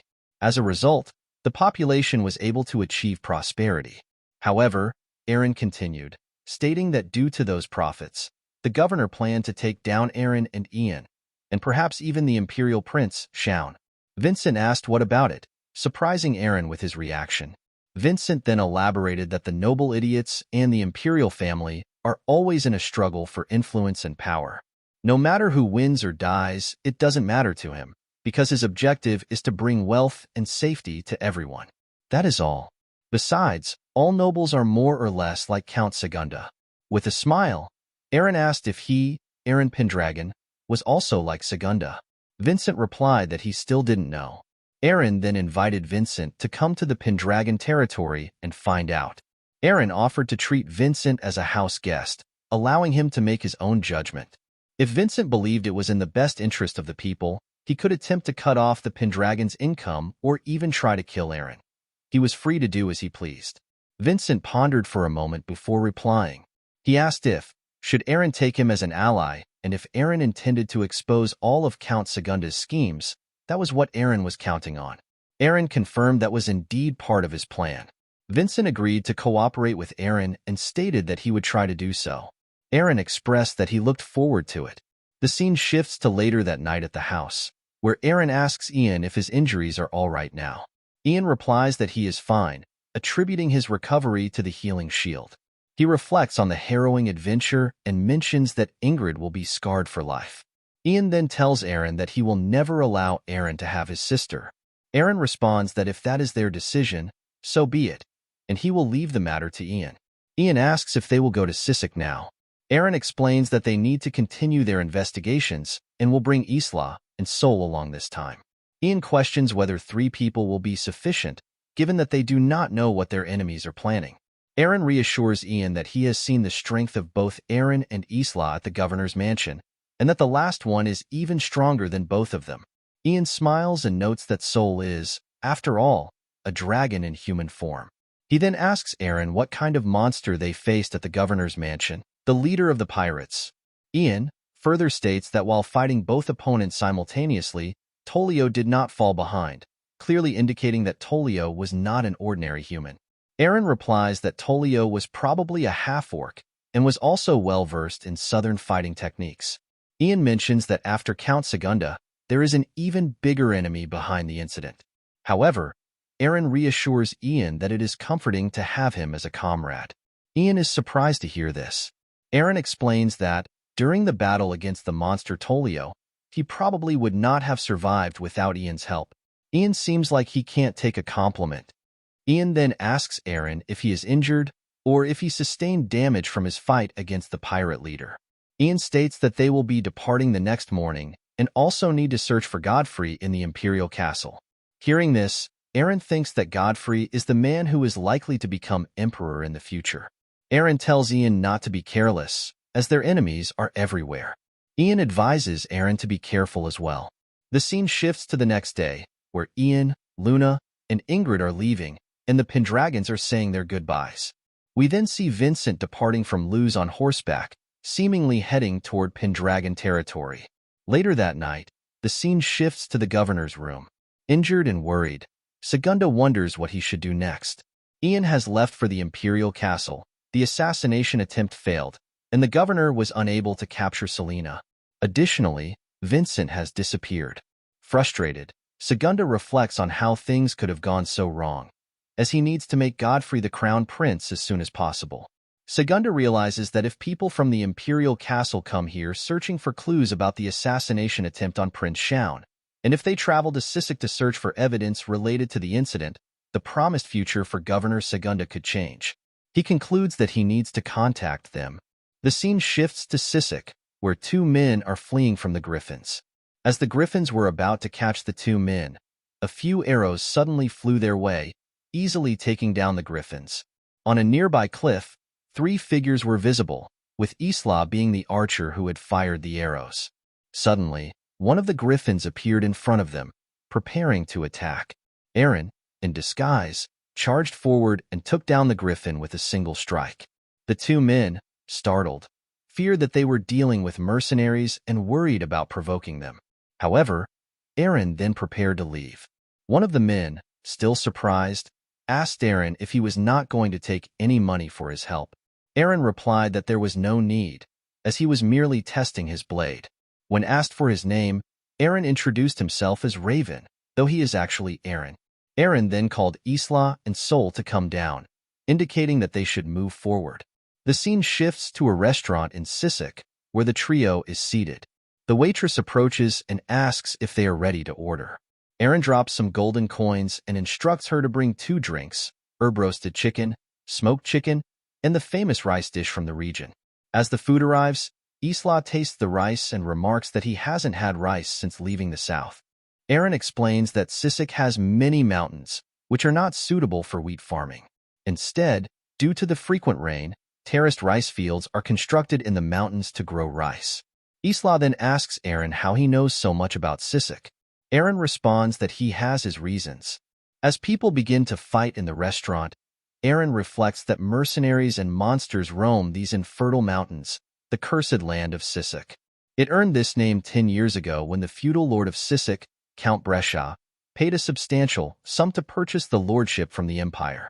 Consequently, the imperial army that had previously governed the land withdrew.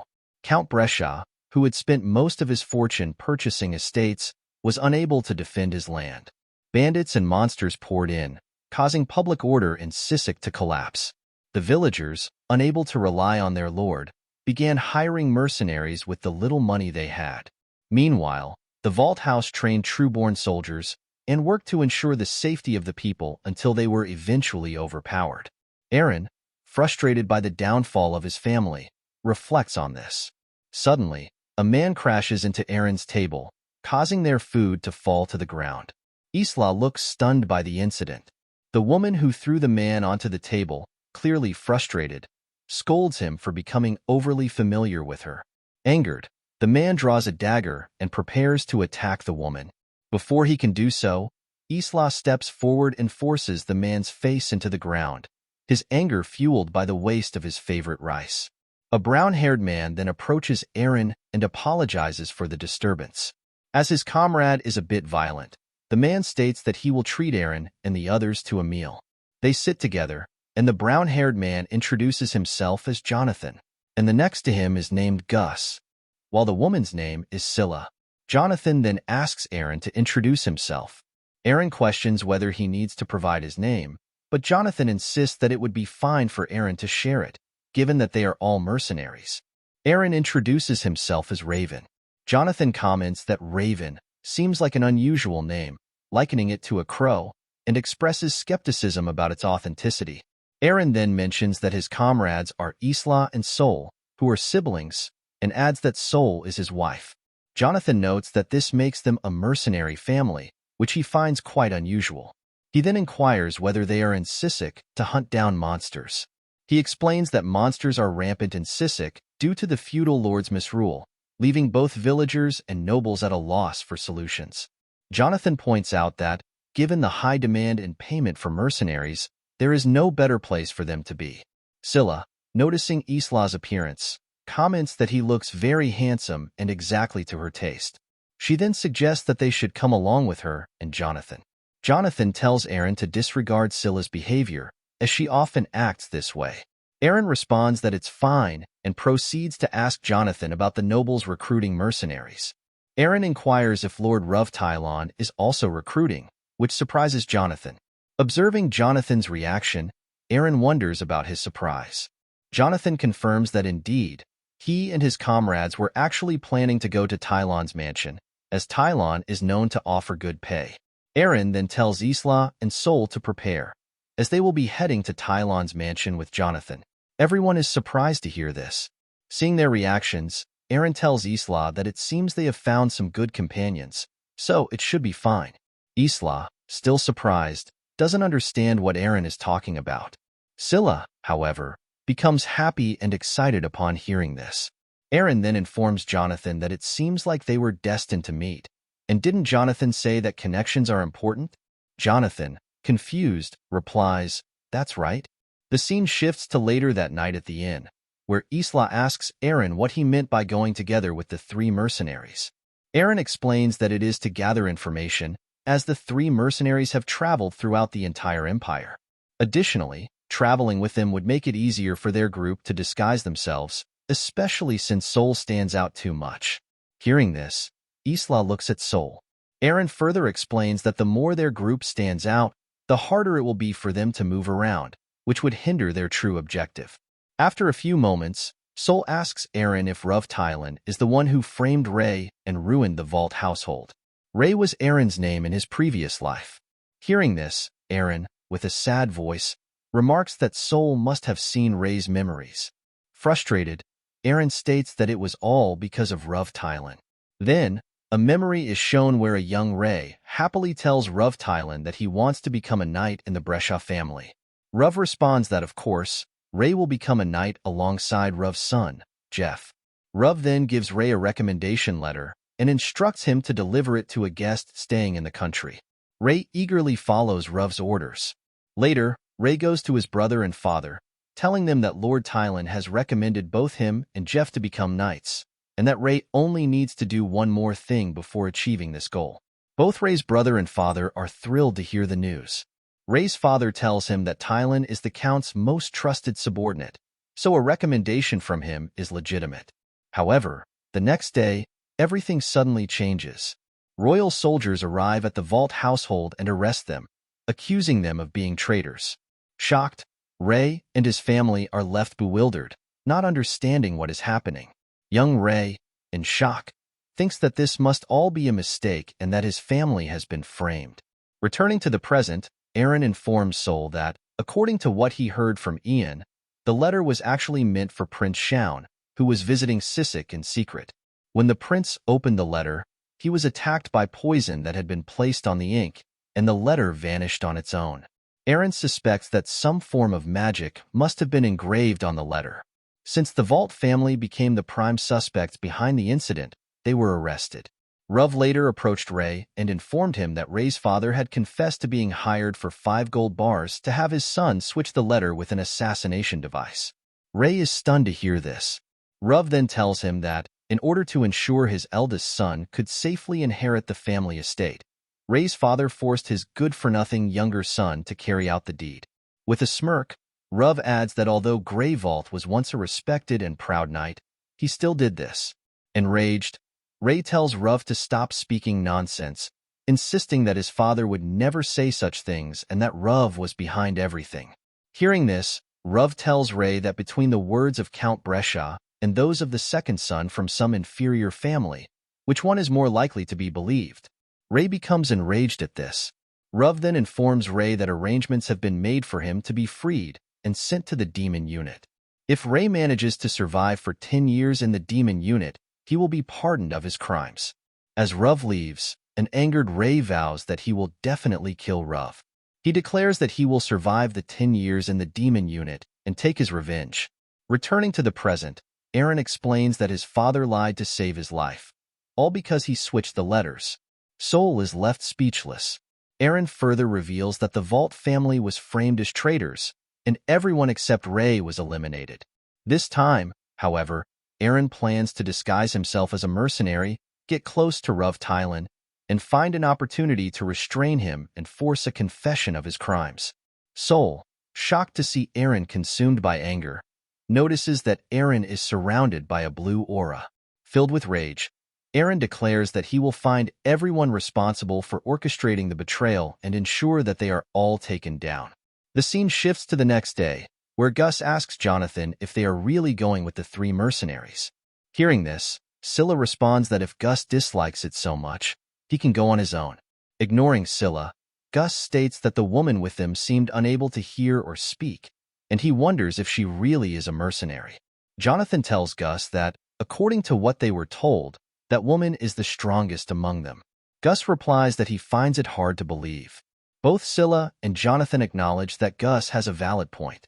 Jonathan then thinks to himself that there were certainly some strange things about the group, but the killing intent he sensed in that moment convinced him that these people are not just ordinary mercenaries. Jonathan reassures Gus not to worry, as his intuition is never wrong. Just then, Eren and the others come downstairs, and Eren tells Jonathan it's time to head to Ruv Tylan's estate. As they set off, Eren asks Jonathan how long it will take to reach the estate. Jonathan replies that it will probably take about half a day. At that moment, Gus points out that there seems to be some commotion at the castle gates. A carriage is seen arriving with guards, and one of them commands everyone to bow as the young lady of the Brescia family approaches. As they move forward, Gus remarks that he has heard rumors about the Count's daughter having an unpleasant personality, but he never expected it to be true. Jonathan, being the leader, says they should avoid these troublesome people and instructs everyone to move away. However, to their surprise, Eren is already standing in front of the carriage. Shocked, Jonathan tells Eren to stop and come back, but Eren, upon seeing the Brescia family flag, is consumed with rage, as it was the Brescia family who framed the Valt family. Eren begins to emit his dragon aura, preparing to attack the carriage. At that moment, Sol steps forward and stops Eren, calming him down. Eren acknowledges that Sol is right, saying that there is no time for this today. As Eren leaves with Sol, the tension dissipates. Sophia calls out to Eren, demanding that he stop, displeased by the way he was glaring at her. She orders Eren to bow down immediately. Seeing this, Gus remarks that they weren't fast enough to avoid trouble.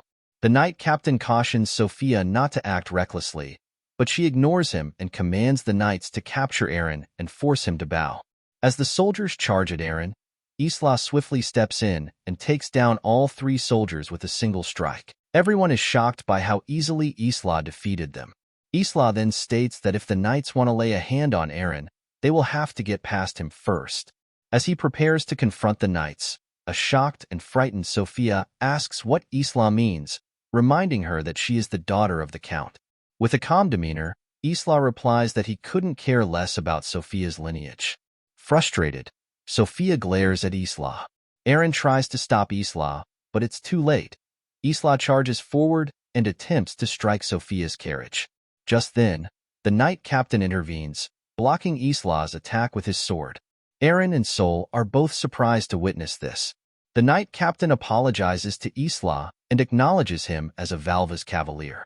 Sophia, confused, doesn't understand what is happening. The knight captain explains that Valva's knights hail from the far south, from a land of chaos called Valvas. These knights possess incredible strength and will take down anyone who threatens their masters, whether they are nobles or royalty.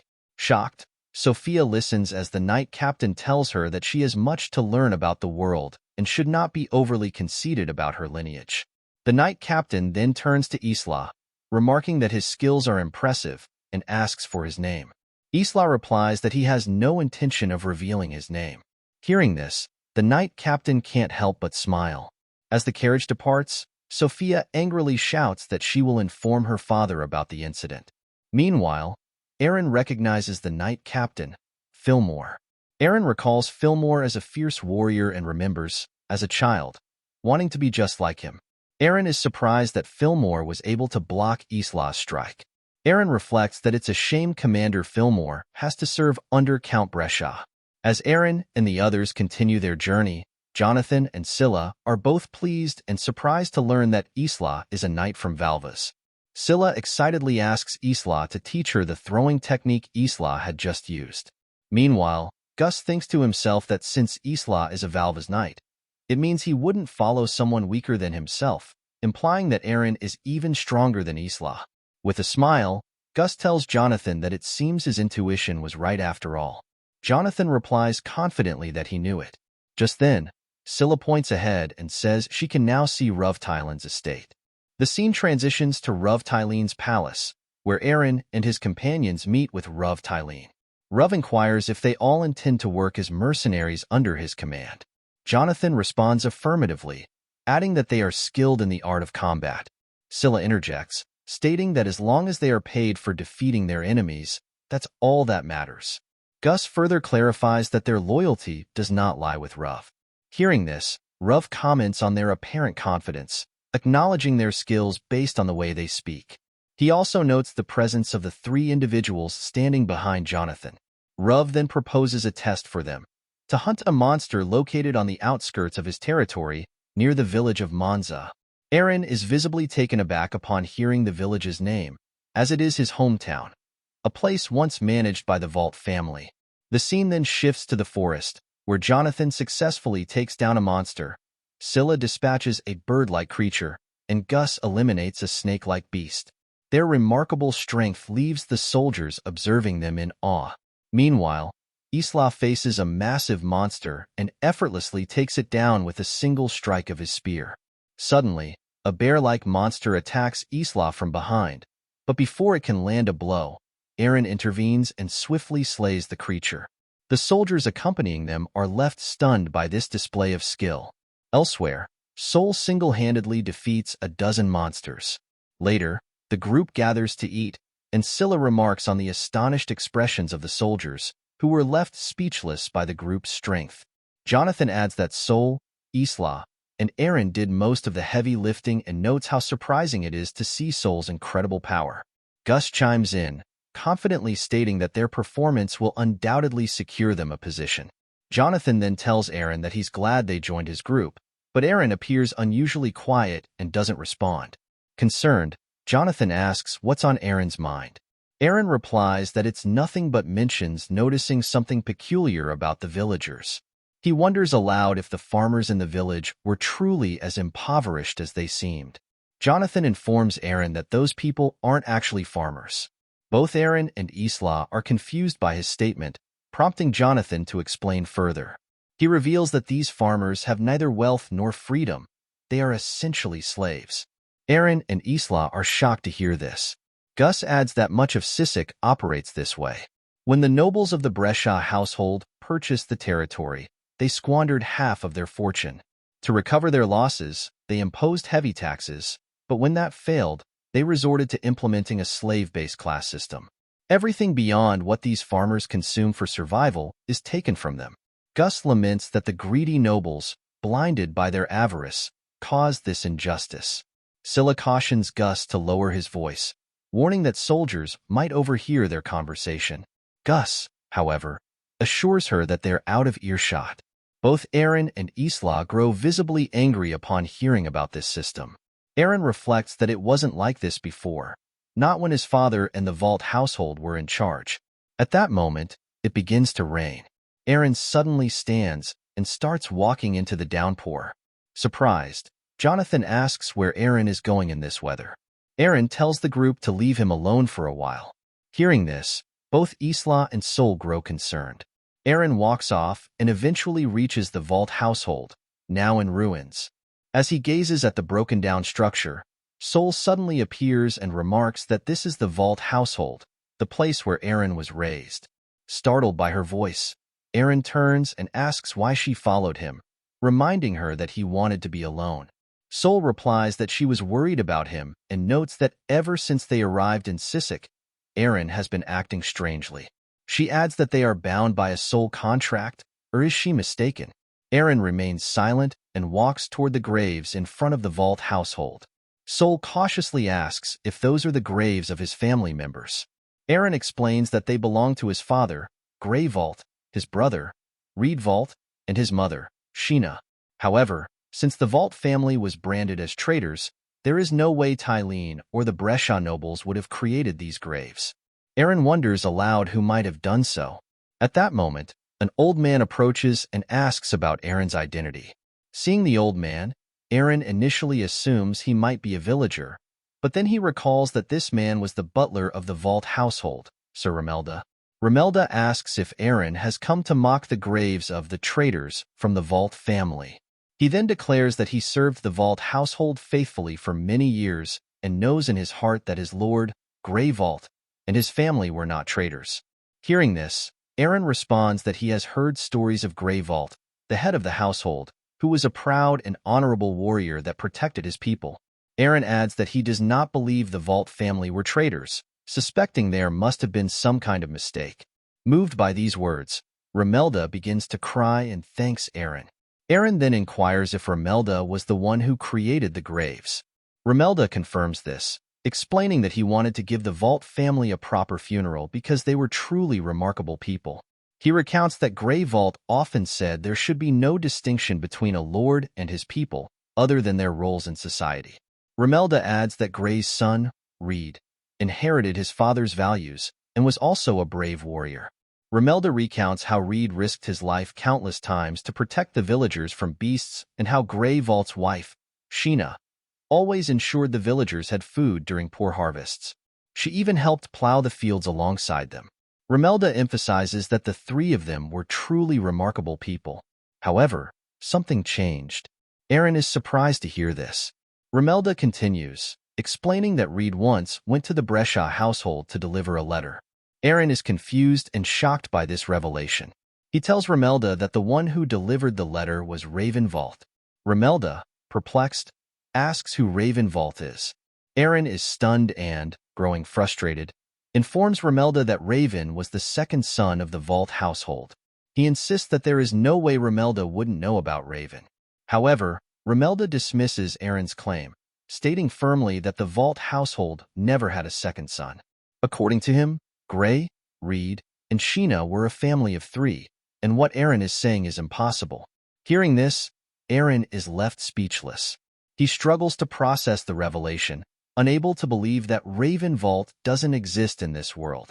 Panic begins to overtake him. Sol grows increasingly worried seeing Eren in this state. In his mind, Eren wrestles with despair, believing that the revival of the Valt household is impossible if no one survived. The thought shakes him to his core, leaving him questioning his purpose and identity. Overwhelmed, Eren collapses to the ground and begins to cry. Sol kneels beside him, attempting to console him. Meanwhile, Isla watches the scene unfold from a distance, visibly surprised by Eren's emotional breakdown. Eren mutters, asking himself what he should do now. The scene then shifts to the forest, where Sophia vents her frustration over the perceived rudeness of the mercenaries. She angrily declares that she will never forgive them. Fillmore, trying to calm her down, warns her to lower her voice. Annoyed, Sophia snaps back, reminding him that she is royalty, the daughter of a count. At that moment, Balti, observing from a nearby cliff, smugly remarks that he has found the stupid noble. The scene shifts to Sophia's residence, which is under attack by monsters. Fillmore and his soldiers are engaged in battle, fighting valiantly against the creatures. With skill and precision, Fillmore quickly defeats the attacking monsters, leaving the servants in awe of his prowess as one of Sissek's finest knights. However, Fillmore notices something unusual. The defeated monsters continue to move. Realizing the cause, he identifies a magic symbol responsible for reanimating them. After securing the area, Fillmore rushes into the palace to check on Sophia. To his shock, he discovers that Balti has captured her. Balti threatens Fillmore, warning him to follow his orders or Sophia will be harmed. Fillmore is further stunned to see that the 3 specially selected escorts, handpicked for their expertise, have been silently eliminated, leaving Lady Sophia defenseless and in Balti's grasp. Fillmore wonders who Balti could be and what his intentions are. When he demands answers, Balti vaguely replies that his motives are part of a grandiose plan and refuses to divulge further details. Smirking, Balti adds that he can manipulate Fillmore and the foolish Brescia family to effortlessly achieve his true objective. In an instant, Balti overpowers both Sophia and Fillmore, swiftly taking them down. He then casts a dark spell, reincarnating them as demons. The scene shifts to an inn, where Jonathan asks Isla about what happened with Eren. He notes that ever since that rainy day, Eren hasn't left his room or spoken a word to him. Isla remains silent in response. Inside the room, Eren is still deep in thought, reflecting on the recent events. The scene shifts to Ruv's palace, where he inquires of his soldier about the strength of the 6 mercenaries. The soldier replies that all of them are first class, but there is a minor issue. The scene then transitions to Eren's room, where Sol, concerned, urges Eren to eat something. However, Eren remains distraught, unable to accept that Valt doesn't exist in this world, and that the Valt household is no more. He is left questioning his identity and purpose, unsure of what he is living for. Eren turns to Sol, asking what he should do. Sol remains silent and apologizes to him. Next, the scene shifts to Sissek Palace, where Count Brescia anxiously awaits the return of his daughter. A soldier enters and informs him that Lady Sophia and Sir Fillmore have arrived. Count Brescia hurries to meet them, but is surprised to see his daughter in a different outfit. He wonders what happened, as their behavior is noticeably different from usual. Fillmore informs the Count that a serious issue has arisen, one of great importance, and requests to discuss the matter in private. As they enter the throne room, Count Brescia inquires about what happened. Fillmore responds that one of the lords of Elma, Ruv Tylene, is planning a rebellion. Count Brescia is shocked to hear this. Fillmore continues, explaining that Ruv attempted to take Lady Sophia hostage and that he and the knights were attacked in the mountains. Additionally, Ruv has been recruiting a large number of mercenaries. Fillmore warns that it would be wise to strike first, as failing to act could lead to greater trouble. Count Brescia, recognizing Fillmore as one of the best warriors and most loyal knights of Sissek, knows that a report from him cannot be wrong. Fillmore then adds that he managed to save Sophia. She approaches her father and insists that he must protect her. Count Brescia, deeply concerned for his daughter, resolves to do so. The scene shifts outside, where Count Brescia orders his knights to prepare, as the enemy is within the Tylene household. He declares that for the sake of their honor and Sophia's protection, his troops will be dispatched. Among the knights, Balti smiles and remarks that thanks to Count Brescia, the evidence will soon be destroyed, signaling a further development in his plan. The scene shifts to the forest, where Jonathan and Gus, accompanied by Scylla, were battling monsters. Suddenly, a snake-like monster appeared and managed to capture Scylla. Jonathan and Gus were stunned, but as they attempted to rescue her, the creature ensnared them as well, rendering them unable to move freely. At that critical moment, Isla arrived and saved all three of them. With a single strike, Isla defeated the snake monster. Afterward, the group sat together to eat. Jonathan expressed his gratitude, acknowledging that Isla had truly saved them and praising him as a formidable Valva's cavalier. He remarked that Isla was in a league of his own. Scylla then shared her desire to visit Valva's with Isla someday. Isla, hearing this, recalled his past and commented that whether it was Valva's or Sisek, they were essentially the same. Gus noted his surprise at encountering such a dangerous monster, while Jonathan admitted that had Isla been even a moment late, they would have been in serious trouble. He then suggested that if they could secure positions as officers in a household, their skills might truly be put to good use. Jonathan remarked that if they could secure positions in a household, their lives would become much easier, like those in the renowned Pendragon household. Isla appeared surprised at this comment, and Scylla responded enthusiastically, mentioning the hero of Luz who defeated the pirate orcs that had attacked Governor Segunda's mansion. Jonathan added that he had heard the Pendragon household treats its soldiers well. Scylla chimed in, mentioning she had also heard that the Duke of Pendragon was incredibly handsome. Noticing the conversation, Isla seemed uneasy as the group discussed the Pendragon household. Jonathan, sensing his discomfort, asked for his opinion, but Isla remained silent. Gus then interjected, stating he had no intention of becoming someone else's soldier. He pointed out the deplorable state of Sisek, where the nobles and lords did little more than exploit the poor, calling them incompetent fools. Gus declared he would rather return to being a thief than serve under such people. Scylla turned to Isla and shared that Gus used to be a thief, prompting Jonathan to add that Sisek's current rulers were from the Valt household. He remarked that the territory wasn't always in such a miserable condition. Isla appeared surprised upon hearing this revelation.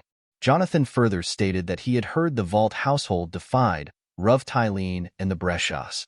He added that he was told the Lord himself led his soldiers to fight off monsters and protect his people, describing Grey Valt as a proud and valiant warrior.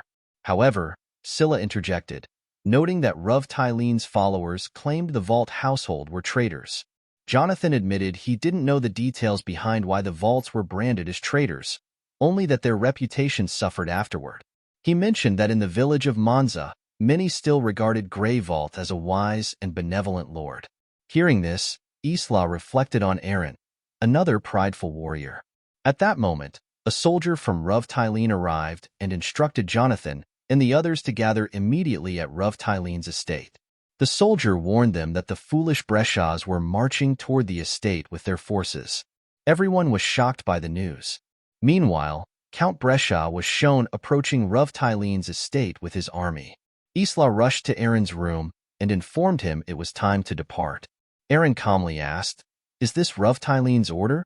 Isla informed Eren that Ruv's soldiers had just delivered the news and that if they didn't act, Ruv might be killed. Eren responded that if Ruv were to die, their leads on the assassination attempt against Prince Shaun would become useless. Isla urged Eren to move quickly, but Eren questioned, why? Isla was taken aback by his response.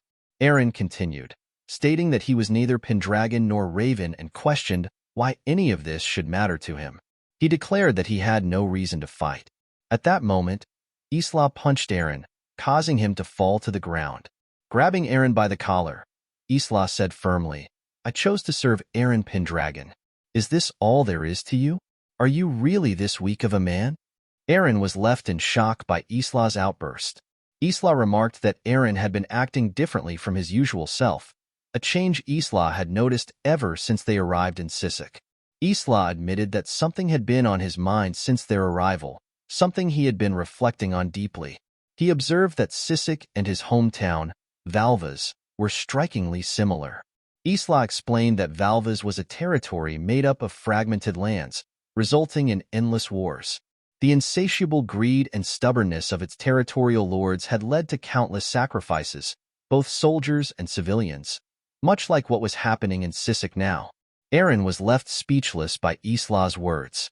Isla continued, confessing that the more he killed his enemies, one after another, the more he lost his purpose for fighting. Eventually, he abandoned his will to live as a Valva's knight, until he met Eren Pendragon. Eren looked at Isla, surprised by his confession. Isla then reminded him of his own words after their fight, that Isla was Eren's sword and Eren was his lord. However, Isla clarified, "This doesn't mean we aren't equals. It simply means we have different roles." After defeating Isla so decisively and saying such a thing afterward, Eren was the first to leave such an impact on him.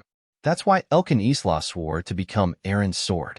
Eren, however, responded, "Even so, it's fine already.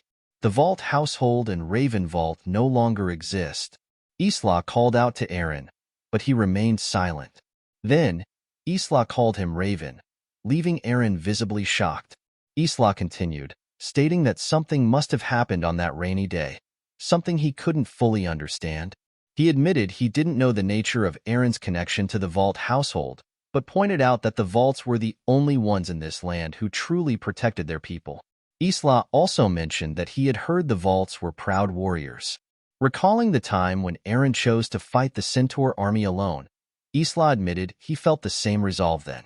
He then prayed to Sol, asking to ride the griffin granted to him once more. Turning back to Eren, Isla declared, "Eren Pendragon, you have the power to change the world. Don't forget that. Not even this place, Sisek." Hearing Isla's words, Eren reflected to himself, "That's it. Even though the Valt household is gone, there will still lives on within me." Isla asked Eren how long he planned to let his sword be tarnished. Frustrated, Isla moved to punch Eren, declaring that he wouldn't forgive him. However, to everyone's surprise, Eren blocked the punch and began to smile. "You're not speaking like your usual self today," Eren remarked. Isla, smiling in return, replied, "And your face isn't as dull as usual either." Eren, still smiling, told Isla, "I don't want to hear that from you." Seeing them share a moment of laughter, everyone was caught off guard. Eren then sat down to eat, thanking Sol for her blessings and asking her for the armor. Sol, delighted by the request, agreed. The scene shifted to outside, where Jonathan, Scylla, and Gus were waiting for Isla.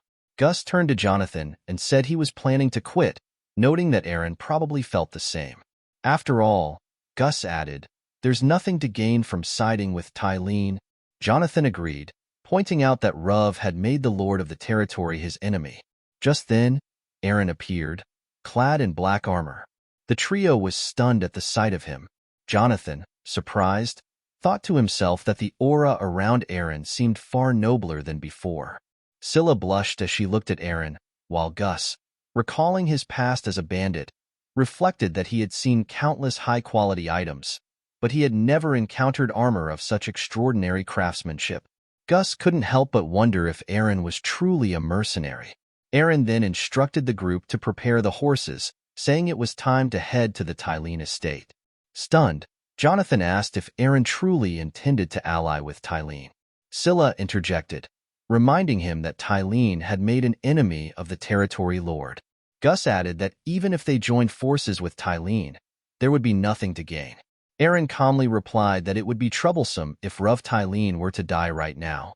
Mounting his horse, he stated firmly, "This is my battle, and I have no intention of dragging you into it." Turning to them, he added, "Take care," and rode off. Isla and Sol quickly followed after Eren. Jonathan, watching them leave, asked Isla if he was truly going with Eren. Isla replied simply, "I am Eren's sword." With that, Isla and Sol departed as well, leaving the others behind. Suddenly, Scylla jumped onto her horse and called out to Isla to wait for her. Gus, shocked, wondered if Scylla had lost her mind. Jonathan remarked that they owed Isla for saving them during the monster subjugation accident.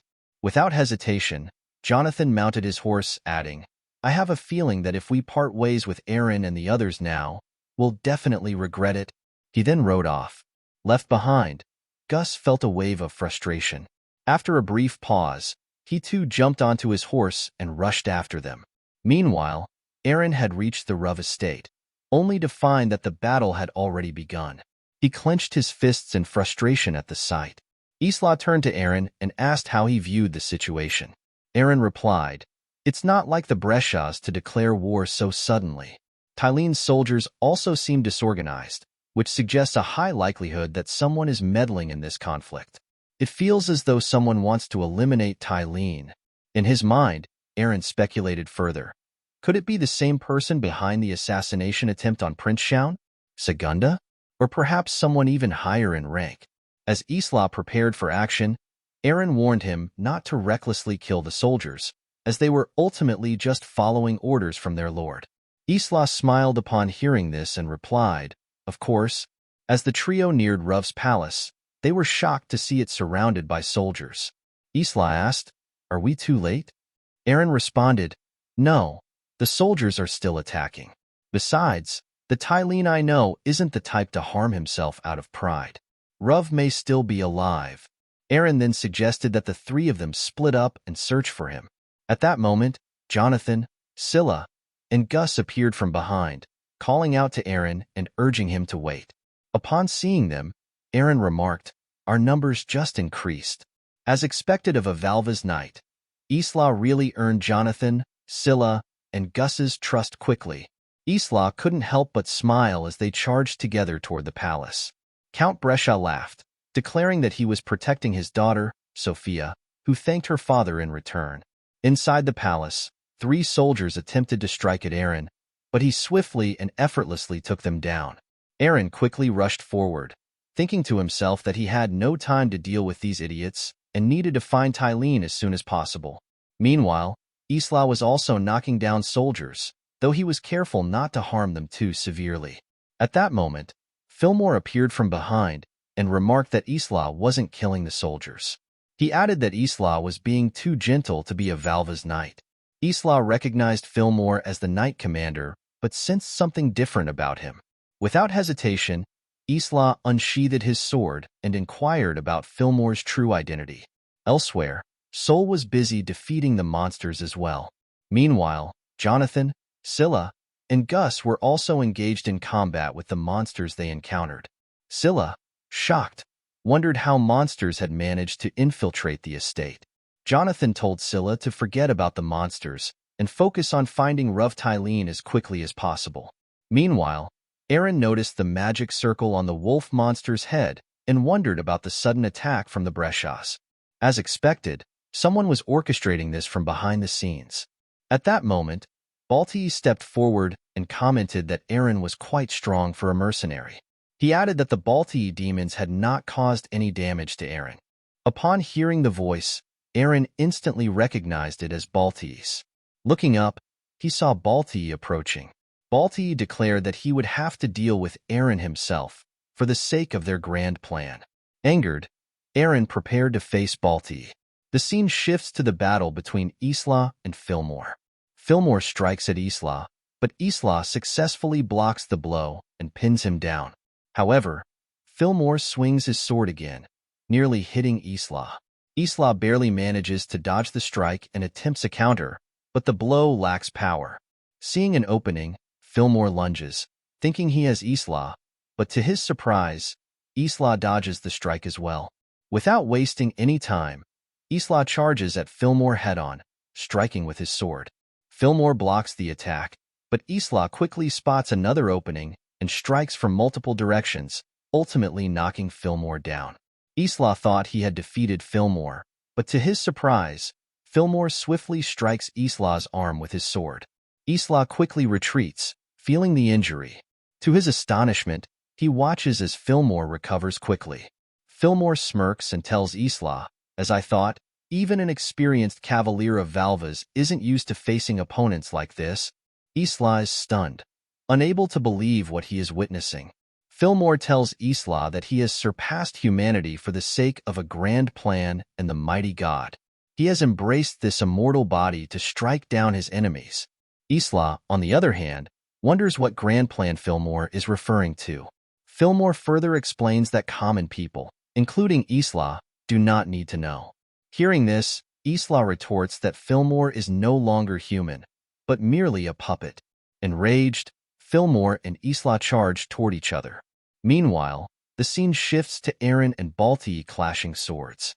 Balti steps back and swings his spear to strike Eren, but Eren blocks the attack with his sword.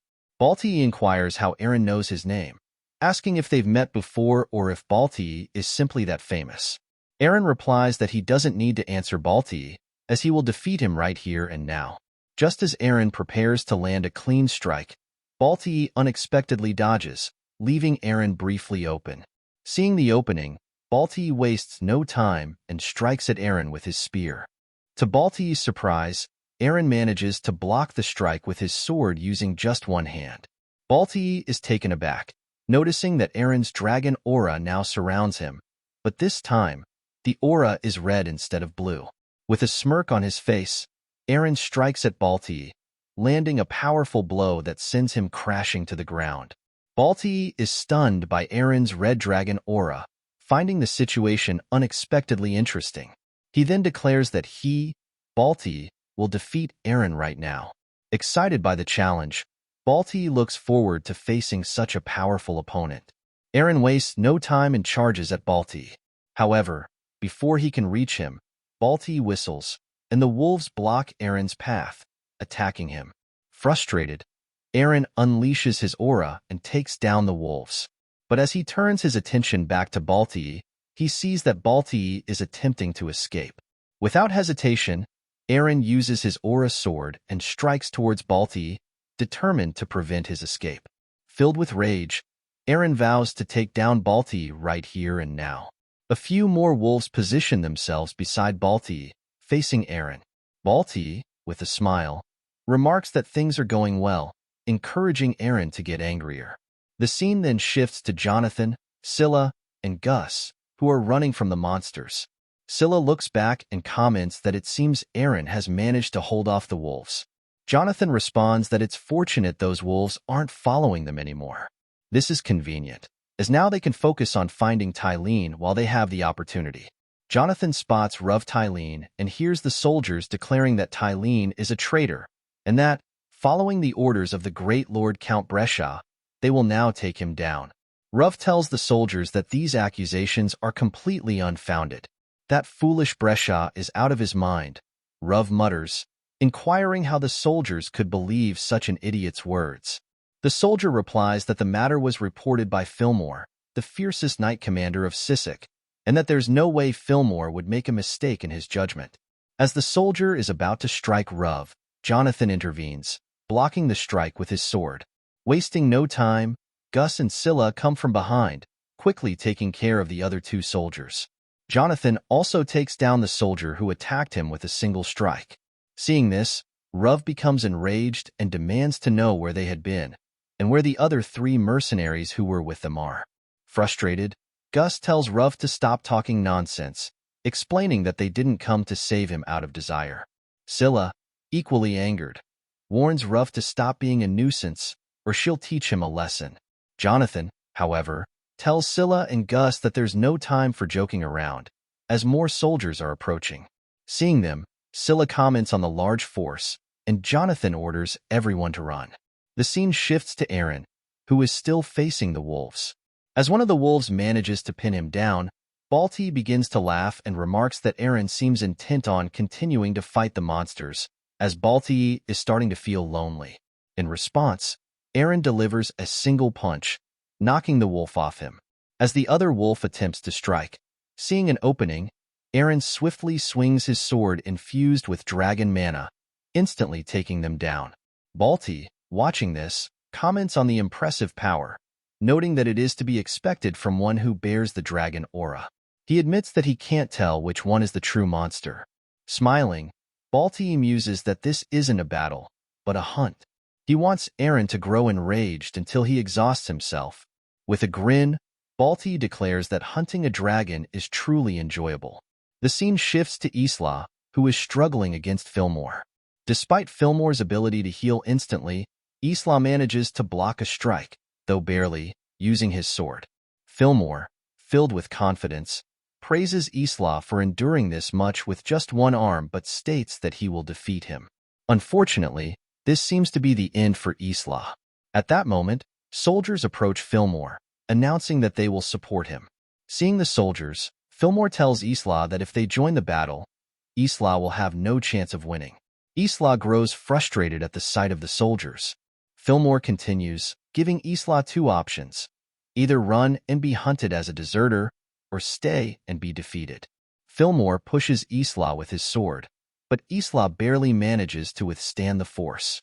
Then, in a sudden move, Isla releases his sword and employs the same technique he used earlier.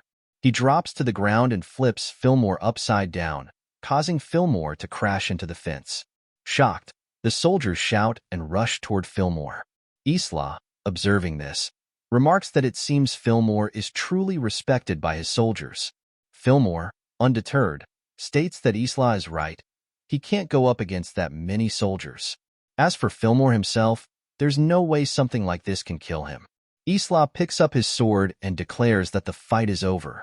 Isla takes down Fillmore, and the scene shifts to Eren, who is exhausted but still fighting the waves of wolves coming his way.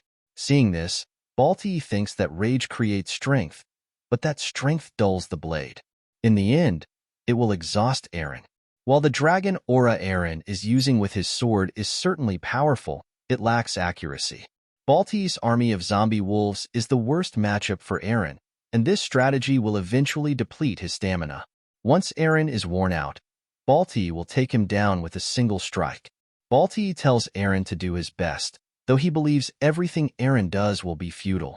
He states that everything in this world has already been set in stone since the beginning of time, including this fight, Eren's idiocy, and his stubbornness. None of it will prolong Eren's life. Valt further declares that Ruv Tylene's end is already guaranteed, along with the fall of Sisek. Eren is surprised by this, and he begins to remember what he saw of Sisek's current condition. Eren wonders what he is even doing. As the wolves prepare to strike, Eren unleashes his true blue dragon aura, instantly taking down the zombie wolves. Valt is stunned by this, thinking that Eren managed to precisely neutralize the mobility of his zombie army, ensuring they will no longer be able to attack him. Eren, now fully calm, has conjured his true aura and is ready to face Valt. Valt is shocked to see Eren surrounded by the blue aura of a dragon. He realizes that Eren is no longer throwing pointless punches. His demeanor and aura have completely transformed. Meanwhile, Eren reflects that this is no time to be consumed by anger toward Valt. As the successor to the Valt house's will, he resolves to fulfill his duty. The scene then shifts to Jonathan and his group, who are cornered by Brescia soldiers.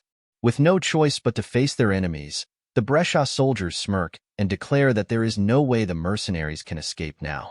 Frustrated, Ruv exclaims, questioning why the mercenaries came here only to end up trapped. Scylla replies curtly, pointing out that they didn't have a choice. Angered, she warns Ruv to stop complaining, threatening to hand him over to the Brescia soldiers if he doesn't. Hearing this, Jonathan remarks, half-jokingly, that sacrificing Ruv might actually be their only way out alive. Just as the Brescia soldiers charge forward to strike, a burst of blue aura erupts out of nowhere, shattering the ground beneath the soldiers. The soldiers were caught off guard. Jonathan, Gus, and Scylla were equally shocked. Suddenly, Sol appeared in the air, and Scylla was surprised to see that Sol had wings.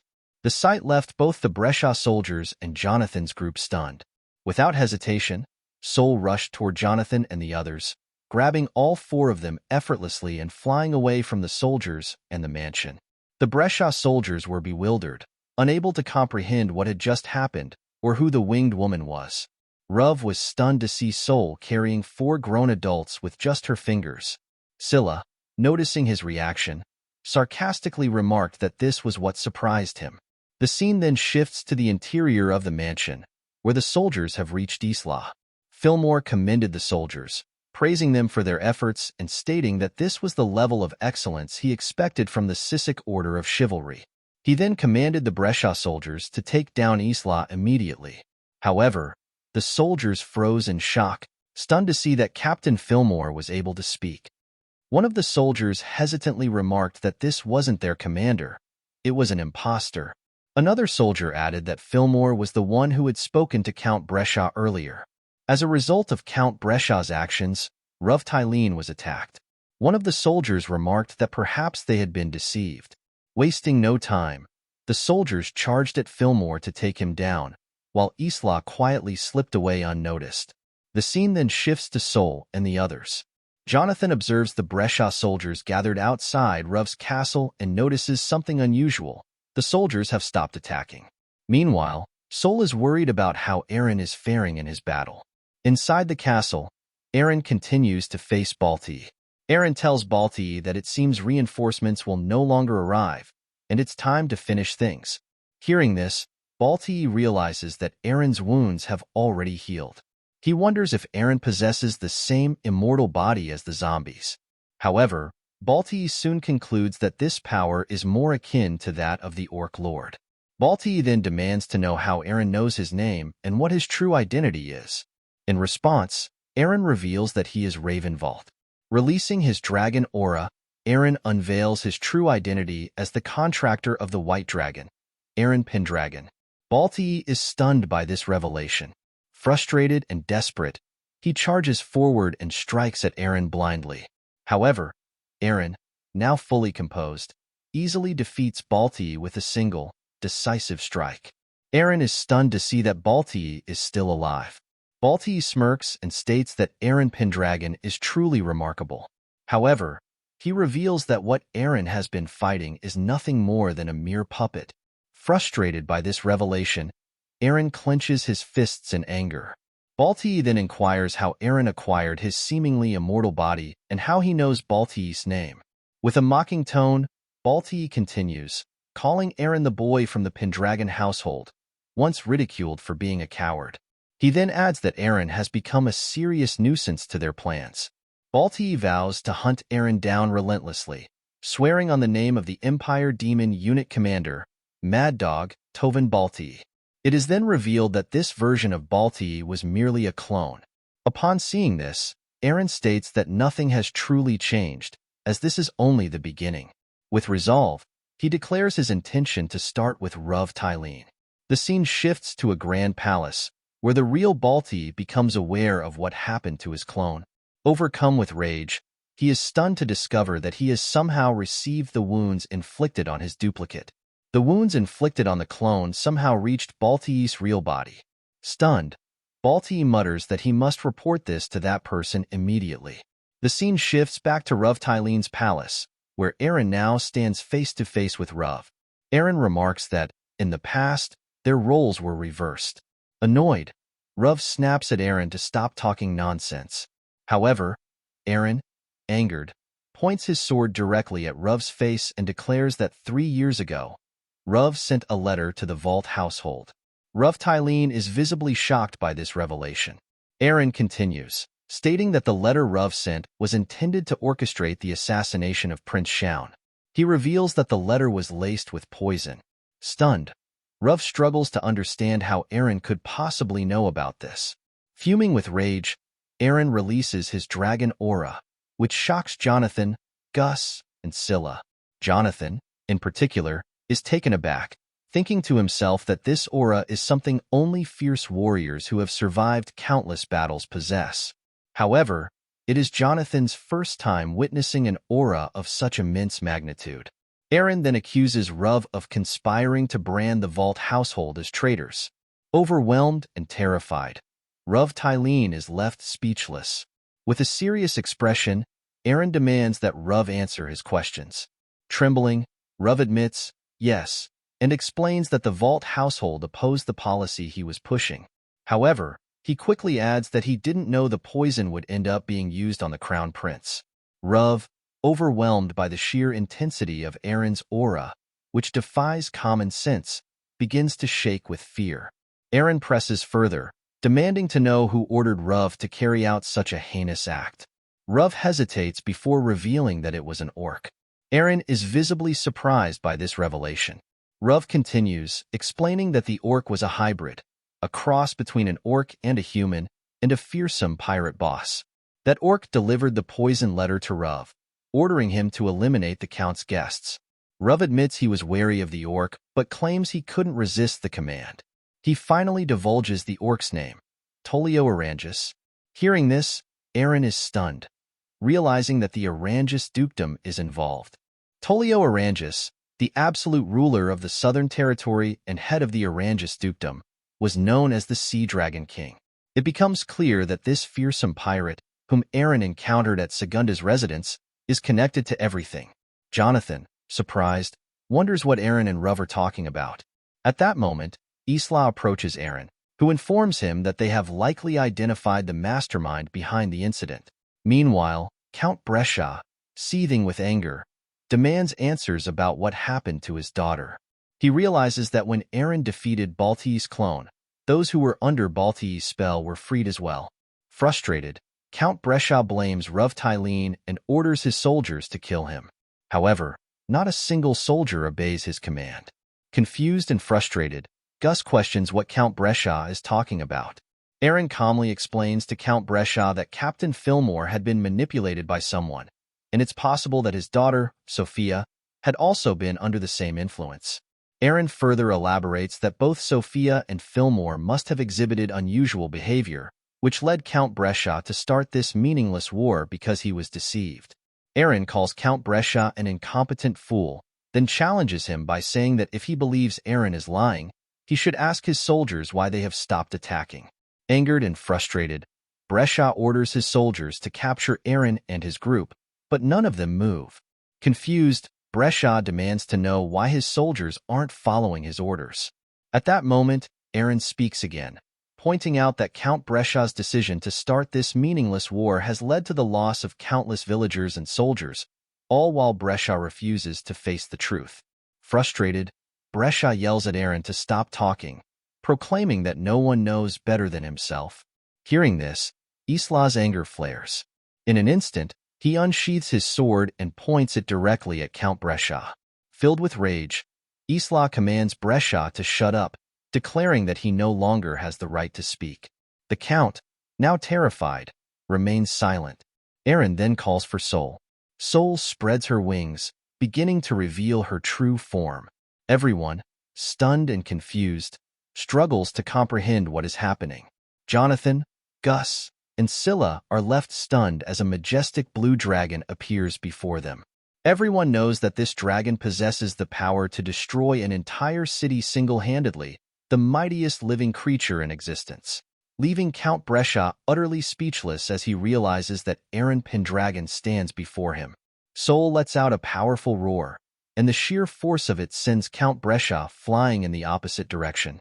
He lands right in front of the villagers, who, enraged by his actions, waste no time in attacking him. Working together, they bring Count Brescia down.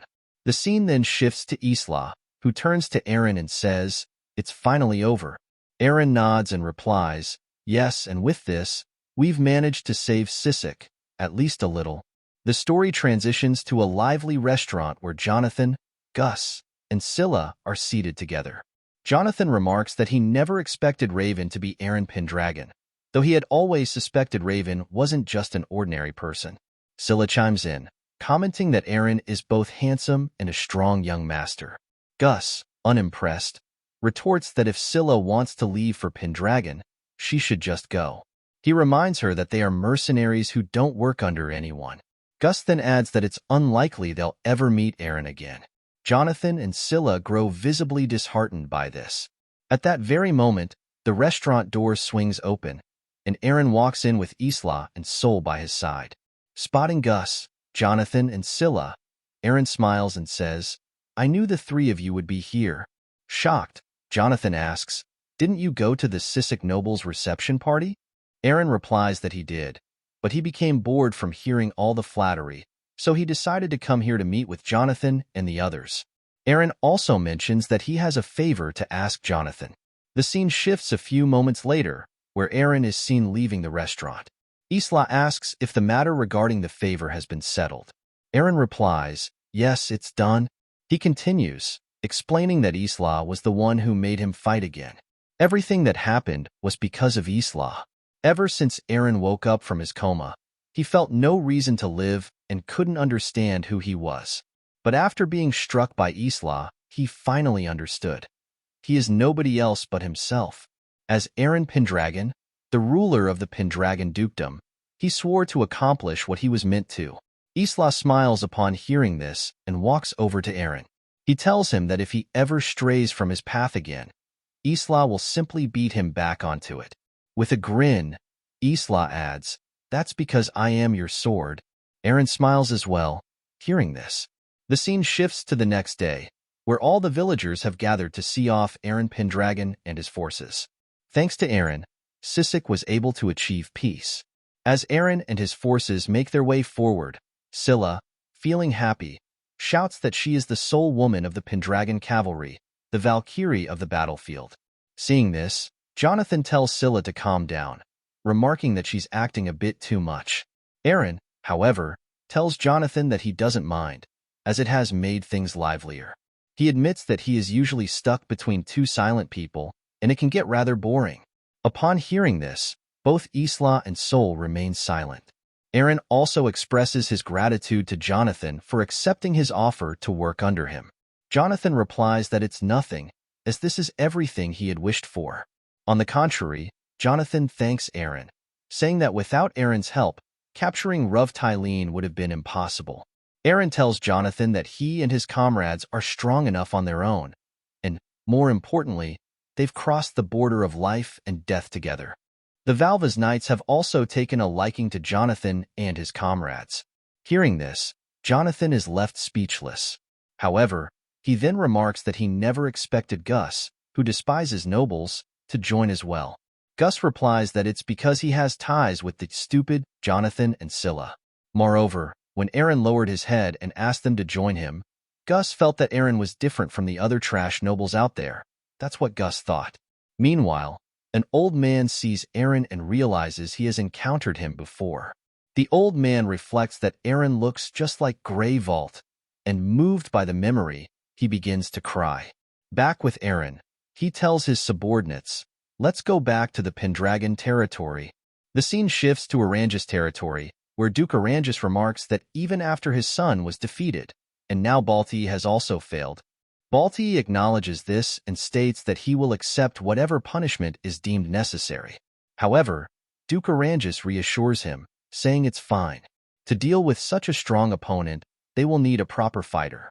However, Duke Oranges states that they have already planned their next move. Hearing this, Balti smiles and remarks that he is pleased to hear it. Duke Oranges, the Sea Dragon King, then continues, saying that the name of the White Dragon Duke, Eren Pendragon, has been bothering him a lot recently. The scene shifts to Pendragon territory, at Conrad Castle, where a goblin reads a letter from Eren to the Pendragon family. In the letter, Eren states that he has accomplished his mission in Sisek and will be returning home soon. Eren's sister, mother, and Lindsay all smile with joy upon hearing this news.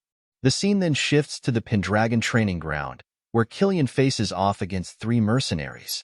As the mercenaries attack him together, Killian swiftly strikes each one down with a single blow. The soldiers watching, including the goblins, are shocked by this display.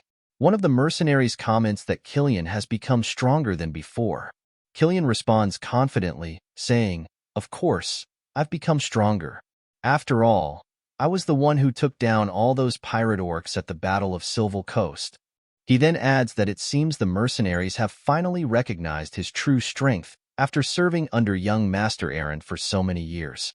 With confidence, Killian states that his current self could even match Isla. The other soldiers cheer for Killian's display of strength. The orcs, however, know that Killian is simply spouting nonsense. At that moment, Vincent enters, clapping, and states that he failed to recognize someone of Killian's importance. He cannot believe that Killian was able to defeat 3 soldiers by himself. Vincent acknowledges Killian's impressive strength. Killian thanks Vincent for the compliment and remarks that he hasn't seen Vincent before. He then inquires whether Vincent is a visitor. Vincent replies that he arrived here on Lord Pendragon's recommendation and introduces himself. This confuses Vincent and the other soldiers. Killian steps forward and states that Vincent must have also heard from Lord. In the Pendragon household, neither politics nor military affairs matter. He suggests that Killian will take the lead and rebuild the country from the ground up. Pointing his sword at Vincent, Killian responds that Vincent is the one boasting about Lord Pendragon choosing him. Killian then throws a wooden sword toward Vincent. Surprised, Vincent asks what kind of baseless accusation this is. With a serious expression, Killian tells Vincent to pick up the sword. As it's time for Vincent's entrance examination, Killian wants to witness Vincent's true strength immediately. Hearing this, all the soldiers begin to cheer for Killian. Confused, Vincent thinks about Eren and wonders if he is really the fly fox here. Vincent picks up the sword and states that, fine, he humbly agrees. The scene then shifts to Count Sirod's territory. At the market, we see Eren with his companions. Scylla happily shows Gus and the others the gems she just bought. Seeing the gems, Gus tells Scylla that about half of them are fake. Shocked, Scylla asks why Gus didn't tell her that earlier, when she was buying them. Meanwhile, Jonathan notices Eren's long face and inquires about it. Jonathan further states that, for Eren, a big city like this should be a common sight. Eren replies that it's not like that. Jonathan then asks why they came all the way here. Eren responds that they came to greet Count Sirod. The scene shifts to the Sirod Palace, where Count Sirod and Luna are surprised to see Eren. Eren greets both Count Sirod and Luna. Seeing Eren, Count Sirod thinks to himself that he has heard the rumors, but he never expected Eren Pendragon to have changed this much. Luna also reflects on the change in Eren, noticing that after Luz, he underwent yet another transformation. As they sit down, Count Sirod tells Eren that he has heard about his activities in Sisek. He is surprised to learn that Eren caught the person behind the assassination attempt on the first prince. Eren replies that the person he caught wasn't the main culprit, and that there is someone far more significant behind them. Eren explains that he cannot reveal much at this moment, but he will soon make his way to the imperial capital to present the matter to the emperor, at which point everything may become clearer. Count Sirod nods, understanding Eren's explanation. He then inquires if everything will be fine, considering Count Brescia's death in connection with this matter. After all, Eren Pendragon himself is also not free from suspicion. Eren responds that a foolish ruler deserves to die. Luna and Count Sirod are shocked upon hearing this. Count Sirod, surprised, asks if Eren was the one who took down Count Brescia. If Eren's actions were to go against the laws of the Empire, Eren tells Count Sirod that Brescia was a tyrant and an oppressor, and that he was dealt with by the hands of his own people. Eren warns that if the Empire were to attack those people, the Empire would have to face his wrath, as Eren would fight against the Empire. Count Sirod is completely stunned upon hearing this. The scene then shifts to a few moments later, where Luna and Eren are standing on the balcony. Eren remarks that her territory is thriving even more than the Pendragon territory at present. Luna is left speechless. Eren then apologizes to Luna regarding Luz, expressing regret for not listening to her back then. Luna replies that it's fine.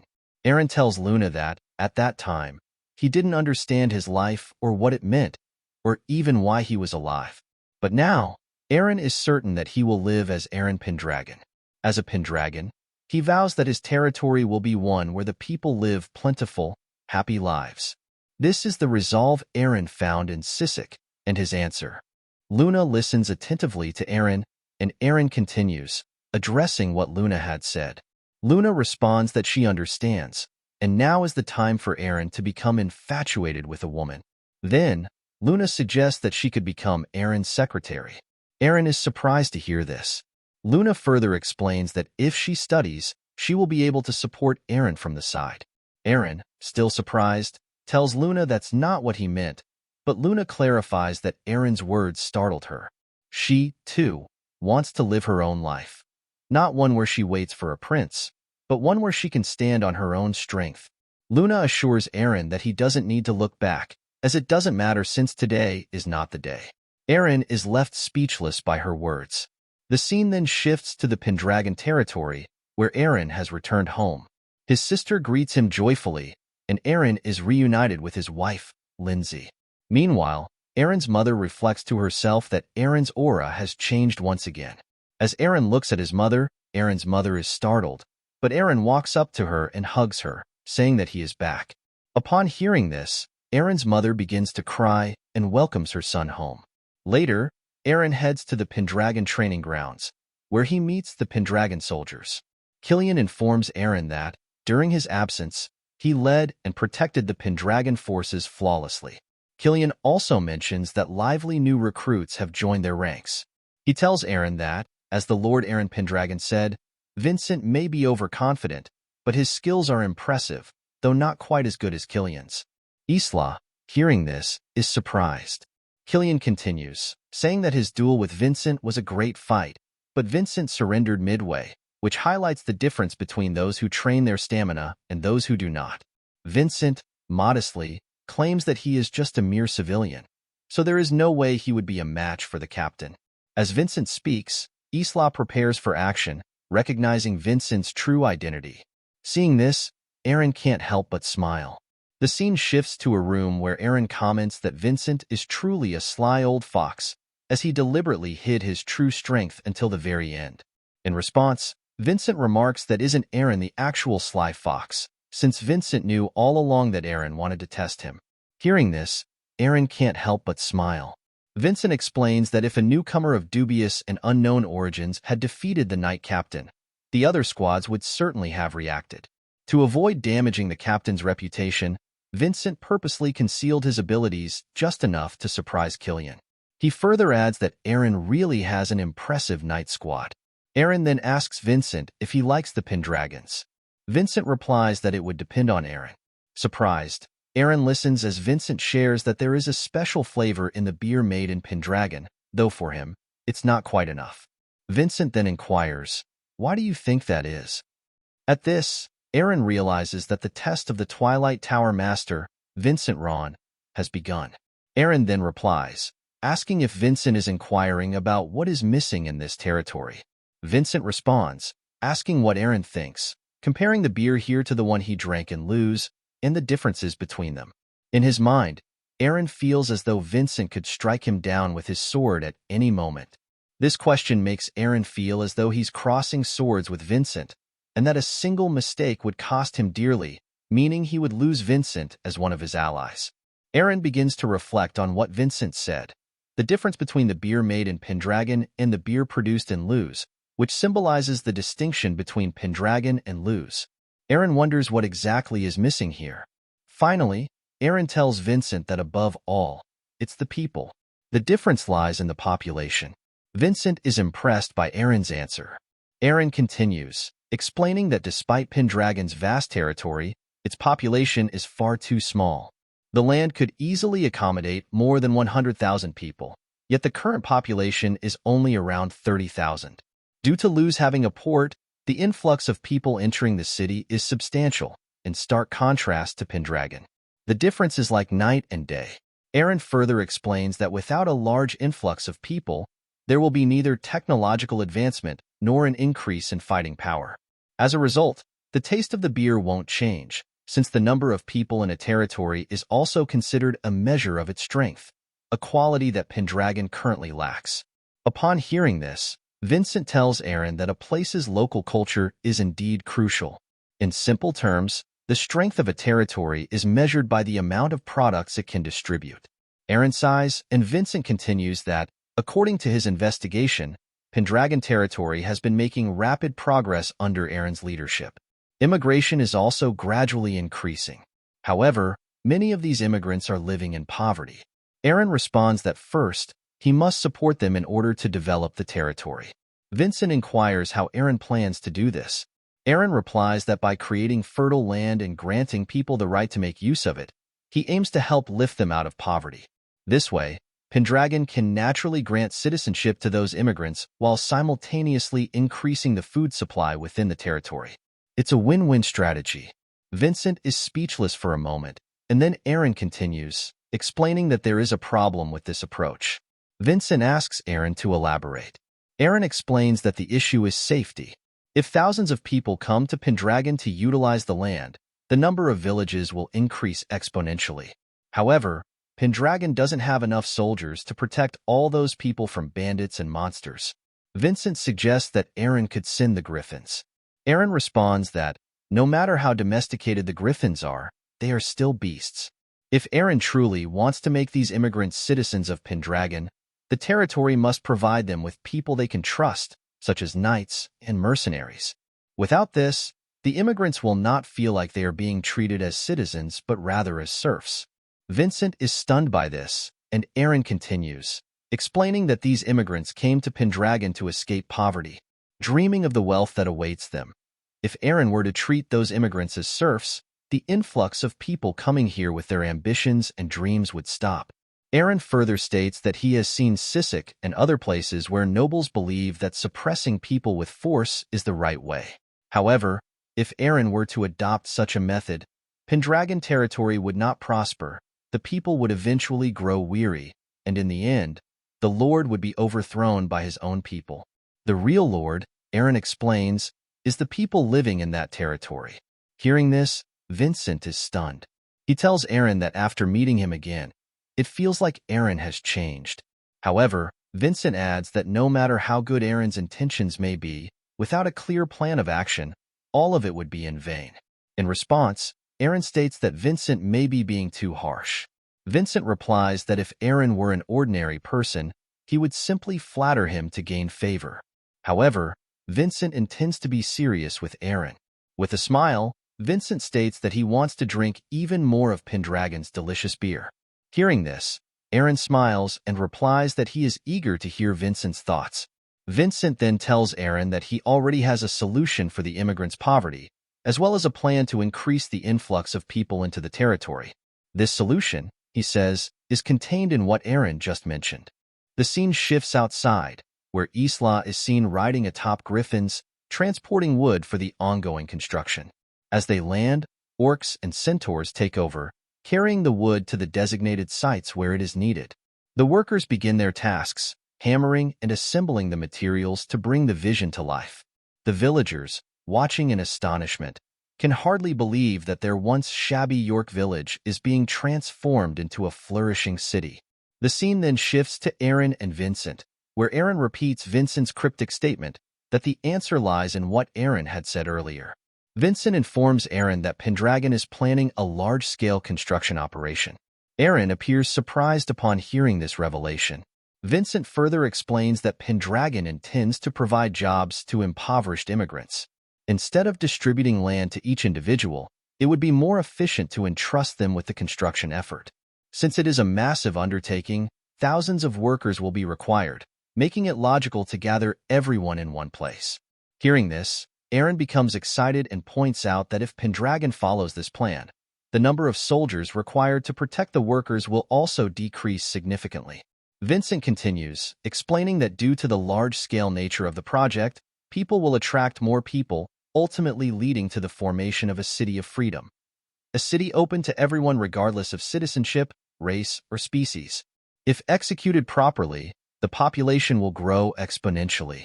The scene transitions to the York City Conference Hall, where Eren, Luna, and Vincent are engaged in discussions with individuals who wish to migrate to York City.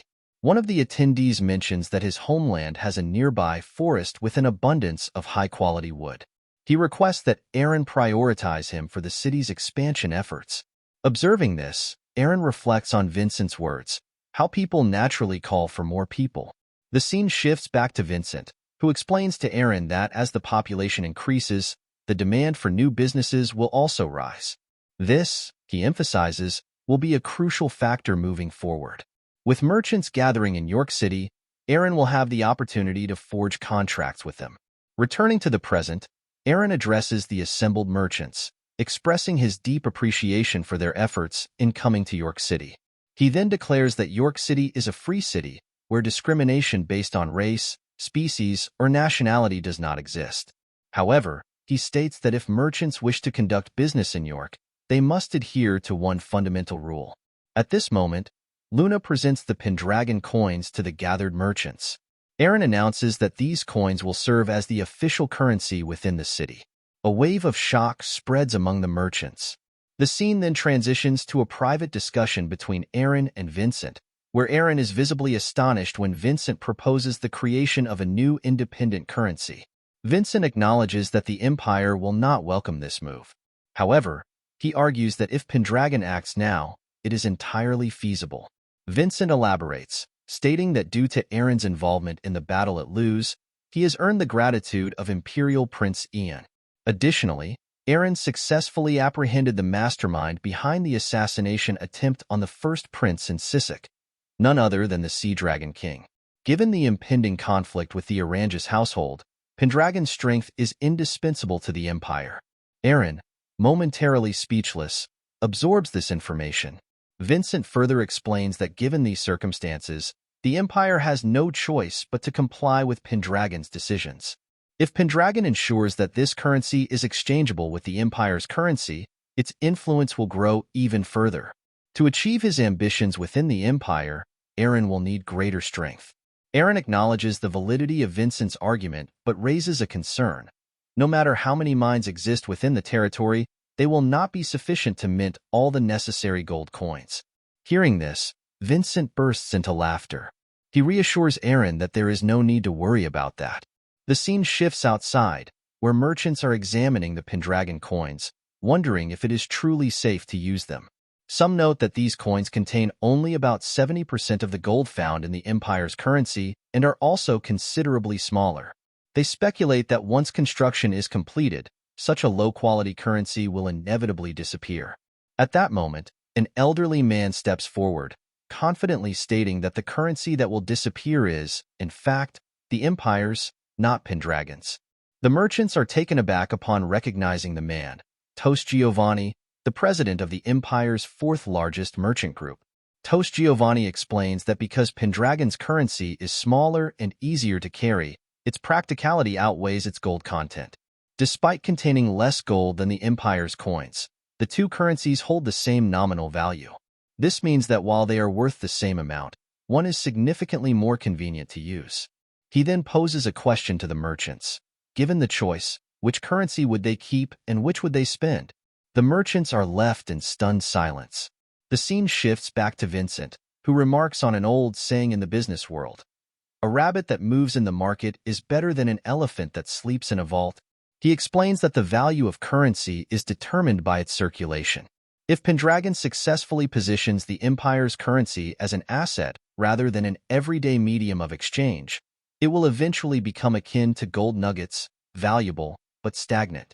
Meanwhile, Pendragon coins will dominate the market, driving economic activity.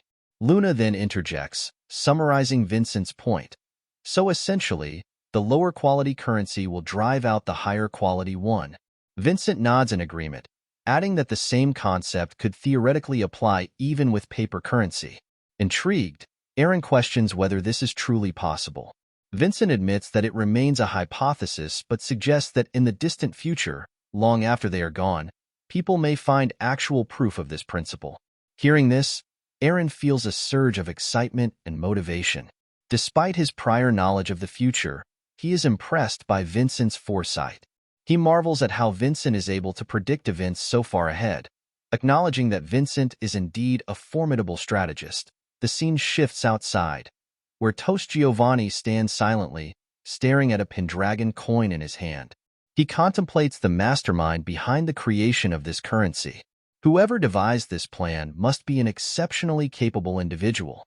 Smiling to himself, Toast muses that Eren Pendragon has managed to tame the elusive and cunning Vincent Ron. With a glint of anticipation in his eyes, Toast predicts that within just half a year, York City will transform into something truly remarkable, a beacon of freedom, prosperity, and unprecedented economic growth. Just as the gray dusk settled, Vincent Ron's plan unfolded, and immigrants rapidly flooded York. Luna took charge of handling the incoming merchants. The scene shifts to the palace, where Luna presents reports to Vincent and Eren about the new businesses that arrived in York that day. After reviewing the reports, Eren remarks that everything is proceeding as expected. Vincent agrees, but further points out that Luna has an exceptional ability to discern merchants' business visions and true intentions. He praises her talent in this area, making Luna happy. Vincent then adds that with the exponential increase in businesses coming to York, he and Eren alone would not have been able to manage everything without Luna's assistance. Luna expresses her gratitude for the acknowledgement. As she leaves the room, Vincent tells Eren that Luna is truly an exceptional girl. Eren smiles and agrees. The scene shifts to the construction site, where workers collaborate on various tasks. Crudel hurls a wooden log toward the workers, and Eren, who is also working among them, barely manages to catch it. Annoyed, he scolds Crudel, warning that throwing so recklessly could cause injury. Crudel shrugs and explains that for orcs, such a throw is considered light. Nearby, Isla watches in surprise, noting Eren's active involvement in the construction. Meanwhile, Luna and Vincent sit on a bench observing the progress. Luna questions why Eren is so personally engaged in the construction. Vincent explains that it is part of an image strategy. By sweating alongside the workers, Eren earns their trust and respect, presenting himself as one of them. Luna does not entirely grasp the concept. Vincent elaborates that while he suggested the strategy, Eren seems remarkably familiar with manual labor. The scene then shifts to Eren, who reflects on his past life. In his previous existence, he frequently helped around the Valt household, and his mother always brought food for everyone. At that moment, Lindsay arrives with food and announces that it is lunchtime. The workers take a break to enjoy the meal. When Eren tastes the food, he finds it exceptionally delicious. Lindsay smiles and explains that she was once a commoner and is accustomed to preparing such meals. Eren notices small bruises on Lindsay's hands, reminding him of his mother. The thought makes him smile, causing Lindsay to blush. Observing from the sidelines, Luna appears saddened. Vincent, noticing Luna's reaction, also watches her carefully. The scene then shifts to Sol, who hovers in the air, watching over York City. Sol remarks that Pendragon's territory is undergoing significant change. The land had remained unchanged for a long time since Sol first arrived, but everything shifted after the pact with Rey. Sol wonders what Alex Pendragon would think of these developments. Finally, the scene moves to a cliff, where a man stands beside his horse, gazing at the land before him. The brown-haired man expresses his satisfaction at finally reaching his desired destination, Pendragon territory. His name is Leon John Bolt, and he aspires to become a proud and honorable knight of Pendragon. The scene shifts outside, where the Pendragon family members are distributing food among the immigrant workers. With a warm smile, Irene addresses the gathered crowd, assuring them that Pendragon is offering construction jobs to immigrants, so they need not worry about work. Hearing this, a few immigrants whisper among themselves, praising Irene's kindness. Observing this, Vincent notes that, as he had thought, Lady Irene is well suited for this task, and she is handling it exceptionally well. As Irene continues distributing food, she notices a lone figure sitting apart from the crowd. She approaches the individual and offers him food, only to realize that it is Leon, looking visibly troubled.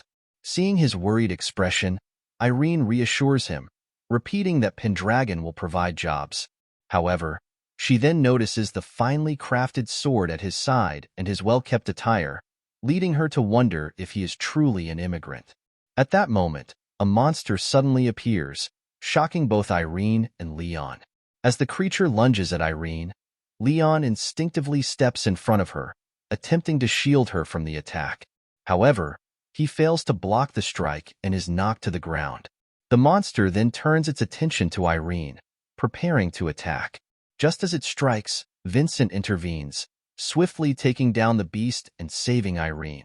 He remarks that this area is more dangerous than expected, as there was no prior information indicating the presence of such creatures. Irene, shaken but grateful, quickly thanks Vincent before rushing to check on Leon. She asks if he is all right, but Leon, feeling ashamed, expresses his frustration over his inability to defeat the monster. Irene assures him that his actions were brave, and Vincent agrees, adding that thanks to Leon's intervention, he was able to arrive in time to help. However, Leon remains disheartened, stating that he came to Pendragon to become a knight. Both Irene and Vincent are puzzled by his determination. The scene then shifts to the palace, where Eren personally thanks Leon for saving his sister. He acknowledges that Leon had taken the test to join the White Dragon Order but failed. Leon confirms this, admitting that he couldn't become a knight. However, he considers it an honor to meet Eren, as he has always admired him. Leon continues, recalling how he had witnessed the pirate orc attack at Governor Segunda's banquet. He confesses that, unlike Eren, he ran away in fear, whereas Eren stood his ground, fought the pirates, and even defeated the orcs. Eren, the hero of Luz, inspired him, and Leon traveled all the way from the imperial capital to follow in his footsteps. Understanding Leon's perspective, Eren deduces that Leon must be a noble if he was present at the banquet. Leon confirms, revealing that he is the second son of Count John Bolt. Eren, unfamiliar with the name, expresses his surprise. Leon explains that the Bolt household holds an honorary county title, but is regarded as mere clowns within the imperial palace. Eren is taken aback, noting that Leon's family possesses national treasure-level talent. Smiling, Leon explains that his family has taken pride in their path for generations, but the nobles of the imperial court mock them, treating them as little more than a laughingstock. Unable to endure their scorn, Leon is determined to restore his household's honor by becoming a knight. Eren reflects on the heavy discrimination within the empire, recognizing Leon as one of its many victims. Turning back to Leon, he expresses his interest in witnessing his abilities firsthand. Encouraged, Leon prepares himself and begins showcasing his acrobatic talents. Eren is impressed by Leon's exceptional agility and fluid movements. Then, to everyone's astonishment, Leon suddenly leaps high into the air, landing smoothly and gracefully, ending his performance. Both Irene and Vincent watch in awe. Eren then stands and speaks, acknowledging that Leon may not fit the mold of a traditional knight. However, he knows someone who can develop Leon's unique talent. His words surprise Leon, Irene, and Vincent. Eren reminisces about his previous life, the man who had taught him martial arts, the one who fought beside him on the battlefield, his trusted partner, Rakshasa Black Leopard, Argos. Eren tells Leon that his flexibility is beyond normal, his balance is exceptional, and his explosive power is remarkable. He declares that Leon has the potential to become a fighter. Overjoyed, Leon beams with happiness and admiration, finding Eren even more inspiring than before. The scene shifts to later that night, where Eren prepares for his journey to the Imperial Palace alongside Leon. Eren tells Vincent that during this trip, he hopes to find someone who can become Leon's master. Vincent inquires if it will be all right, as this journey is crucial for Pendragon. There are several objectives to achieve, such as securing the rewards for the punishment of Ruv Tylene, obtaining approval for the Pendragon coins, and escorting Ruv Tylene safely, an endeavor bound to be dangerous. Eren acknowledges this, but insists that they must also address another matter. He reveals that, according to Karta and the orcs, a portion of the zombies near the mausoleum, where Eren had previously fought, have come back to life. This suggests that the lich Eren thought he had defeated is still roaming somewhere. Hearing this, Vincent is shocked and realizes that it was likely a zombie that attacked Lady Irene the day before. Eren agrees, but he adds that even after making a pact with the White Dragon, the lich has retained its strength, leading him to suspect that someone is behind these events. Vincent is stunned at the thought that a creature could exist that rivals a dragon. The scene then shifts to Eren's room, where he lies on his bed before waking up to see Sol outside the window. As Sol enters, Eren notes that it has been a while since he last saw her and asks what happened. Sol explains that she was restoring her magic power in her lair, as staying outside the Pendragon territory in human form drains a significant amount of her magic. Eren is shocked to hear this and questions why she never mentioned it. Sol responds that she simply wanted to stay by his side. Seeing Eren's expression, she asks if he is upset. Eren reassures her that he is not and thanks her for taking care of him in Sisek. Sol dismisses the need for gratitude, reminding him that they are bound by a contract of their souls. She then reflects on the past, stating that it was partially her fault that Eren turned out the way he did in his previous life. Surprised, Eren asks if she truly has no idea about what caused it. Sol admits that she does not, as no magic capable of turning back time exists at her current level. Even if such a spell did exist, It would require an immense amount of mana and a special location to store that energy, such as a dragon vein. Additionally, the life of a dragon tribe leader would be necessary to make it possible. Hearing this, Eren recalls how the white dragon from his past life seemed as if she was not fighting seriously and willingly sacrificed herself, almost as if the previous Eren Pendragon had wished to return to the past. Sol then stands and announces her decision to return to the Lobten Prairie, where both she and Eren died in their previous lives.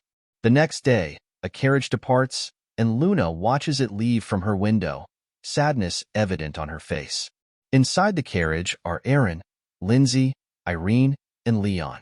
The scene then shifts to the Alice Territory Battle Festival, where the audience is shocked to witness the defeat of Count Louv's third son, also known as the Divine Eye, by an unknown fighter. The announcer declares the victor, Argos. Meanwhile, Irene and Lindsay admire the beauty of Alice Territory's Cosmos City. Eren, however, contemplates the city's rapid growth, believing that Alice's great territory and a city like this will soon rival the Empire. Irene remarks on the large crowd, and Leon explains that the festival is an annual event, making Cosmos City a hotspot for tourists. He also mentions that he has visited often to train his skills. Hearing this, Irene and Lindsay urge Leon to showcase his abilities. He picks up half a dozen apples and begins performing acrobatics, impressing both of them as well as a growing crowd. Without using his hands, Leon executes flawless tricks before leaping into the air and launching an apple across the marketplace. However, the apple accidentally strikes an adventurer, who glares at Leon in fury. Realizing his mistake, Leon quickly apologizes. Just then, Eren approaches and reprimands Leon, reminding him that food should not be wasted. Embarrassed, Leon apologizes once more before they continue exploring the city. Irene tries to cheer him up while Lindsay observes the many strong individuals around them. Eren explains that it is because today marks the annual battle festival. Hearing this, Leon remembers and excitedly asks if his future master will be participating. Eren confirms this but privately wonders whether Argos will actually listen to him, as he had heard stories about Argos in his previous life. The scene shifts to the palace of Count Louv, where the Count is furious. For generations, the Louv household has been known for producing remarkable warriors, and Eder, who has undergone rigorous training since birth and is renowned as the Divine Eye across multiple nations, has now suffered a humiliating defeat against an unarmed old man. Enraged, Count Louv demands to know if Eder feels any shame. Eder quickly apologizes. Frustrated, the Count declares that if that old man wins the festival, it will bring disgrace upon the Louv household and the Cosmos Knight unit. At that moment, Count Louv's eldest son, Morgan, steps forward. He confidently asserts that he is the strongest knight in history and will reclaim their honor. The scene then shifts back to the arena, where Argos has just defeated another opponent. Meanwhile, on the opposite side of the ring, Morgan also emerges victorious. With both fighters advancing, they are now set to face each other in the finals. The scene shifts to Dawson Barony Palace, where a few knights enter Lord Dawson's chambers. One of the knights asks what Lord Dawson thinks about the fighter Argos and suggests hiring him as a guard for the Dawson household. The knights continue praising Argos, emphasizing his impressive skills. However, Lord Dawson interrupts, ordering them to stop. Despite this, one knight persists, speculating that Argos might even have the ability to defeat Morgan. Angered, Lord Dawson commands the knights to leave his room. As they exit, they wonder about their master's unusual behavior. Despite being a knight himself, Lord Dawson neither spectates tournaments nor engages in training. It is as if he has abandoned his noble duties, and the knights struggle to understand how he earned his title in the first place. Once alone, Lord Dawson appears devastated, staring endlessly at a picture of his daughter. The scene then shifts to an inn where Eren and his companions stand outside. Leon confirms that this is where his master is staying. In his past life, Eren respected Argos as a great teacher, so he believes that this must be Argos's inn. At that moment, Leon notices defeated knights lying on the ground and wonders what happened. One of the knights explains that they came to recruit Argos, but he refused to listen. After witnessing Argos's feats in the festival, both knights and nobles sought to scout him, but all were defeated by Argos. Hearing this, Lindsay and Irene become anxious. Even Leon appears unsettled as he turns to Eren, asking if everything will be all right. Eren reassures him, stating that there must be circumstances behind Argos's actions. For now, Eren instructs Leon to leave things to him. With that, Eren approaches Argos's room and knocks on the door, requesting a conversation.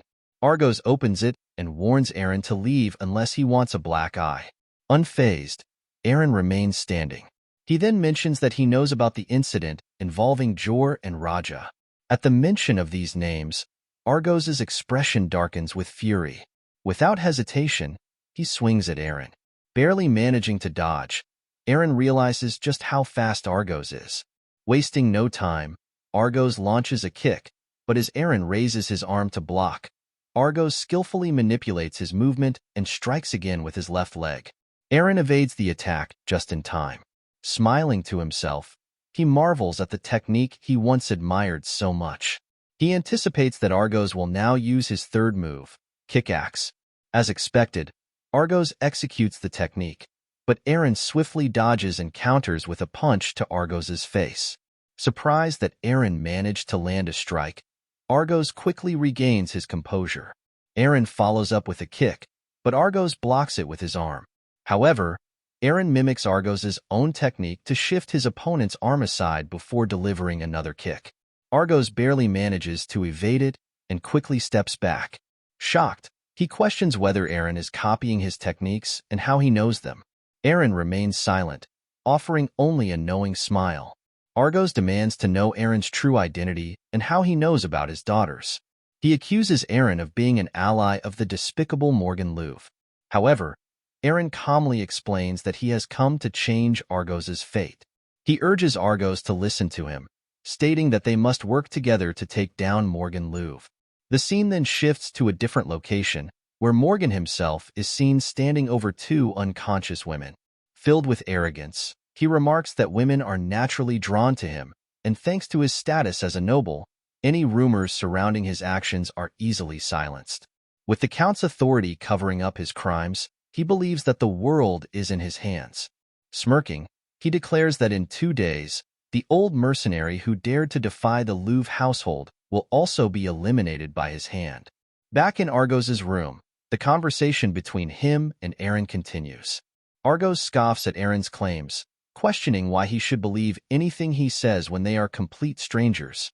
Eren responds that he has only come to save Argos. At this, Argos lets out a bitter laugh. "Save me?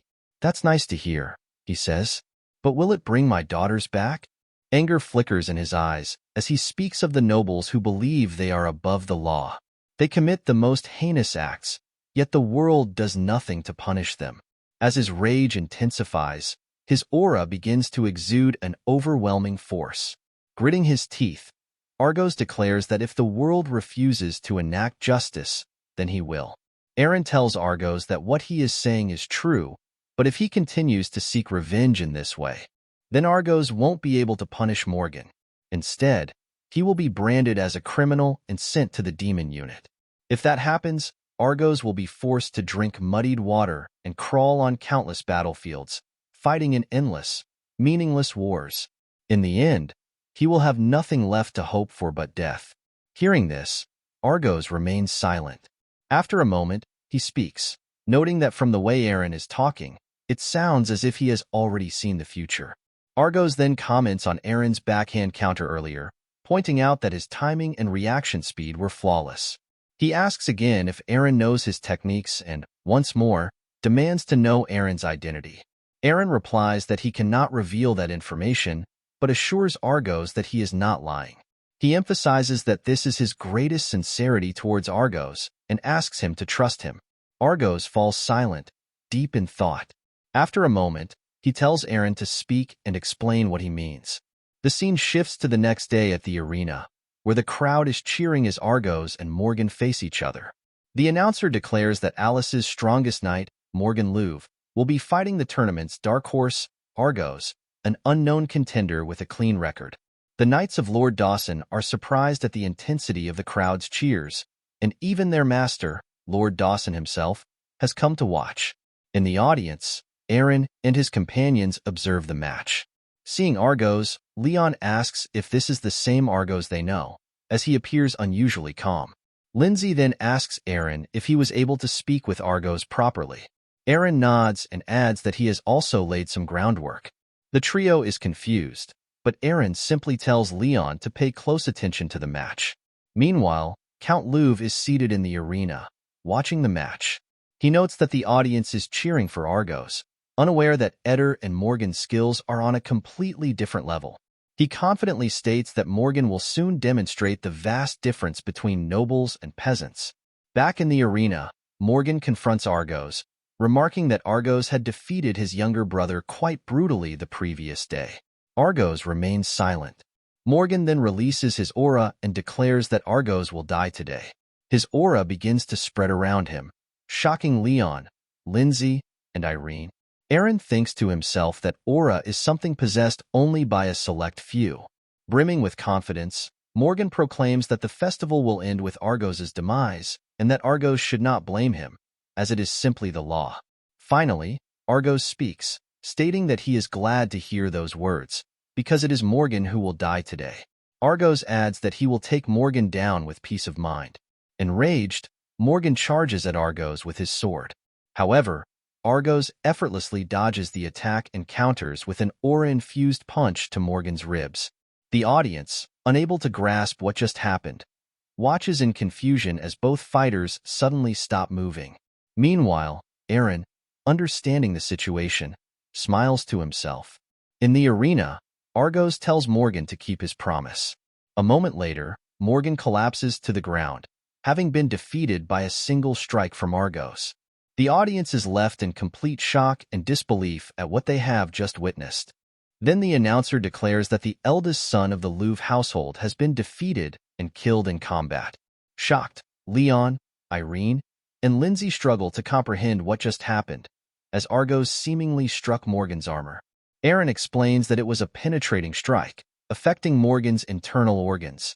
Argos' attack flowed through his palms like waves, bypassing Morgan's armor and devastating his internal structure.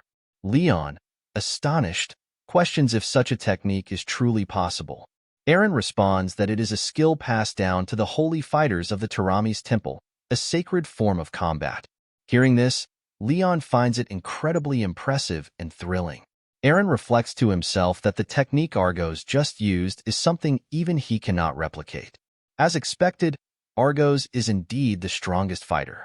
Enraged, Count Louv refuses to accept this outcome and commands his knights to capture Argos immediately. If they fail, he threatens to handle it himself. The Count's forces surround Argos, demanding how he dares to do this to Morgan. Argos calmly responds that the festival dictates that a fight only ends with the opponent's death, as per the law, something Morgan himself had proclaimed earlier. Now, Count Louv is refusing to abide by his own rules. Argos sneers, stating that nobles are nothing more than spoiled children after all. Furious, Count Louv dismisses Argos' words as nonsense, declaring that in his territory, he alone is the law. At that moment, Eren steps into the arena. Argos is surprised to see him there. Count Louv questions whether Eren has come to protest and warns that anyone who sides with a criminal will be treated as one. He challenges Eren, asking if he truly wishes to make himself an enemy. Eren, undeterred, states that if that logic holds, then Count Louv himself is also a criminal. Shocked, Count Louv demands an explanation.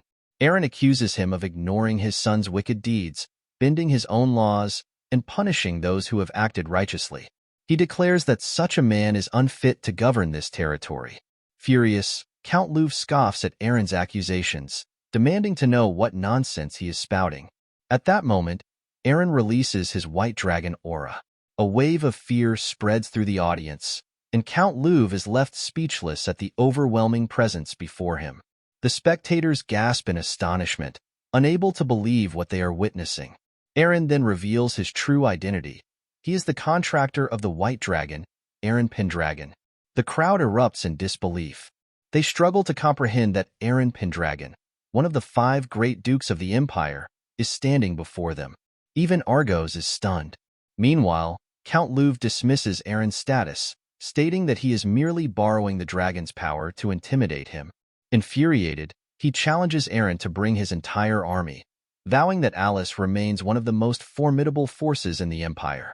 Frustrated, Eren reiterates that Count Luv has misunderstood.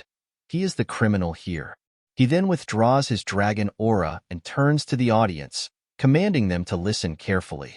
Eren reveals that the reason Argos went to such extreme lengths was because Morgan Luv had victimized countless women. He brands Morgan as the worst kind of criminal. The audience gasps in horror at this revelation. Eren continues, stating that Argos's daughters were among Morgan's victims. Outraged, Count Luv attempts to silence Eren, demanding proof of these claims. In response, Eren calls out to Ryan Dawson, Knight of the Varid territory and a subordinate of Alice territory. He asks if Ryan Dawson is present. At that moment, Count Dawson rises from his seat in the audience. Eren then announces that the evidence of Morgan's crimes lies in Count Dawson's hands. As Eren sees Count Dawson standing, he states that in the summer 2 years ago, Count Dawson's daughter was killed by Morgan Luv. As compensation for keeping quiet, Count Dawson was granted the Varid territory. Eren then inquires if this is true. Shocked and stunned, Count Luv is unable to comprehend how Eren knows about this. At that moment, Count Dawson, in tears, confirms the truth. He reveals that he found a golden button near the site where his daughter was killed. The button bore the emblem of the Luv household. The audience is left in stunned silence. Count Dawson further explains that he was determined to confront the Count at the castle, but when he arrived, he was captured by Morgan Luv. Morgan gave him 2 choices. Either he could report to Morgan's father and face immediate execution, or he could remain silent and receive a title in return. Crying, Count Dawson confesses that he made a terrible choice as a father, and he then presents the evidence. Upon hearing this, an audience member exclaims that it must be true, recalling how Dawson suddenly became a baron 2 years ago. Another spectator examines the button and confirms that it indeed bears the Luv household's emblem. The crowd rushes forward to see the button for themselves. Lindsay turns to Eren and asks if this is what he meant by laying the groundwork. Meanwhile, Count Luv, having lost all hope, struggles to comprehend how things have unraveled so quickly. Excited, Argos finds the situation surprising and asks Eren how he knew about this. Eren reflects to himself that it is because, in his past life, when Argos was captured, Knight Dawson had visited him to express his gratitude for what he had done. In that moment, Argos had shared this information with Eren. Eren then approaches Count Luv and declares that everything is settled. Frustrated, Count Luv refuses to accept this outcome and insists that he cannot forgive Argos. He argues that Argos has committed countless crimes, including treason against the Empire, and that he has taken the life of a noble. He insists that the value of a commoner and a noble are fundamentally different. Enraged, Count Luv releases his aura and lunges at Eren. However, Eren swiftly dodges the attack and remarks that he now has no choice but to fight against the Empire. He asserts that there is no place in this world for rulers who do not respect their people, including Count Luv. With that, Eren unleashes his white dragon aura and, with a single strike, takes down Count Luv. As Count Luv sits defeated on the ground, Eren walks past him, stating that his life is worthless.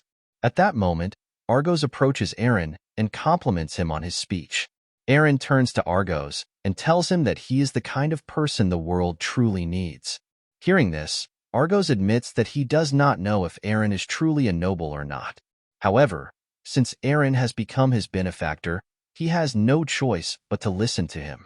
Eren can't help but smile. Argos then pats Eren on the back. At that moment, Irene, Lindsay, and Leon enter the arena. Seeing Eren and Argos together, Irene remarks that both of them seem to be in a good mood. Lindsay agrees, noting that it feels as though they have been old and reliable comrades for a long time. Leon, meanwhile, finds the entire situation incredibly cool. Then, Argos points to Leon and asks Eren if this young man is going to be his disciple. The scene shifts outside, where Argos is driving the carriage while Leon runs beside it. Argos glances at Leon, noticing his exhaustion. At that moment, Argos advises Leon not to lose his breath, warning that exhausting his strength too soon in a real fight could mean death. He further explains that proper breathing is the foundation of the art of fighting. Enthusiastically, Leon responds with a determined yes. However, Argos corrects him, saying the proper response is yes, sir. Leon immediately shouts, yes, sir. Inside the carriage, Irene remarks that Argos's training methods are excessively harsh. Lindsay, concerned, wonders if Leon will be all right. Eren reassures them, stating that Argos's skills as a teacher are unparalleled and that Leon has the talent to match him. Back outside, Leon's feet slip, causing him to fall to the ground. Argos sternly tells him that losing focus on a battlefield also means death. He further informs Leon that upon reaching the imperial capital, he will be sparring against real opponents. Until then, Leon must ingrain the fundamentals into his body. According to Lord Eren's instructions, Argos has 3 months to train Leon to his limits. Crying, Leon shouts, yes, sir. Eren, observing from the carriage, thinks to himself that this training is too harsh. The scene then shifts to Pendragon territory, where Luna is shocked to learn that Eren was involved in the demise of Count Louve's legitimate son, Morgan Louve. Vincent confirms this and adds that Eren also vouched for and protected the one responsible for Morgan's death. Initially surprised, Vincent explains that, after learning more, he discovered that Morgan had abused his authority and killed young women. Morgan Louve was a true villain, and the perpetrator was a family member of one of his victims. In this case, justice was on their side. Despite this, Luna remains worried. Vincent, however, points out that Eren's actions have provided an opportunity for forces hostile to the Pendragons to act. He then contemplates to himself that his instincts were correct, protecting Eren from the rabble of the world and strengthening him to become the one true king is his duty. It is Vincent's mission to save the people of the Empire and fulfill his long-cherished ambition. The scene shifts to the training grounds, where Pendragon's new soldiers train with griffins under Isla's supervision. Vincent arrives and commends Isla for doing a splendid job. He states that griffin riders represent the future, and with training progressing as it is, only the best knights will be able to match them. The fact that so many griffins are being trained at once indicates that they are receiving proper instruction. Vincent praises Isla, calling him an exceptional leader, but Isla, as usual, remains silent. Vincent then inquires if Isla can accomplish that task. Isla simply responds, no problem. Hearing this, Vincent smiles, acknowledging that Isla is truly dependable. He informs him that he will be in charge of the transportation strategy, as his strength is indispensable for its success. However, Isla remains silent, making Vincent wonder whether he still holds a grudge from the time they crossed swords, or if he is simply reserved.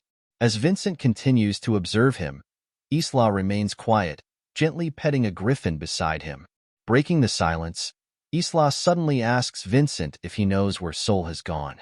Vincent explains that, like Lord Eren, Sol leaves the duchy whenever important matters arise that require her attention. The scene shifts to Sol, who is soaring in her dragon form. She finally reaches the place Eren instructed her to find. Upon landing and transforming into her human form, she looks around and remarks that it matches the description given by Ray from his memories. The Lobestein Prairie is brimming with dormant mana, a dragon vein.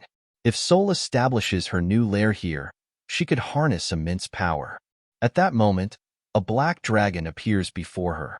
Sol is shocked to recognize him as Amelhalt. As Amelhalt descends and shifts into his human form, he inquires why the Queen of Dragons has come to this place. Sol inquired whether Amuhalt was the owner of the dragon vein.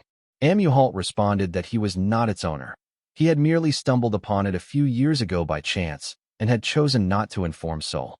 When Sol pressed for a reason, Amuhalt explained that after the pact with the Pendragons was broken, Sol had been severely injured, and Amuhalt had not wished to burden the queen with what he deemed useless information. Sol appeared skeptical upon hearing this. Noticing the doubt, Amuhalt questioned why Sol had come to this place. Sol remained silent.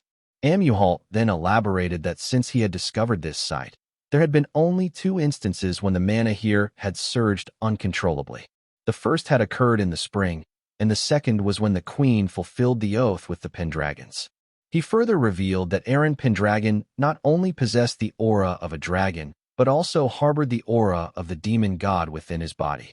Hearing this, Sol speculated that the surge in mana during the spring might have been linked to Ray's reincarnation as Eren Pendragon. Amuhalt expressed disbelief, stating that it was unheard of for someone who had failed the oath once to be able to attempt and succeed at it again.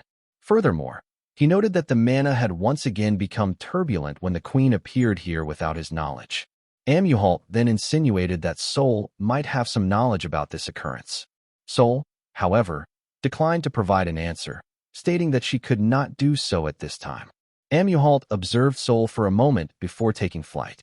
As he ascended, he warned Sol that the power of the demon god was capable of shattering the boundary between life and death, a force so immense that it could fundamentally alter the foundation of the world.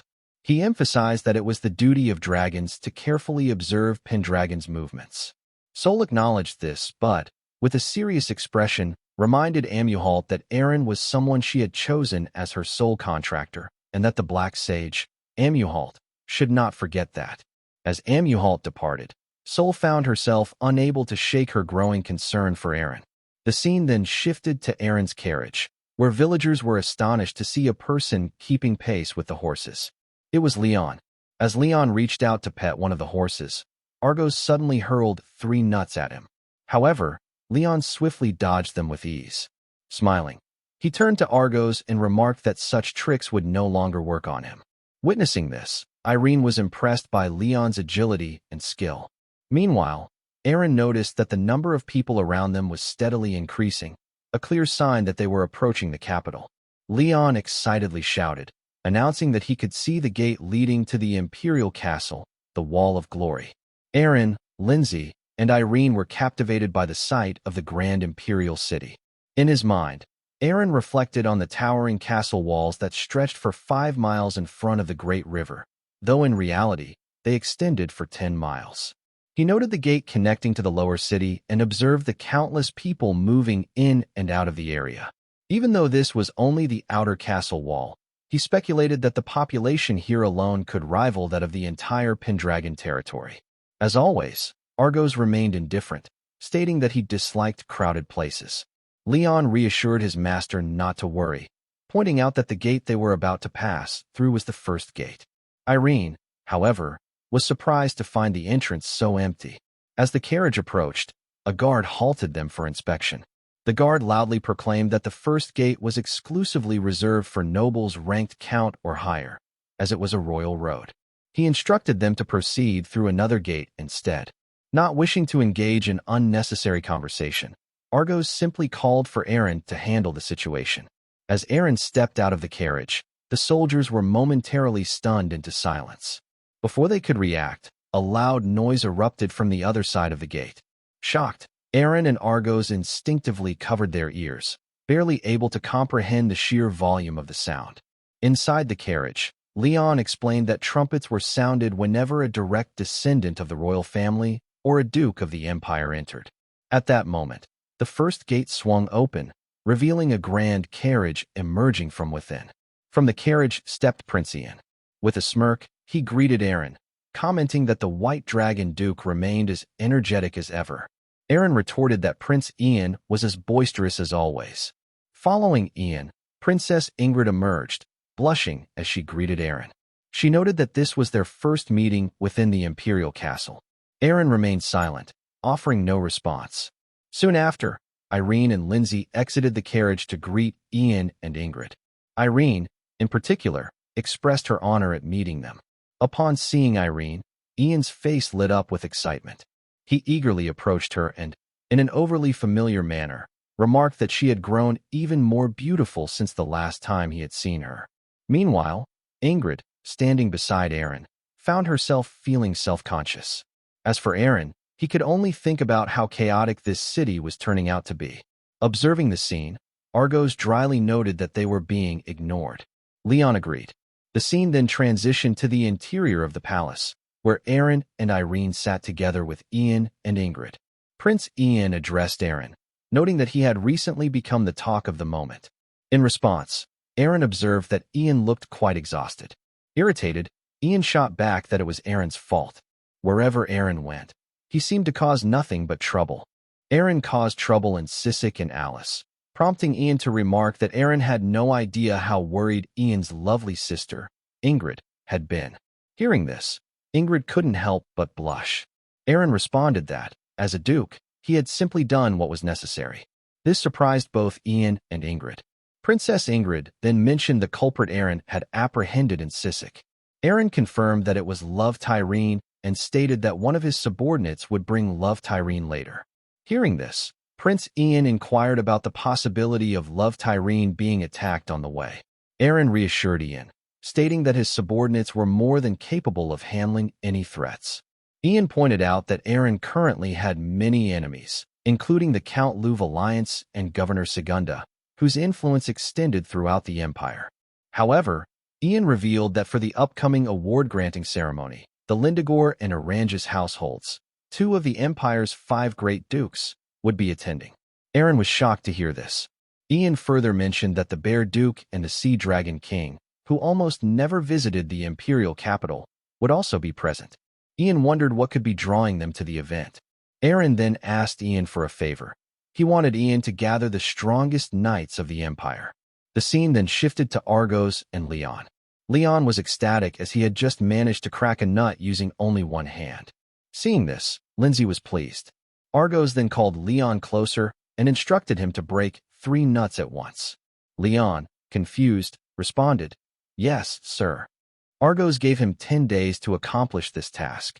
Leon immediately replied, "Yes." Seeing this, Lindsay wondered to herself whether that was supposed to be a question. Argos then demonstrated his own strength by effortlessly crushing 5 nuts with a single grip. He told Leon that a fighter without grip strength was like a knight who couldn't ride a horse. Leon was shocked by the display of strength and responded with a somewhat disheartened, "Yes, sir." Observing this, Lindsay thought to herself that it seemed as though Leon had already given up. At that moment, Ian and Eren entered the corridor. Ian inquired about the 2 men, to which Eren replied that they were Argos and Leon, fighters who had joined the Pendragons. Upon hearing Argos' name, Ian realized that he was the man who had defeated Alice's strongest knight. Ian also vaguely recalled the other man, Leon, the jester of the Imperial Palace from the Johann Bolt household. Eren clarified that Leon was no longer a jester. He had now become a warrior of the Pendragon house. Though still an apprentice, Eren believed Leon would become a powerful ally in the battles to come. Hearing this, Ian remarked that such high praise from Eren was noteworthy. Eren smirked at Ian's comment. Eren then called for Leon and Argos, informing them that they had received permission to visit the training grounds of the Golden Lion Knight Order, the elite force that would serve as the Empire's sword and shield. The scene then shifted to the training grounds, where soldiers were engaged in rigorous training with wooden swords. Observing this, Argos smirked and remarked that the Imperial Palace indeed had an interesting place. He then told Leon that he would allow him to face some of these knights. Leon confidently replied, "Understood." Count Granite then stepped forward to greet Prince Ian and inquired about the others accompanying him. Ian introduced Eren as the current lord of the Pendragon barony and explained that the others were Eren's subordinates. Ian further stated that Eren had asked if his subordinates could train with the Golden Lion Knights, so Ian had invited them here. Count Granite acknowledged this and assured them that he would treat them with due respect. As the training continued, Eren carefully observed the soldiers and noted that they were trained in sharpshooting, cavalry, and even griffin riding. It was evident that the Imperial soldiers were receiving the highest level of training. Ian then asked Eren for his thoughts on the pride of the Empire, the fighting strength of the Golden Lion Knights. Count Granite added that every knight here came from a noble or knight household, and, through diligent training, had become an elite warrior. Ian commented that knights of this caliber were common here. The scene then shifted to Leon, who asked Argos why he was not looking around with Lord Eren. Argos replied that this area was better for finding a suitable opponent. He then told Leon that he could take a break from cracking nuts for now. At that moment, a knight fell near Leon, but Leon quickly moved aside. A knight then approached them, apologizing to Argos and Leon.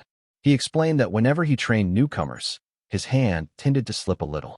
Upon seeing Leon, the knight took a closer look and found him familiar. Recognizing him, the knight realized that Leon was the eldest son of the Johann Bolt household. He recalled seeing Leon's techniques in the Imperial Castle once, where Leon had rolled himself into a ball and tumbled across the stage. Laughing, the knight remarked that Leon's performance had been a masterpiece. Leon was embarrassed by the comment. The knight then questioned why the former jester had decided to change careers, pointing out that Leon did not appear to carry a sword or spear. Mockingly, he suggested that perhaps Leon's trump card was a throwing knife. At that moment, Argos casually tossed a nut toward the knight, who instinctively caught it. Argos then explained that he and Leon were fighters who trained their fists to the limit using nuts. He stated that with a single hit, he could crack a skull. To demonstrate, Argos crushed the nuts in his hand with ease. He then asserted that this was why he and Leon did not need useless and cumbersome weapons, as Argos could fight anywhere and anytime to determine whose fighting style was superior. The knight grew enraged upon hearing this. In an attempt to prove his strength, he tried to break the nut that Argos had thrown, but despite his best efforts, he failed. Meanwhile, at Argos' command, Leon was able to break the nut with ease, shocking everyone. Argos then told the knight that 1 month was enough for Leon to surpass him, if Argos was the one training him. Infuriated, the knight reached for his sword, but in an instant, Argos closed the distance between them and firmly told the knight to stop making a fuss. The knight was stunned by Argos' speed, while Leon was completely in awe of his mentor's skill. At that moment, Count Granite stepped forward and inquired about the commotion. The knight, visibly shaken, claimed that it was Argos and Leon who had been slandering the Golden Lion Order.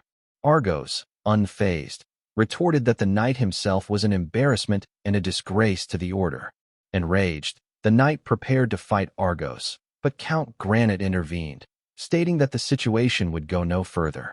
At that moment, Ian stepped forward and suggested a way to settle the dispute. Since neither side was willing to back down, why not have their commanders duel to determine who was right?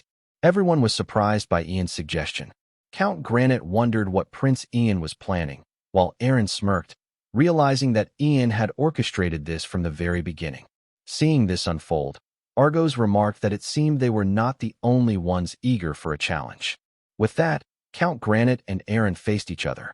A knight then formally announced that, in the presence of Prince Ian, a sparring match between Count Granite, the captain of the Golden Lion Order, and Eren Pendragon, the representative of the Pendragon Duchy, would now commence. As they stood face to face, Count Granite told Eren that once the sword was drawn, it no longer mattered whether one was a peasant or a monarch. It was simply a matter of life or death. He declared that he would ensure Eren never forgot that lesson. Raising his sword, Count Granite unleashed his aura. Observing this, Leon commented that Count Granite was even stronger than Morgan. Argos, pleased with Leon's growing insight, acknowledged his observation. Leon expressed gratitude for Argos' training, which had sharpened his awareness. Meanwhile, Ian analyzed the situation, realizing that Count Granite was 5 times stronger than himself. Not only was he more skilled, but his battle experience far surpassed Ian's own. This brought back a memory of Princess Ingrid questioning Ian about why Eren had changed so much from his past self. At the time, Ian had remained silent. Now, watching the duel unfold, Ian wondered what Eren would do next. Eren, smiling, pointed his sword at Count Granite and declared that he would fight seriously. With that, he released his blue dragon aura. Count Granite wasted no time and lunged forward to strike, but Eren swiftly dodged. Realizing that his opponent was incredibly quick, Eren remained focused. Count Granite continued his relentless assault, striking multiple times, but each time, Eren managed to evade. Leon was shocked to see Lord Eren being pushed back. Argos, however, calmly remarked that Count Granite wasn't just quick, he was truly fast. Ian, deep in thought, observed that Eren was making no unnecessary movements or preparatory actions. It was pure swordsmanship. To an outsider, Count Granite's technique might seem like nothing more than a quick thrust, but in reality, he had taken imperial swordsmanship to its absolute peak. Count Granite struck again, but once more, Eren dodged. Seeing an opening, Eren moved to counter, but Count Granite immediately closed the gap between them, preventing Eren from landing a blow. Argos was surprised by this, realizing that Count Granite was skilled enough to neutralize his opponent's counterattacks by closing the distance. Count Granite then swung his sword again, but Eren leaped into the air, dodging the strike. In midair, Eren delivered a kick to Count Granite's face, causing him to lose his balance. Without wasting a second, Eren used his momentum to bring his sword down upon his opponent, landing a direct hit. Count Granite was momentarily stunned, unable to believe what had just happened. But regaining his composure, he charged at Eren once more. Their swords clashed, locking them in place. The soldiers watching the duel were astonished by the display of skill, and even Ian found himself deeply impressed. Meanwhile, Argos thought to himself that, as expected, Eren's technique bore a strong resemblance to the Tarami's technique. Returning to the duel, Count Granite acknowledged that Eren's swordsmanship was unique, but insisted that such petty tricks were not enough to triumph over the Empire's supreme techniques. With that, he released his full aura, putting immense pressure on Eren. Eren was momentarily pushed back, but then, at the last second, he sidestepped, allowing Count Granite's momentum to carry him forward blindly. Everyone watching was left in shock. Count Granite barely managed to stop himself in time, struggling to comprehend what had just occurred. Meanwhile, on the other side, Eren couldn't help but smile. Sensing the shift in the battle, Argos remarked that from this moment on, things were going to be different. Then, Eren, too, began to unleash his blue dragon aura once again, signaling that the true battle had only just begun. Both Count Granite and Eren charged forward toward each other, their auras blazing around them. Their swords clashed in the middle once again. This time, Eren swiftly stepped away, causing Count Granite to move forward blindly, leaving an opening. Wasting no time, Eren delivered a powerful elbow strike, sending Count Granite to the ground. The Empire's knights were stunned by this display. Count Granite quickly got back on his feet, his anger evident as he released his aura aggressively. Both Argos and Leon were shocked to see that Count Granite's aura had grown even stronger than before. With renewed force, Count Granite charged at Eren, but Eren skillfully blocked his strikes. The knights watching the duel began cheering for Count Granite, and even Ian was left speechless. At that moment, Count Granite noticed something strange. There was no feeling of impact when striking Eren. Ian, watching closely, realized that this sensation was similar to what he had experienced back in Luz. Argos, intrigued, explained that it was a special technique from the south used to channel strength. He was surprised to see it being applied in such a manner. Meanwhile, Eren thought to himself that, in the short time he had spent with Isla, he had learned a variety of new tricks. As both fighters stood facing each other, their auras blazing, Count Granite seemed to be growing tired. Ian, observing the duel, thought to himself that Eren had not only become stronger, but something else about him had also changed. He wondered what it was. Then, as Eren glanced at Ian stepped forward and told Count Granite to stop. He acknowledged that both Eren and Count Granite had displayed incredible skill, and he was satisfied with their performance. Eren then extended his hand to Count Granite, admitting that he had underestimated him. Count Granite calmed himself and shook Eren's hand. Seeing this, Argos turned to Leon and remarked that their master was truly something else. Leon, curious, asked what he meant. Argos explained that Eren understood the rules of a duel well. Ian, watching this interaction, realized that Eren had preserved Count Granite's pride by ending the duel with respect. Ian then told Eren that it felt like he had changed even more. Eren replied that a lot had happened. He then turned to Count Granite and expressed his admiration for the strength of the Golden Lion Knight Order. He requested permission for himself and his subordinates to continue training there, especially for Leon, as this environment would be ideal for his growth. Count Granite agreed and ordered his knights to train with Eren and his subordinates as much as they wished. The knights responded in unison, "Yes, sir." Eren thought to himself that with this opportunity, the Pendragon forces would grow even stronger in preparation for the battles that awaited them. The scene then shifted to the entrance of the Empire, where some of the most powerful High Lords were arriving for the title-granting ceremony. First, the delegation from Roxen County, one of the strongest territories, arrived. Then came the Sirad County, a powerful ally of the Pendragons. Following them was the governor of Luz, Count Segunda, representing the Empire's most prominent commercial city. Soldiers watching the arrivals remarked that this year's ceremony was drawing an unprecedented number of influential figures. At that moment, the massive doors opened, and the soldiers were left in shock as they saw the flag of the Sea Dragon King, an unmistakable sign of the Oranges Duchy. This was the arrival of the head of the 5 great dukes and the absolute ruler of the south. Meanwhile, in a separate location, Karta charged forward, attempting to strike Isla. However, Isla skillfully blocked the attack with his spear. Karta launched another strike, but once again, Isla effortlessly dodged it. Frustrated, Karta demanded that Isla stop dodging, but Isla saw an opening and used his spear to strike Karta's leg, causing him to lose his balance. Karta, however, quickly placed his hand on the ground and launched a counter kick at Isla. Isla barely managed to evade the attack, and their training session continued. The other Pendragon soldiers, watching from the sidelines, were stunned. One of them remarked that Isla seemed to be in a bad mood. Another soldier explained that Isla had been entrusted with a different mission and had been unable to accompany Lord Eren on his journey. Because of this, Isla had been venting his frustration through intense training. At that moment, Karta's weapon broke due to one of Isla's strikes. A piece of the broken weapon flew toward a tree, nearly hitting 2 of the watching soldiers, who now found Isla terrifying. Watching the duel, Johnson remarked that their training was on an entirely different level. An intimidated knight laughed nervously, acknowledging the incredible skill of both fighters. He admitted that it had been a long time since he had trained seriously and decided to give it a try. The trio watching him couldn't help but stare. Scylla bluntly stated that it was impossible, but Jonathan quickly told her to stop saying such things. Vincent then noted that both Karta and Isla had become much stronger since their time in Luz. Hearing this, Krudel added that Isla's technique and Karta's strength made them excellent opponents for each other. Vincent then inquired if Krudel had any new information.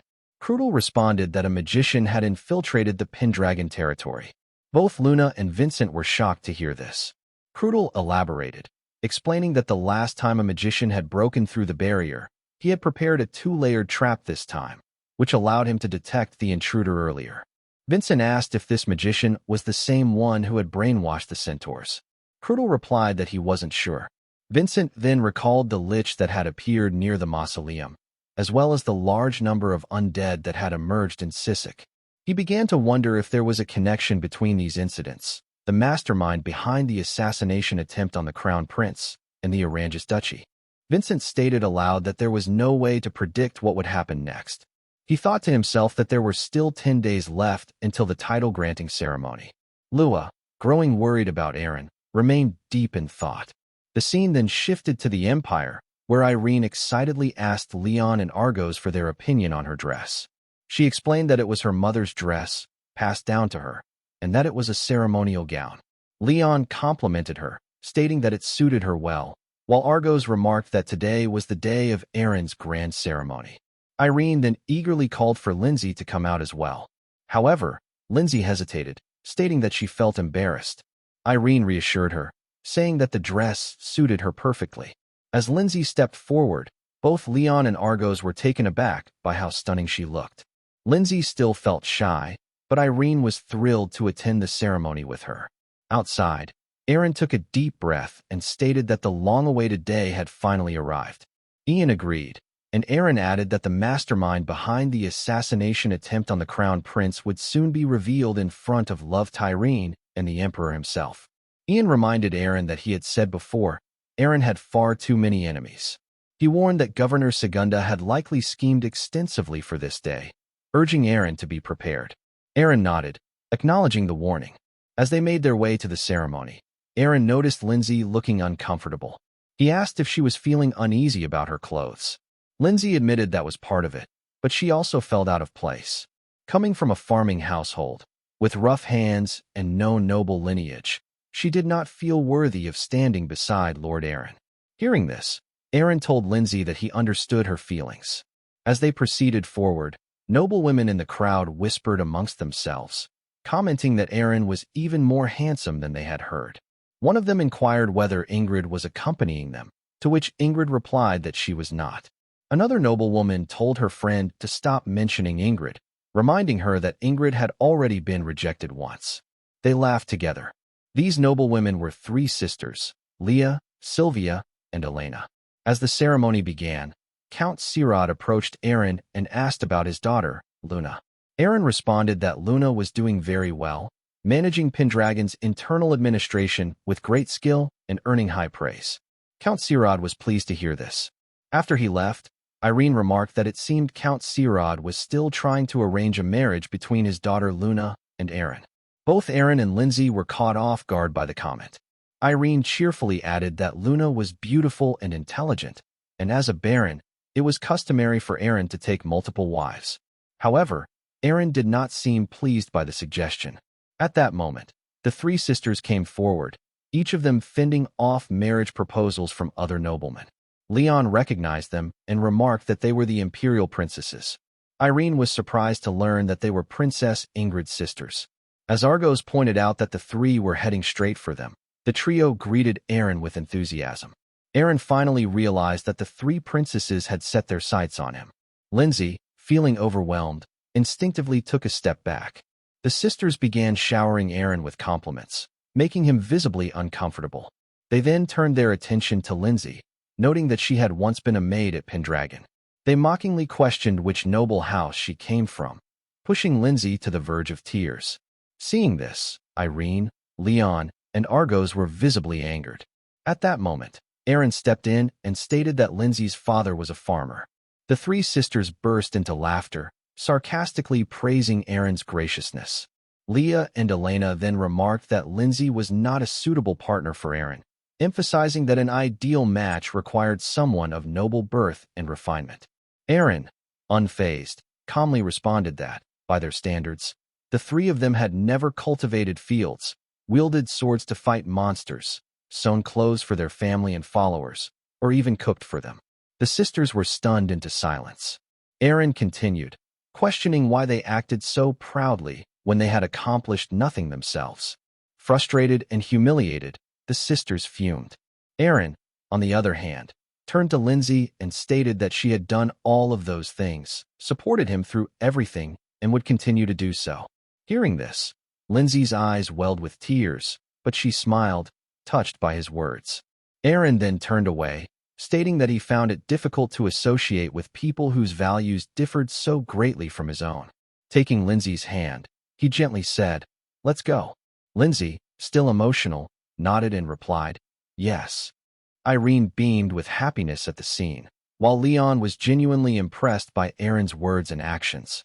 Behind them, the three sisters started to cry. A nobleman stepped forward, questioning Eren's audacity in speaking to the imperial princesses in such a manner. He accused Eren of going too far. Other noblemen joined in, surrounding Eren and confronting him. Leon, observing the situation, remarked that it was just as Prince Ian had said. Lord Eren had far too many enemies. Lindsay, feeling guilty, apologized to Eren for causing trouble. Eren reassured her, telling her not to worry about those people. At that moment, a powerful voice interrupted the commotion. Someone stepped forward, commenting on how lovely the gathering was. Eren's expression darkened as he turned to see none other than the Sea Dragon King, Duke Aranjus. Duke Aranjus, with an air of amusement, addressed the noblemen, reminding them that they were under the Emperor's care and urging everyone to calm down. The noblemen trembled at the sight of Duke Aranjus. The Duke then stated that Eren's choice of a partner was not for other nobles to interfere with, as the independence of each household was one of the fundamental pillars of aristocratic society. Quietly, the nobles who had been arguing with Eren stepped away. As Duke Aranjus and Eren stood face to face, one noble whispered that the Duke had recently entrusted all matters of the South to his eldest son, Arrigo, and had rarely shown himself in public. His sudden appearance in the capital now was highly unusual. As the two locked eyes, Duke Aranjus smirked and commented that Eren had a lovely wife. He then inquired whether Irene was Eren's sister, as they looked remarkably alike. With a glance at Argos and Leon, he noted that Eren's escorts were undoubtedly fierce warriors. Eren formally greeted the Duke, who responded that nobles were troublesome, engrossed in their titles, and blind to everything else. He remarked that he had suffered greatly because of them due to an incident involving his mistress and his son. Eren bluntly asked if the Duke was referring to the pirate wannabe, the half-orc. He remarked that it was unfortunate the boy had sided with the perpetrators. Duke Oranges chuckled, stating that he didn't understand what Eren meant by pirate, but the half-orc idea intrigued him. He mused that a being with both the intelligence of a human and the supernatural strength of an orc would be an ideal warrior, perhaps the strongest soldier in existence. Eren remained silent. The Duke then reminisced about his youth, stating that he had once doubted the Empire's structure. He had believed it should be a meritocracy, where any race or lineage could rise to the top purely based on ability. He asked whether Eren agreed with him. Eren responded that a society where the best rose to the top was an interesting concept. Duke Oranges then remarked that an old and rusty sword could never slay a dragon. With that cryptic statement, he turned and walked away. Watching him go, Irene remarked that he was truly the absolute ruler of the South. Lindsay added that he had an undeniably powerful presence. Leon noted that the Oranges household was once considered the kings who ruled over all the southern lands, meaning their origin was entirely different from that of the nobles who served the first emperor. He admitted that, despite living in the imperial castle for years, this was his first time seeing Duke Oranges in person. At that moment, Argos turned to Eren and stated that no matter how much killing intent he had directed toward the Duke, Oranges hadn't even flinched, a testament to the hardships he had endured. Leon, exasperated, told Argos to lower his voice, at least while they were inside the imperial castle. Argos shrugged, remarking that for a martial artist, the battlefield was everywhere. Eren, deep in thought, recalled that Duke Oranges was not only the father of that monster, but also the mastermind behind the assassination attempt on the crown prince and the destruction of the Valt household. Clenching his fists, Eren silently vowed that today he would expose all of Oranges' crimes. As the ceremony continued, Duke Oranges noted that, as expected, Count Segunda was far more intelligent than the other nobles. Segunda, smirking, responded that it was only natural. He added that, now that Duke Oranges had left that place, exposing him as an enemy of the Empire would be challenging. Duke Oranges instructed Segunda to carry out their mission before facing the Empire. Segunda confirmed, stating that he had stationed assassins all along the route from the Duke's territory to the imperial capital. He noted that thanks to what the White Dragon and Eren had done in Sisek, the noble society was deeply dissatisfied with them. Most nobles throughout the Empire were now their enemies. He further revealed that Jaime Roxon, heir to one of the Empire's largest territories and a rival to the Alice household, was cooperating with them.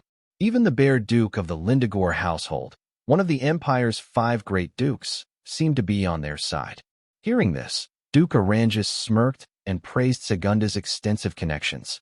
Segunda confidently declared that Eren was completely surrounded by enemies in the royal palace. Duke Oranges expressed deep gratitude to his comrade, and Segunda, pleased, reveled in his influence. The scene then shifted to the palace, where the official announcement was made. The grand title-granting ceremony of the Empire was about to begin. The nobles rose in anticipation as the pride of the Empire, the 5 great dukes, were introduced. First to enter was the Sea Dragon King, Duke Oranges, accompanied by his soldiers. Next came the Lindegor Duchy. The nobles whispered among themselves, discussing how the patriarch of the Lindegor family was rumored to possess the power to fulfill wishes and how their forces had never been defeated in war for centuries. The Lindegor family head had also lived for an unusually long time, further adding to their mystique. Then came the Pendragon Duchy. As Eren entered, whispers filled the hall. He was now known as the young White Dragon contractor, the hero of Luz. Count Segunda, upon seeing him, clenched his fists in frustration. Meanwhile, Jaime Roxon, standing in the crowd, smiled ominously. Finally, the Aragon imperial family entered. Prince Ian and Princess Ingrid made their way through the grand hall, followed by the treasured child of Baroness Elin, Goofly Aragon. Eren was taken aback at the sight of Goofly. In his past life, this man had inherited the throne. As Goofly passed by, Eren studied him closely. If Ian was like fire, then Goofly was like water, calm, still, and unreadable. Eren found it impossible to discern his emotions. He pondered Goofly's age, estimating that he must be around 13 or 14 years old. At that moment, Goofly briefly glanced at Eren, catching him off guard. Then, without a word, he continued walking. Lastly, the highest authority of the Aragon Empire arrived, the King of Kings, Emperor Aragon himself. Eren's attention was drawn to the Emperor's escort, led by none other than Count Granite. Eren thought to himself that this was quite an escort. He wondered what the Emperor would be like and braced himself for the moment of revelation. As the Emperor stepped forward, Eren's eyes widened in surprise. Eren was surprised to see how old the Emperor appeared. As the ceremony began, the Emperor took his seat on the throne. Jaime Roxon stepped forward and introduced himself as the heir of the great Roxon territory, respectfully greeting the Emperor. However, the Emperor remained silent. Jaime then attempted to engage him in conversation, but before he could continue, Count Granite stepped forward and stated that the Emperor acknowledged Jaime Roxon as the heir of the Roxon household and, therefore, granted him the title of Count. Confused, Jaime thanked both the Emperor and Count Granite. Eren, too, seemed puzzled. Next, Mobris Bullen stepped forward and was granted the title of Baron. Following him, Charles Viscount received the title of Viscount. As the ceremony continued, suspicion spread among the attendees. Why had the Emperor not spoken a single word? Count Granite was doing all the talking. Seeing this, Segunda smirked. Jaime Roxon then whispered that the Emperor was nothing more than a figurehead now. Irene, noticing the oddity, asked Leon if the Emperor had always been like this. Leon nodded, explaining that for the past few years, the Emperor had been deteriorating rapidly. Since then, Leon had not heard him speak a single word. He further mentioned that while some claimed it was due to disease and old age, the truth remained a mystery. Eren thought back to the destruction of the Valt household, which had been labeled as treason against the Emperor, a complete lie. If the Emperor had only possessed the ability to see through those falsehoods, if he had had the will to control the tyranny of the nobles, then perhaps Sisek and even Alice could have been saved sooner. Frustrated by the Empire's corruption, Eren found himself blaming the man sitting on the throne. At that moment, Eren stepped forward and introduced himself as the heir of the Pendragon household, greeting the Emperor. To everyone's astonishment, the Emperor suddenly stood up and began walking toward Eren. The entire hall fell silent, shocked by his movement. Then, without warning, the Emperor released his aura, which engulfed the room. Even Segunda, Jaime Roxon, and the others were taken aback. Standing before the Emperor, Eren immediately recognized the immense power radiating from him. He realized that the Emperor's aura was at least twice as strong as Ian's. It was incredible to think that such a powerful presence belonged to an aging man like the Emperor. Eren prepared to respond by releasing his white dragon aura.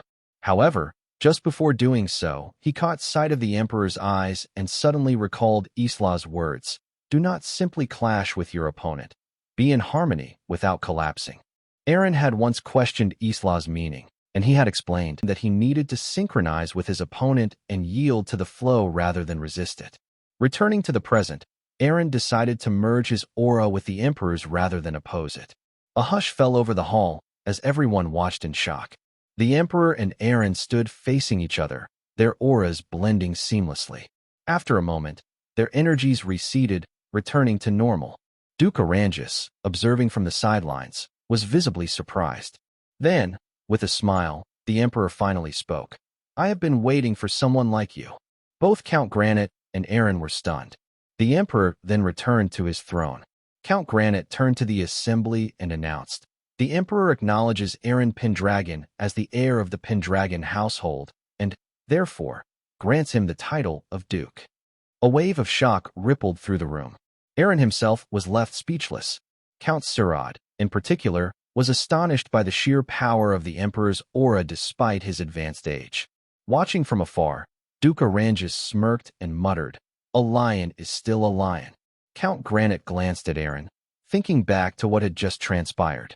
Eren's aura had not been threatening or forceful.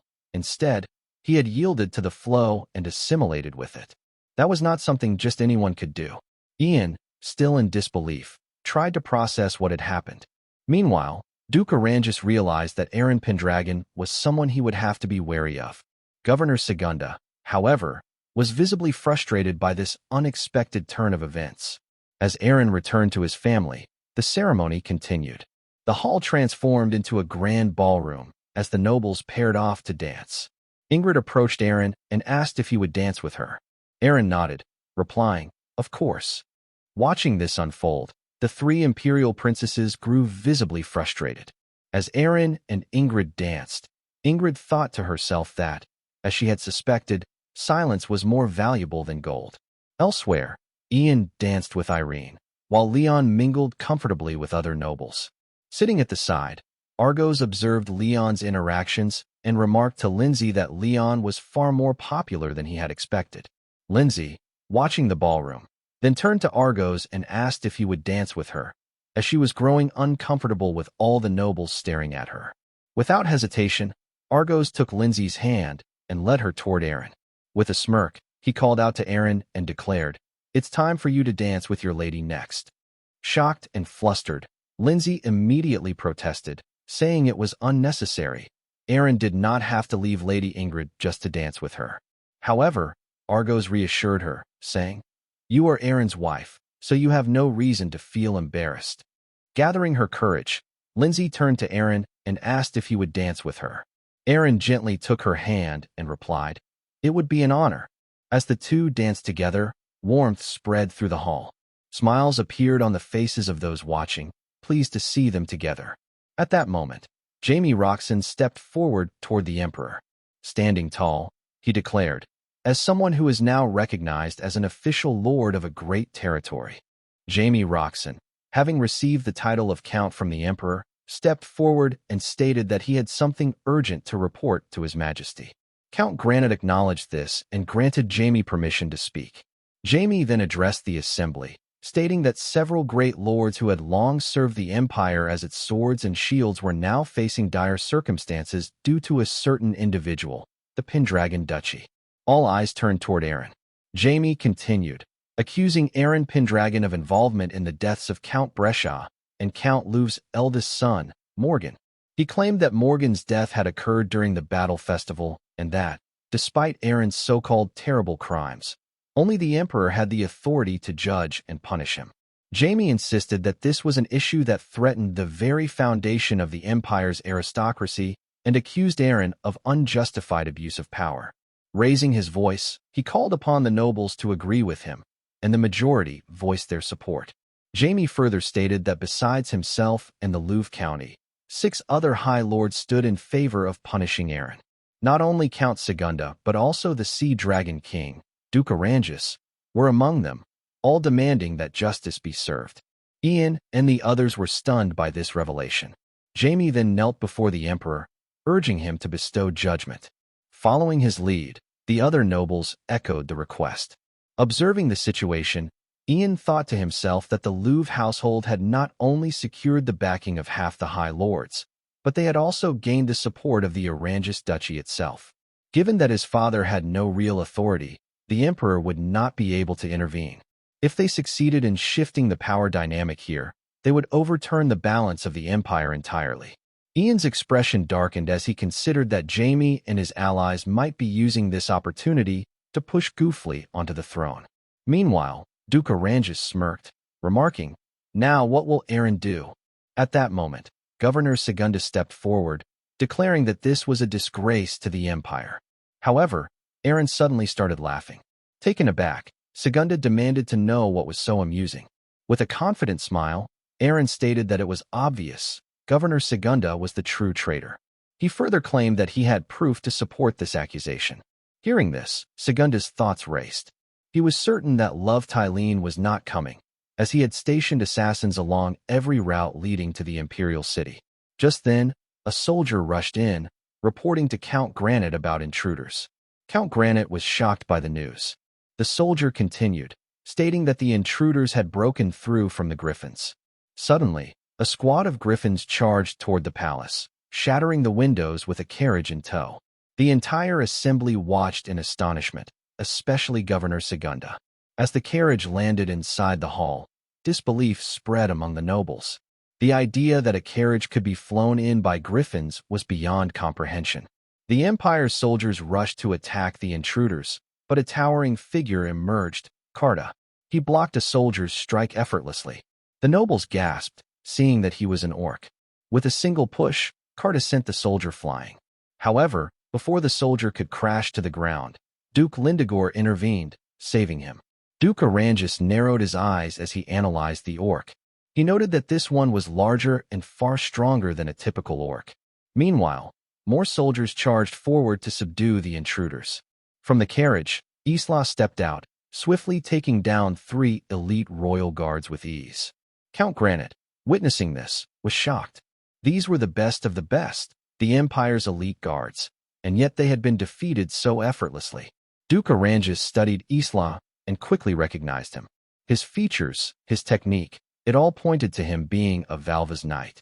Then, Vincent and Killian emerged from the carriage.